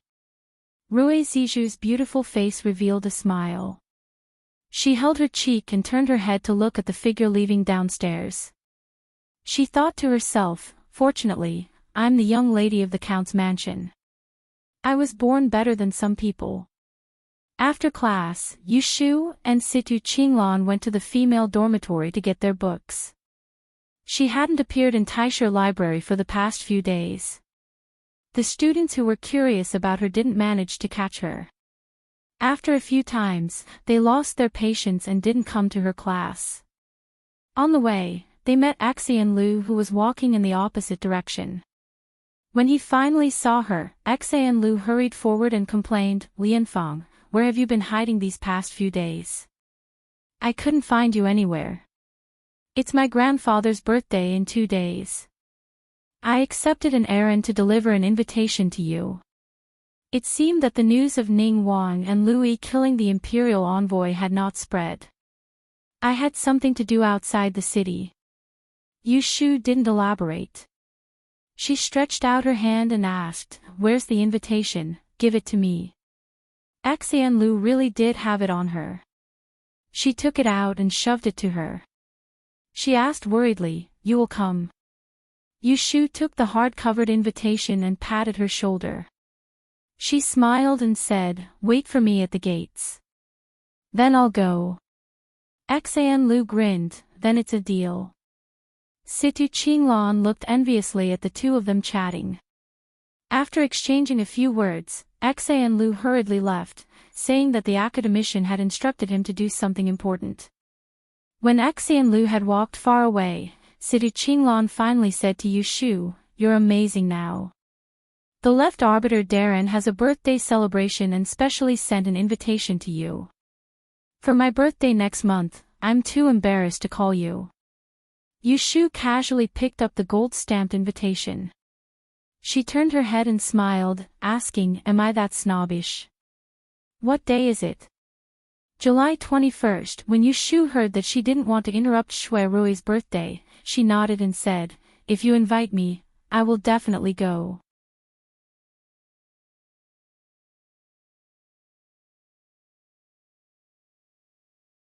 Chapter 569. After a good night's sleep, Shui Rui woke up early. The first thing he saw when he opened his eyes was the fan hanging at the head of the bed. Under the green mountains in the distance, there was a yellow river flowing quietly. The river was shallow and there was fine sand on the shore. A white shadow was faintly discernible, like a horse drinking under the moon. This was the scene he added to the bottom of the fan after he came back last night. It was the scene of the river that he and Yu Shu had seen last night. After a night, the ink was dried. Shui Rui sat up from the bed, took off the fan, and admired it for a while. Then he called Hotaku, who was outside the door, to fetch water to wash up. After he changed his clothes, Shui Rui held the fan in his hand and gestured in front of the mirror. He looked at the man with a dignified appearance who was holding the dark gold fan in the mirror. He felt that even though he had collected so many fans, none of them could compare to this Mujiang fan. "Young master, you bought a new fan. Which family's handmade? Look at the good quality." Hotaku had a good eye. He was the one who kept Shui Rui's clothes. When he saw the new fan in his hand, he knew that it was not a common thing. "TSK, such an exquisite thing. Only men like me are worthy of it." Shui Rui smiled and closed the fan. He was about to knock his head, but when he was about to knock his head, he retracted his hand and caressed it lovingly. "Don't be talkative. I told you to keep an eye on the door. If a lady comes to look for me, reply as soon as possible." "Yes, yes." Shui Rui sat down and ate his breakfast. When he thought that it was about time for someone to arrive, he saw Baoda jogging back and panting as he told him that someone had arrived. Shui Rui arrived in front of the entrance. Just like yesterday, Jiang Rui was wearing clothes made of coarse cloth, and she wore a large conical bamboo hat that covered her face. She had a tall and slender figure, and when she stood far away, it was utterly impossible to tell that she was a woman. "You're here."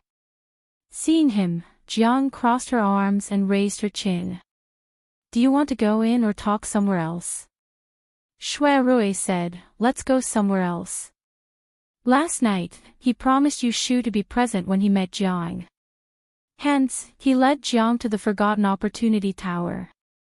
Because they took 2 sedan chairs, there was no conversation on the way. Yu Shu had been waiting for them in Wangji Tower. After Jiang followed Shui Rui into the building, she looked around and commented, "This place is good, but it's a little narrow." Shui Rui saw the maid standing outside the hall on the first floor. He knew that Yu Shu was here, so he led Jiang in. Hearing the voice outside the door, Yushu put away the money on the table and looked outside. The first to enter the room was Shuai. When their eyes met, both of them recalled the scene on the river last night, and their hearts were filled with sweetness. Due to the fact that there were still people behind him, Shuai restrained the dense look in his eyes. You. Jiang came in and saw Yushu. She recognized her as the one she met at the gate of the Shui family last night. She frowned and looked at Shuai. Who is she? Why is she here? Shuai introduced her to them. Shu is my sworn sister. She is not an outsider. She knows that I have stayed in the northeast. Jiang raised his thick eyebrows and looked at Yushu with a scrutinizing gaze. Yushu stood up with a smile and nodded. I'm Yushu. Nice to meet you, Commandery Princess Chunwei. After taking off the bamboo hat, Jiang's facial features looked even more handsome. She was 1 or 2 years older than Yushu, and they were both tall women. Yushu was slender, while Jiang exuded a vigorous aura. When Jiang heard how Yushu addressed her, she knew that Shuai must have mentioned her to her last night. She curled up the corners of her mouth slightly and ignored him. Instead, she turned to Shuai and said, "Doesn't that mean my brother Wang also has an adopted sister?" Shuai paused. Seeing Yushu's confusion, he told her, "Prince of Dongjing and I are sworn brothers. He is the elder brother, and I am the younger brother." Since Shuai had sworn an oath of brotherhood, he did not need to go through Jiang Huaying. In the future, he would also acknowledge Yushu as his younger sister. Yushu saw the displeasure on Jiang's face, as if she had gotten a great bargain. She rolled her eyes and cursed in her heart. Sworn brother and sister. She didn't want to. Jiang was just unhappy, but she did not make things difficult for Yushu. She picked a chair opposite Yushu and sat down with her legs spread out. Yushu saw that her actions did not bother with trifles and had the air of a Jianghu woman. Although she was also a Junju, she was very different from Shi Wen's delicate appearance. Shuai also sat down. In his own territory, he didn't have to worry about talking. He asked Jiang, "Does your brother know that you are in the capital?" "Why? Do you think I sneaked out?" Jiang sneered at him. "Without my brother's permission, how can I leave Ningdong City?"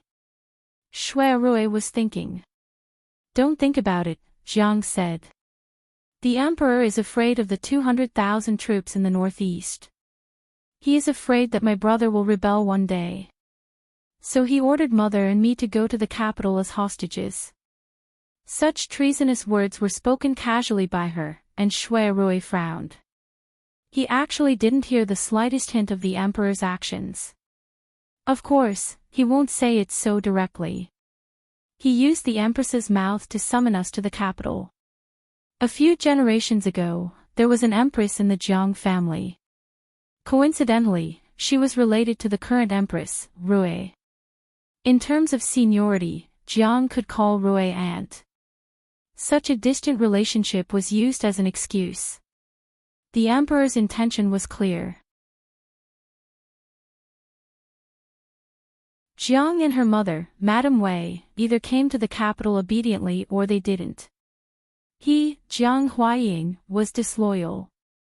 In this case, before Jiang and her mother entered the capital, it was indeed not good to make this matter public.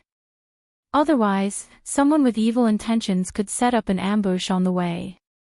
If anything happened to Prince of Dongjing's mother and sister, it would be a disaster. "You just arrived in the capital yesterday. Where is old madam?" "Mother is still on the way. She will arrive soon. I got rid of the escort team last night and came first. Imperial brother has a secret letter for me to hand to you personally." Jiang completely ignored Yushu, who was also present. When she spoke, she didn't hide anything. She took a bamboo tube from her waist and threw it to Shuai. Shuai raised his hand to catch it. He unscrewed the bamboo tube and took out Jiang Huaying's handwritten letter. He saw that there was a layer of wax on it. He looked up at Jiang. Jiang coldly snorted, "Don't worry. I didn't open it. I don't know what was written on it." Shui Rui's eyes flashed. He knew that Jiang Huaying's action clearly told him that the contents of the letter should not be revealed to Jiang. He lowered his head to read the letter. Jiang then moved her eyes to Yushu. Last night, they met in front of the door. She just thought that she was a passerby and didn't take it to heart. Now that she looked at her, she didn't look like the little girls who surrounded Shui Rui in the past. She looked gentle and quiet. She wasn't beautiful at all, but she was in good spirits. "Are you Yushu?" Yushu was also scrutinizing Jiang. Seeing that she suddenly spoke, she hesitated for a moment before nodding. "Yes." "How old are you?" 16. Jiang smiled at her, and her expression softened. She was no longer as cold as she had been to her before. "I'm a year older than you. You look pleasing to the eye. You can call me sister."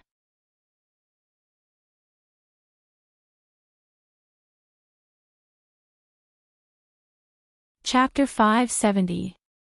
Yushu had to admit that she was a narrow-minded person. She still remembered how Jiang had snatched something from her last night. Even if Jiang had taken the initiative to express her goodwill, she didn't like to be led by the nose. "Thank you for your kindness, princess, but I'm the eldest sister at home. I'm used to being the eldest and don't like to call others elder sister or elder brother. You stole my things when you were in a good mood, and when you were in a good mood, you called me elder sister and younger sister. You're quite magnanimous, but I'm a vengeful person. I have to be willing to do everything." Jiang's smile disappeared. She looked at Yushu, who had tactfully rejected her good intentions, and her voice also turned cold. "If that's the case, then can you call Shui Qingbi elder brother?" Shui Rui had just finished reading Jiang Huaying's private letter when he suddenly heard Jiang mention his name. He looked up and saw the calm expression on Yushu's face. "Elder brother Shui and I have been through thick and thin together. We can talk about life and death together. Of course we're different." Shui Rui's heart skipped a beat. He folded the letter and was about to say something when he heard a hearty laugh beside him. "Ha, you're a little stubborn. You're not like those despicable people who fawn on the rich and powerful. I like you more and more." Yushu also smiled. She didn't dislike this Princess Jiang's straightforward temper. Shui Rui saw the two girls talking back and forth. They were full of hostility just now, but now they were smiling. He could only sigh inwardly at the fickle nature of women. "I've finished reading it." "What did Brother Wang say in the letter?" Jiang asked Shui Rui. Shui Rui put the letter away and said to her, "Your elder brother asked me to watch over you in the capital so that you don't cause trouble." Jiang didn't think much of it. "I won't attack unless I'm attacked." Shui Rui knew it was useless to remind her, so he didn't say anything more. Jiang Huaying must have told her everything before they came. Besides, Madame Wei was also here. In fact, Jiang Huaying's letter not only asked him to take care of Jiang, but also told him that a mole had infiltrated Prince Dongjing's mansion in Ningdong City. It was no longer safe for him and Shui Rui to pass the message privately. Therefore, he didn't send a letter to Shui Rui in advance. Instead, he asked Jiang to bring a letter to him. "Where will you stay, princess? Why don't you stay here before Madame Wei arrives?" Yushu suggested. "All right," Jiang readily agreed. She then said, "Shui Dalong, this is my first time coming to the capital. Shouldn't you show your hospitality as a host?" Shui Rui didn't really want Jiang to stay at his place, but since Yushu spoke first, it wasn't good for him to refuse. So he nodded and said Jiang was happy. She patted the armrest and stood up. "I'm going back to the inn to get the horses." Wait for me. Jiang was delighted. She patted the armrest and stood up, saying, I'm going back to the inn to get the horses. Wait for me. Seeing her leave, Shuai turned and said to Yu Shu, I'm going back to the inn to get the horses. Wait for me. After saying that, she left without waiting for Shuai and Jiang Huaying to send her off. Jiang is a straightforward person. Although she is a bit moody, she is not a bad person. You will know after spending a few more days with her. Although she's a little moody, she's not a bad person. You'll know when you get along with her for a few days. Shuai coughed. I'm not afraid of you being calculative. I'm just afraid that she'll hurt you accidentally. She's practiced martial arts since young and is used to killing. She doesn't hold back when she fights. Yu Shu supported her head with one hand. She wasn't scared at all. Instead, she smiled and said, All right, I won't provoke her. With these words of hers, Shuai was at ease, and he was in the mood to take out the Mu River fan in his sleeve before he opened it and shook it. Yu Shu's eyes lit up when she saw the additional picture on the fan. She leaned over and took the fan to take a closer look. When she saw that the picture was the river scene they swam through last night, she couldn't help but smile and praised, It's really well drawn. There was no one outside the door. Shuai pulled her sleeve and pulled her to sit on his lap. He wrapped one arm around her waist and held the fan with the other. He tilted his head to look at her face and said gently, I wanted to draw you and me on the picture. But I thought it would be too ostentatious. So I only took the river scene. Look, this white is the Magatama. The two black dots on it are you and me. As Yu Shu listened to his explanation, she realized that there was a small white horse by the river in the picture. There were two even smaller black dots on the horse's back. She had to move closer to her eyes to barely distinguish that it was two people. She laughed and looked down again. She leaned on Shuai's shoulder and said softly, I've wronged you. We're lovers, but we can only do it secretly. We can't let outsiders know. I'm the one who wronged you. Shuai's eyes were deep. His chin gently touched her forehead. If I had enough power, I could protect you so that you wouldn't have to worry about anything. But now, I can only be with you step by step. Yu Shu only felt warm when she heard him taking care of her. How could she think that he wasn't good enough? She swept away her worries and said, You're the young and promising Shaoqing of the Supreme Court and the eldest young master of the Shui family. Who in the younger generation of Anling City can beat you? The eldest young master of the Shui family. Shuai smiled bitterly in his heart. He couldn't help holding her hand tightly. He really wanted to ask, what if he wasn't the eldest young master of the Shui family? That might not necessarily be the case. Isn't there a female fortune teller here who only appears once every 10 years, a young imperial lady? Shuai suppressed his impulse and spoke in a serious tone. Yu Shu sat on his lap with her back to him. She couldn't see Shuai's expression just now. Hearing his compliments, she was happy for a while. Then she pushed his arm away and got up from his arms. She tidied her clothes and said with a smile, I didn't sleep well last night. I'll go upstairs and rest for a while. You wait here for Jiang. Shuai also slept in the middle of the night last night. But he was used to staying up late and didn't feel tired, so he let her be. Jiang Noon led the horse and returned to the Forgotten Opportunity Tower. Shuai instructed the servants to prepare a table full of dishes and wine. He and Yu Shu entertained her together.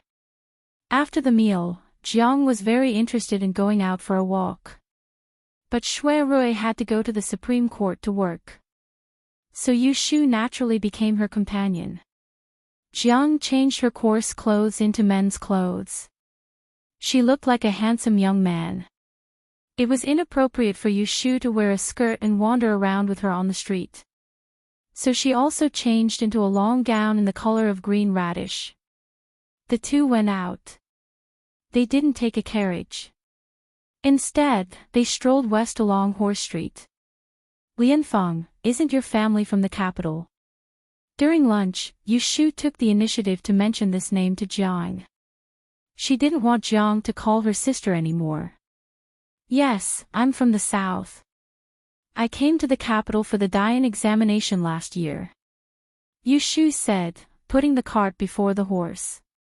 In fact, she was persuaded to participate in the Dian examination after she came to the capital and met Shui Rui. Jiang was surprised. Oh, you're also a master of change.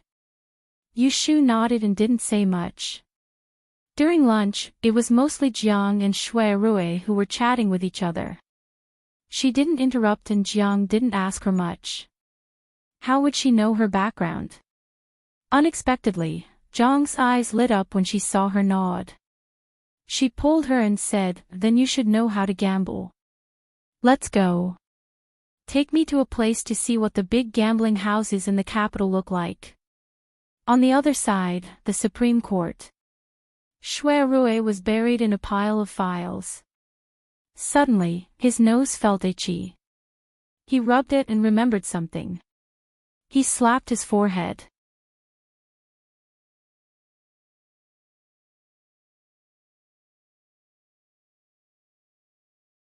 Chapter 571. 2:00 in the morning, begging for pink, okay. Yu Shu received the letter of appointment and reported to the Celestial Commissioner the next day. First, she had to go to the Taiching department to fill in her personal information, answer some messy questions from the bookkeeper, such as the age of her parents, whether she was married or not, how many properties she owned, and how many siblings she had.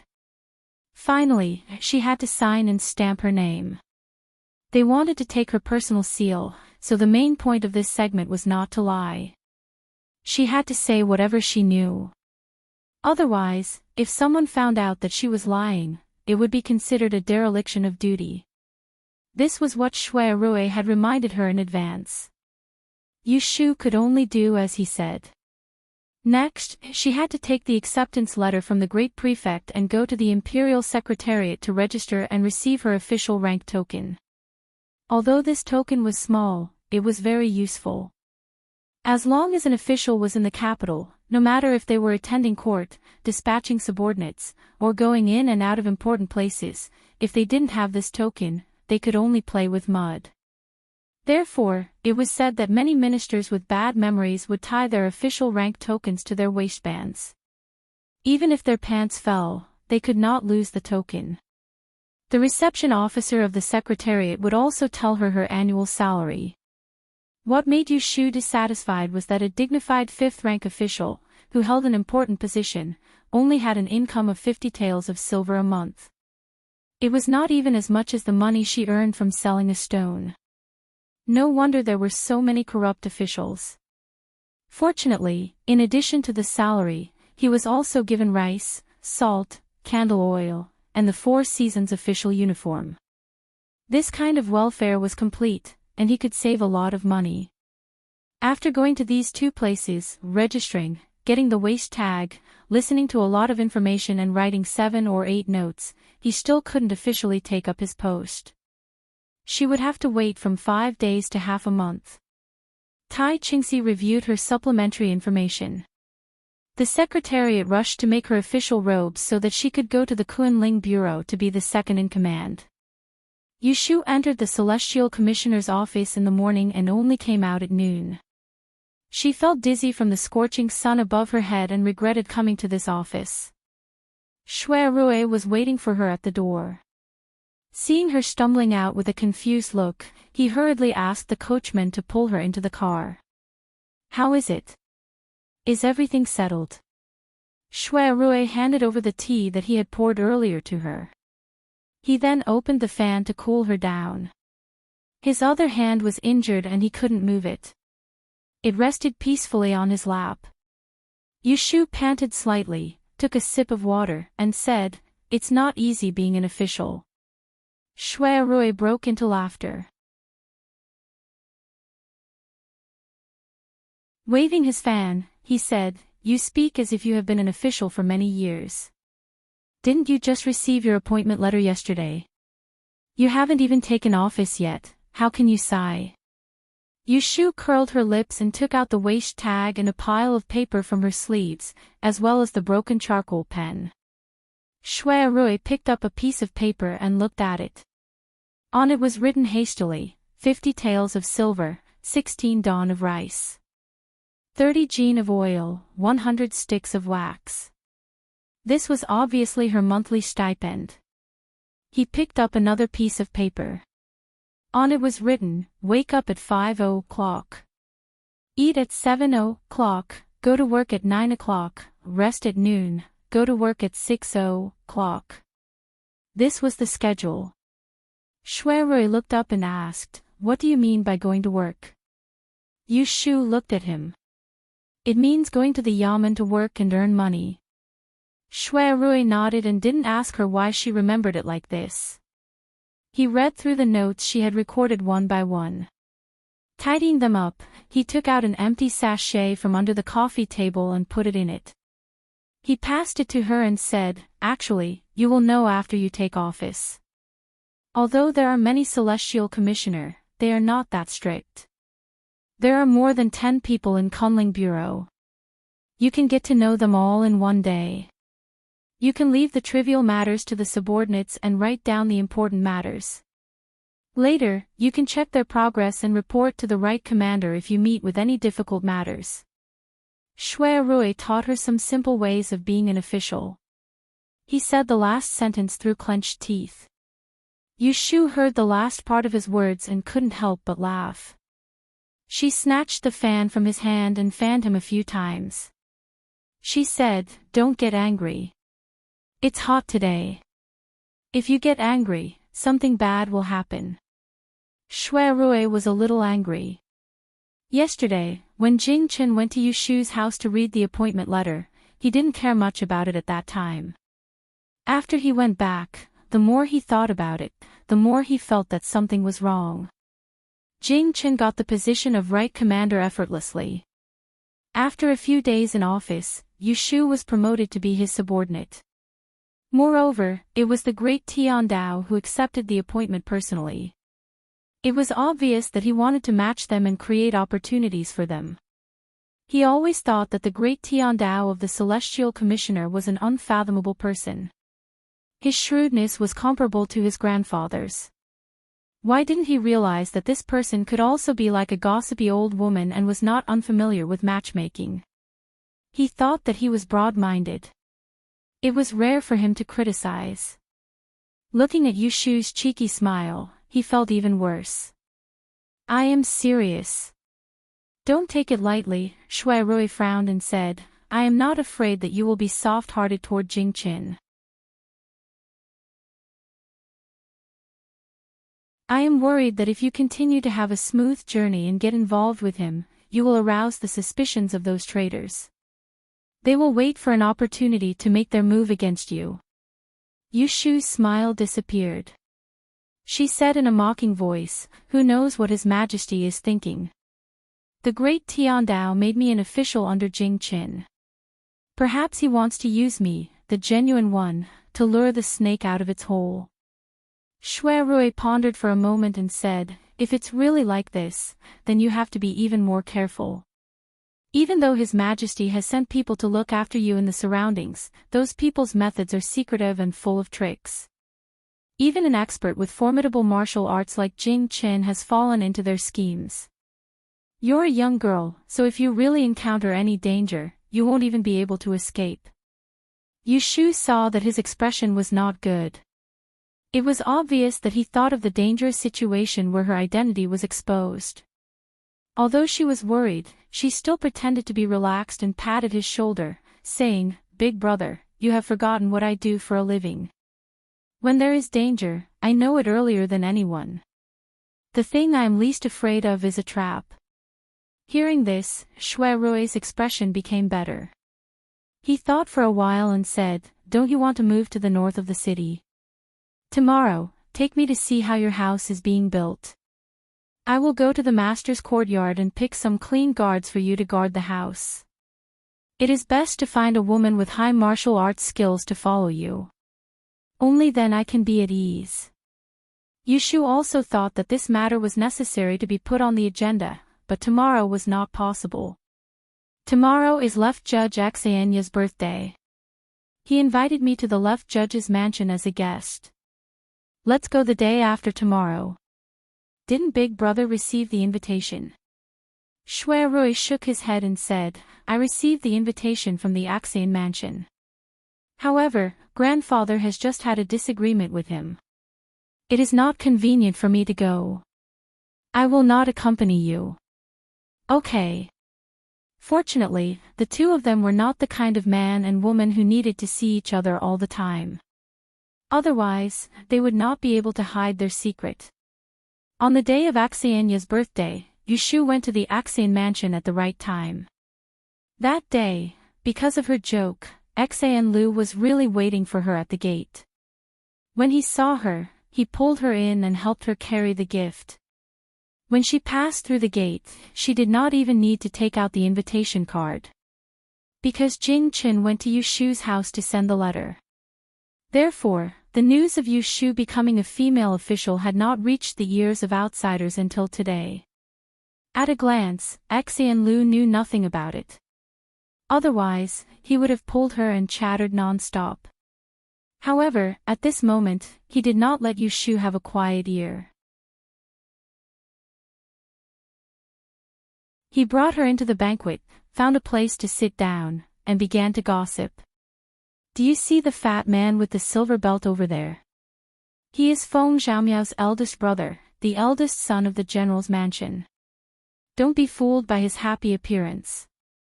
I heard that he led troops to the northwest to fight a war and killed more than 10 people in a day. He even dried human blood and used it as ink to write. Yushu came today just to go through the motions. She did not want to use this occasion to make friends with anyone. So he sat next to her and listened to her made-up rumors. Because of this, the guests who heard that the female fortune teller would come to congratulate Old Master Xaen tonight did not notice the two girls hiding in the corner until the banquet started. Xaenya knew that Xaen Lu was not reliable, so she had sent someone to keep an eye on her. Before the banquet started, he saw the figure of Yushu. However, he stroked his beard and smiled. He did not go up to greet her. This old man was cunning. He knew that there were many people coming today. If he really brought Yushu out, it would not be a good thing. At this time, the birthday banquet was just eating, drinking, watching the drama, chatting with the guests, and receiving gifts. There was nothing new. The banquet lasted until dark. When Yushu saw that some guests were leaving, she wanted to leave. She told Xaen Lu that the other didn't want her to stay and got up to send her out. You go first. There are many people today and grandfather can't greet all of them. You don't need to say goodbye to him in person. I will talk to him later. Xaen Lu sent Yushu to the corridor outside, but was quickly stopped by a steward. Sixth Miss, the old master asked Miss Yu not to leave in a hurry. Wait for a while in the tea room in the garden. The old master will be there in a while.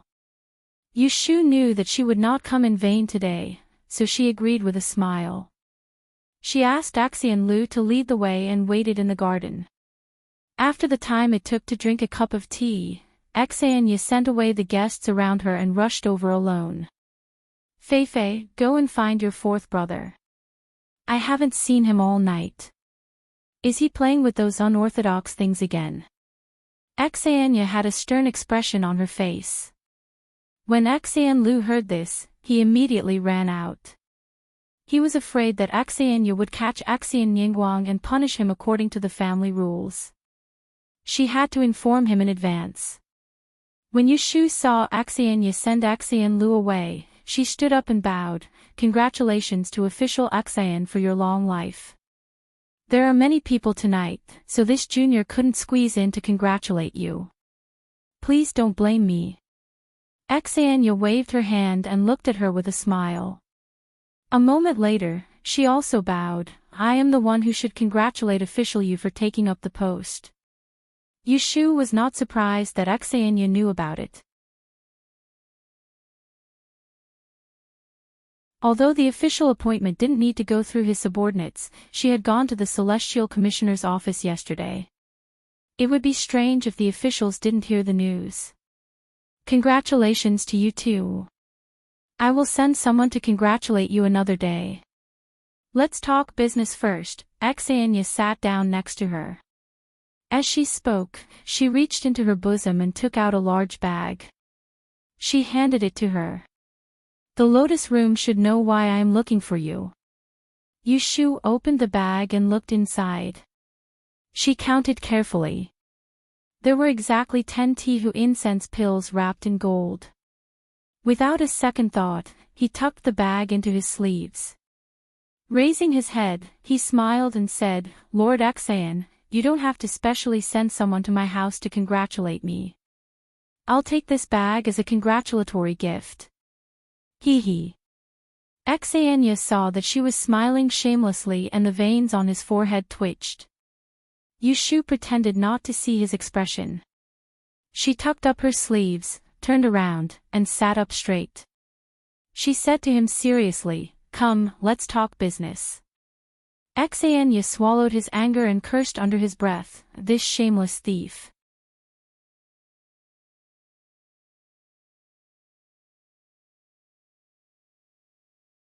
Chapter 572.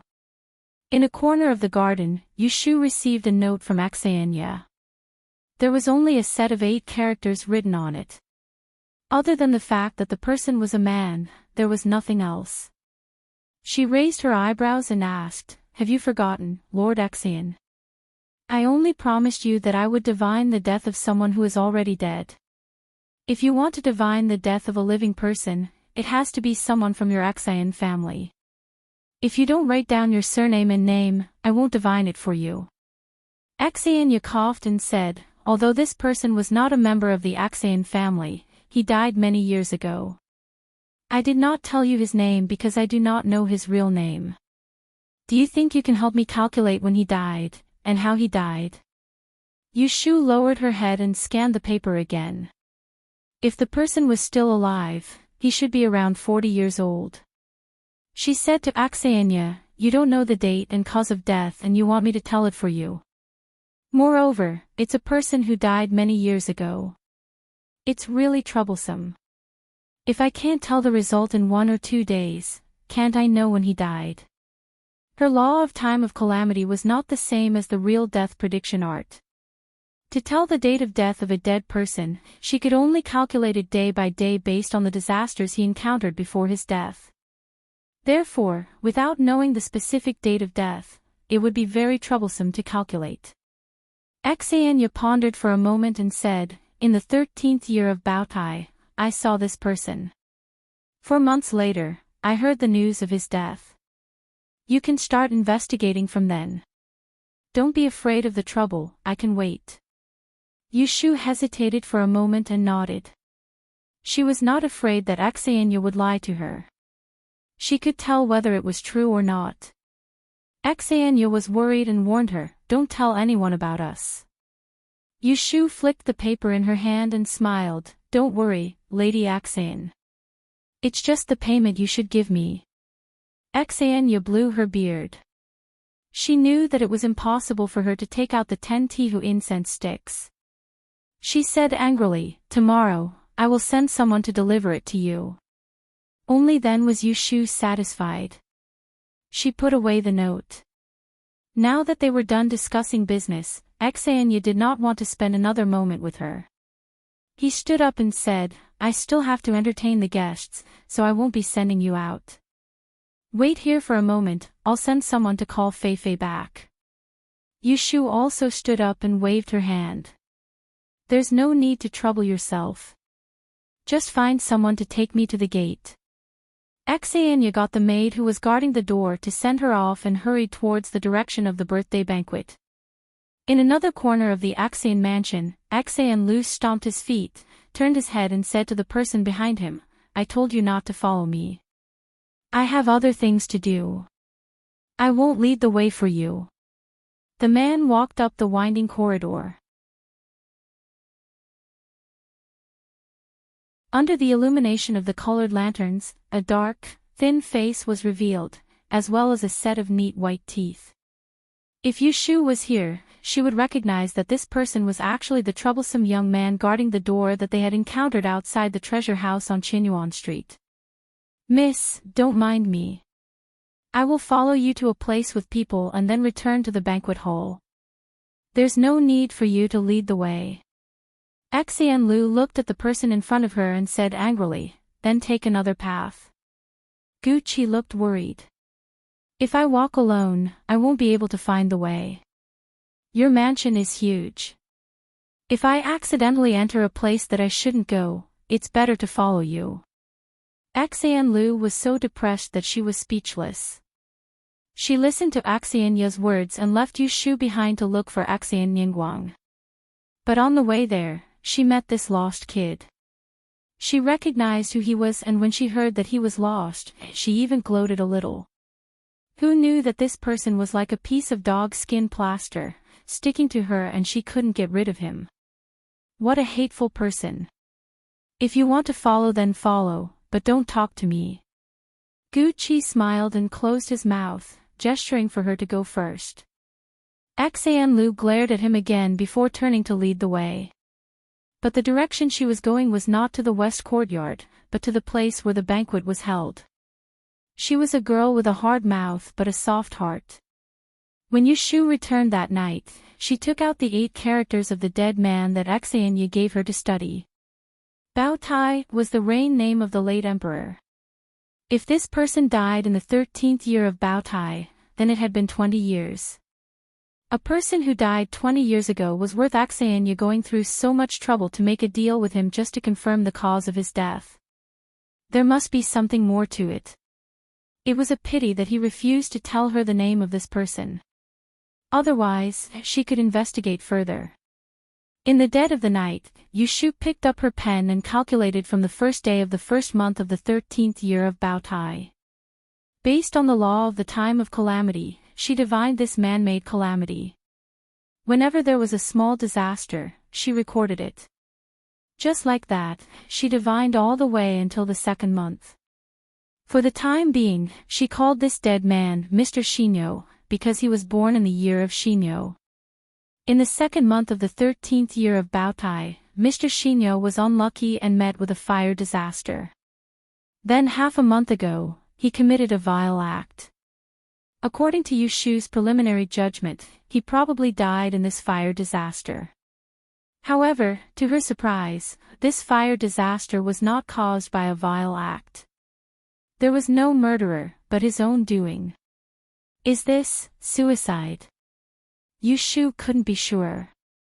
Maybe Mr. Shinyo didn't die here, so she continued to calculate. Then, she divined that in the third month, she met with another bloody disaster. This time, someone committed the crime. So, if Mr. Shinyo didn't die in the fire disaster in February, then would it be this bloody disaster? In order to verify it, Yu Shu continued to calculate. Who would have thought that after 4 months, she found a disaster at the beginning of May? This is...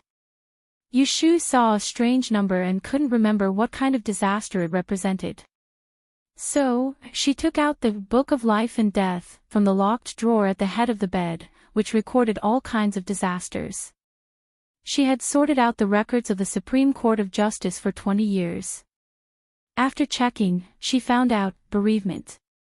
In other words, in April, Mr. Shinyo lost a relative, and the bereavement she recorded included his wife, parents, children, and siblings. She didn't know which relative died, but she was sure that Mr. Shinyo was still alive and well in May. Otherwise, she wouldn't have been able to calculate the bereavement disaster in the past 4 months. Looking at this result, Yushu touched her chin and thought that there were two possibilities: either Xaenya's memory was bad, or he deliberately used a living person's horoscope to deceive her. Putting down the pen, Yushu looked up at the sky outside the window that was gradually brightening. After a busy night, she stood up with a sore back and walked to the bed. She thought to herself, I promised Xaenya that I would only help him read the horoscope of a dead person. If he gives me a living person's horoscope, it has nothing to do with me if I can't read the horoscope. I won't settle the score with him first.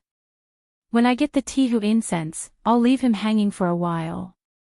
I'll deal with him when he can't take it anymore. Yushu covered herself with the blanket and fell asleep. On the table, a few pieces of paper were scattered, revealing a corner. There was a line of words in the middle: Baotai 13th year, April 21st, bereavement. The next day, it was the 7th month.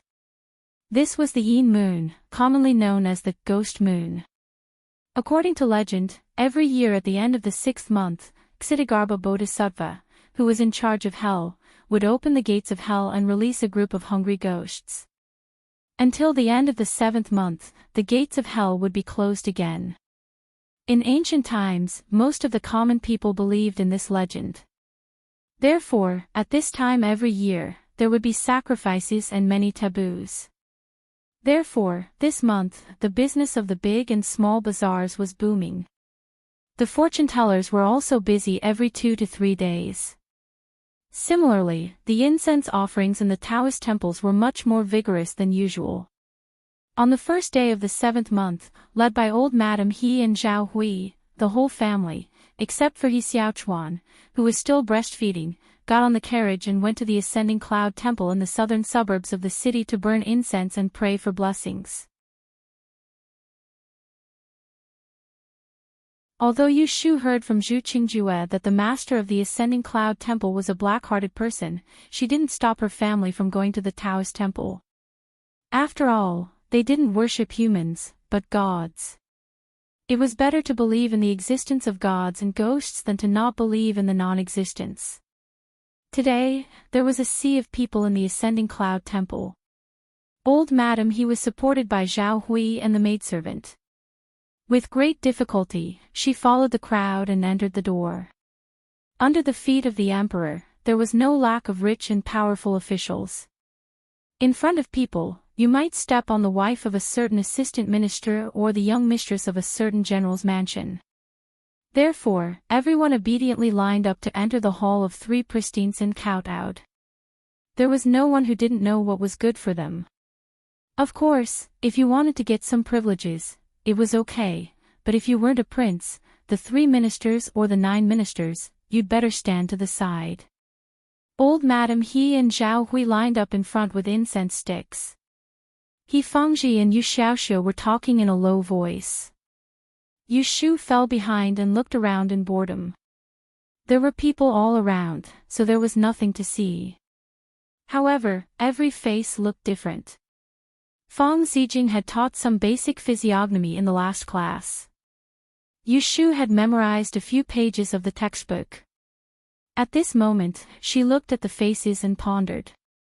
That man had a pair of thin eyebrows, which was the sign of timidity. That woman had a wide forehead and big eyes, which was the sign of prosperity for her husband. That child's eyebrows were sunken and shallow, which was the sign of sickness. While she was looking at them with interest, suddenly, a withered old face flashed in front of her eyes. Yushu was stunned. She blinked her eyes quickly and looked at the crowd again. That old face had disappeared, leaving a slightly stooped back. In the blink of an eye, it was buried behind the shoulders of a few Taoists. When she came back to her senses, her heart was beating wildly. She didn't have time to tell her family and squeezed into the crowd. After a while, Yushu stood in front of a crescent door in the northeast corner of the Taoist temple. She stared at the padlocked wooden door in front of her, panting and sweating. Why did it disappear? She had clearly chased after someone and came here. Yushu hesitated for a moment. She reached out to the door lock. Just as she pulled it, she heard a scolding voice behind her. What are you doing here? This is a place for cultivation. How can you barge in? Hurry up and leave. Yushu turned around and saw a young Taoist walking over in a hurry. She stepped forward and drove him away. Yushu pointed to the door and asked, "May I ask what this place is? Is there anyone living in it?" The Taoist looked impatient. He shook off her hand that was pulling the lock and stood in front of her and the door. His tone became more fierce. "This is the place where our Abbey Dean meditates. What are you asking for? Hurry up and leave. If you are a guest, go to the front hall. If you don't leave now, I won't be polite to you." Yushu pursed her lips tightly and took a deep look at the courtyard door. Her heart was full of surprise. "You're tuning into the LoveLore Library YouTube channel. We're so grateful for your support, and don't forget to subscribe to join us on this incredible journey through captivating stories. Your generosity through donations truly makes a world of difference, as it's the primary source of revenue that allows me to expand and enhance this channel for you. Thank you from the bottom of my heart for being a part of this adventure.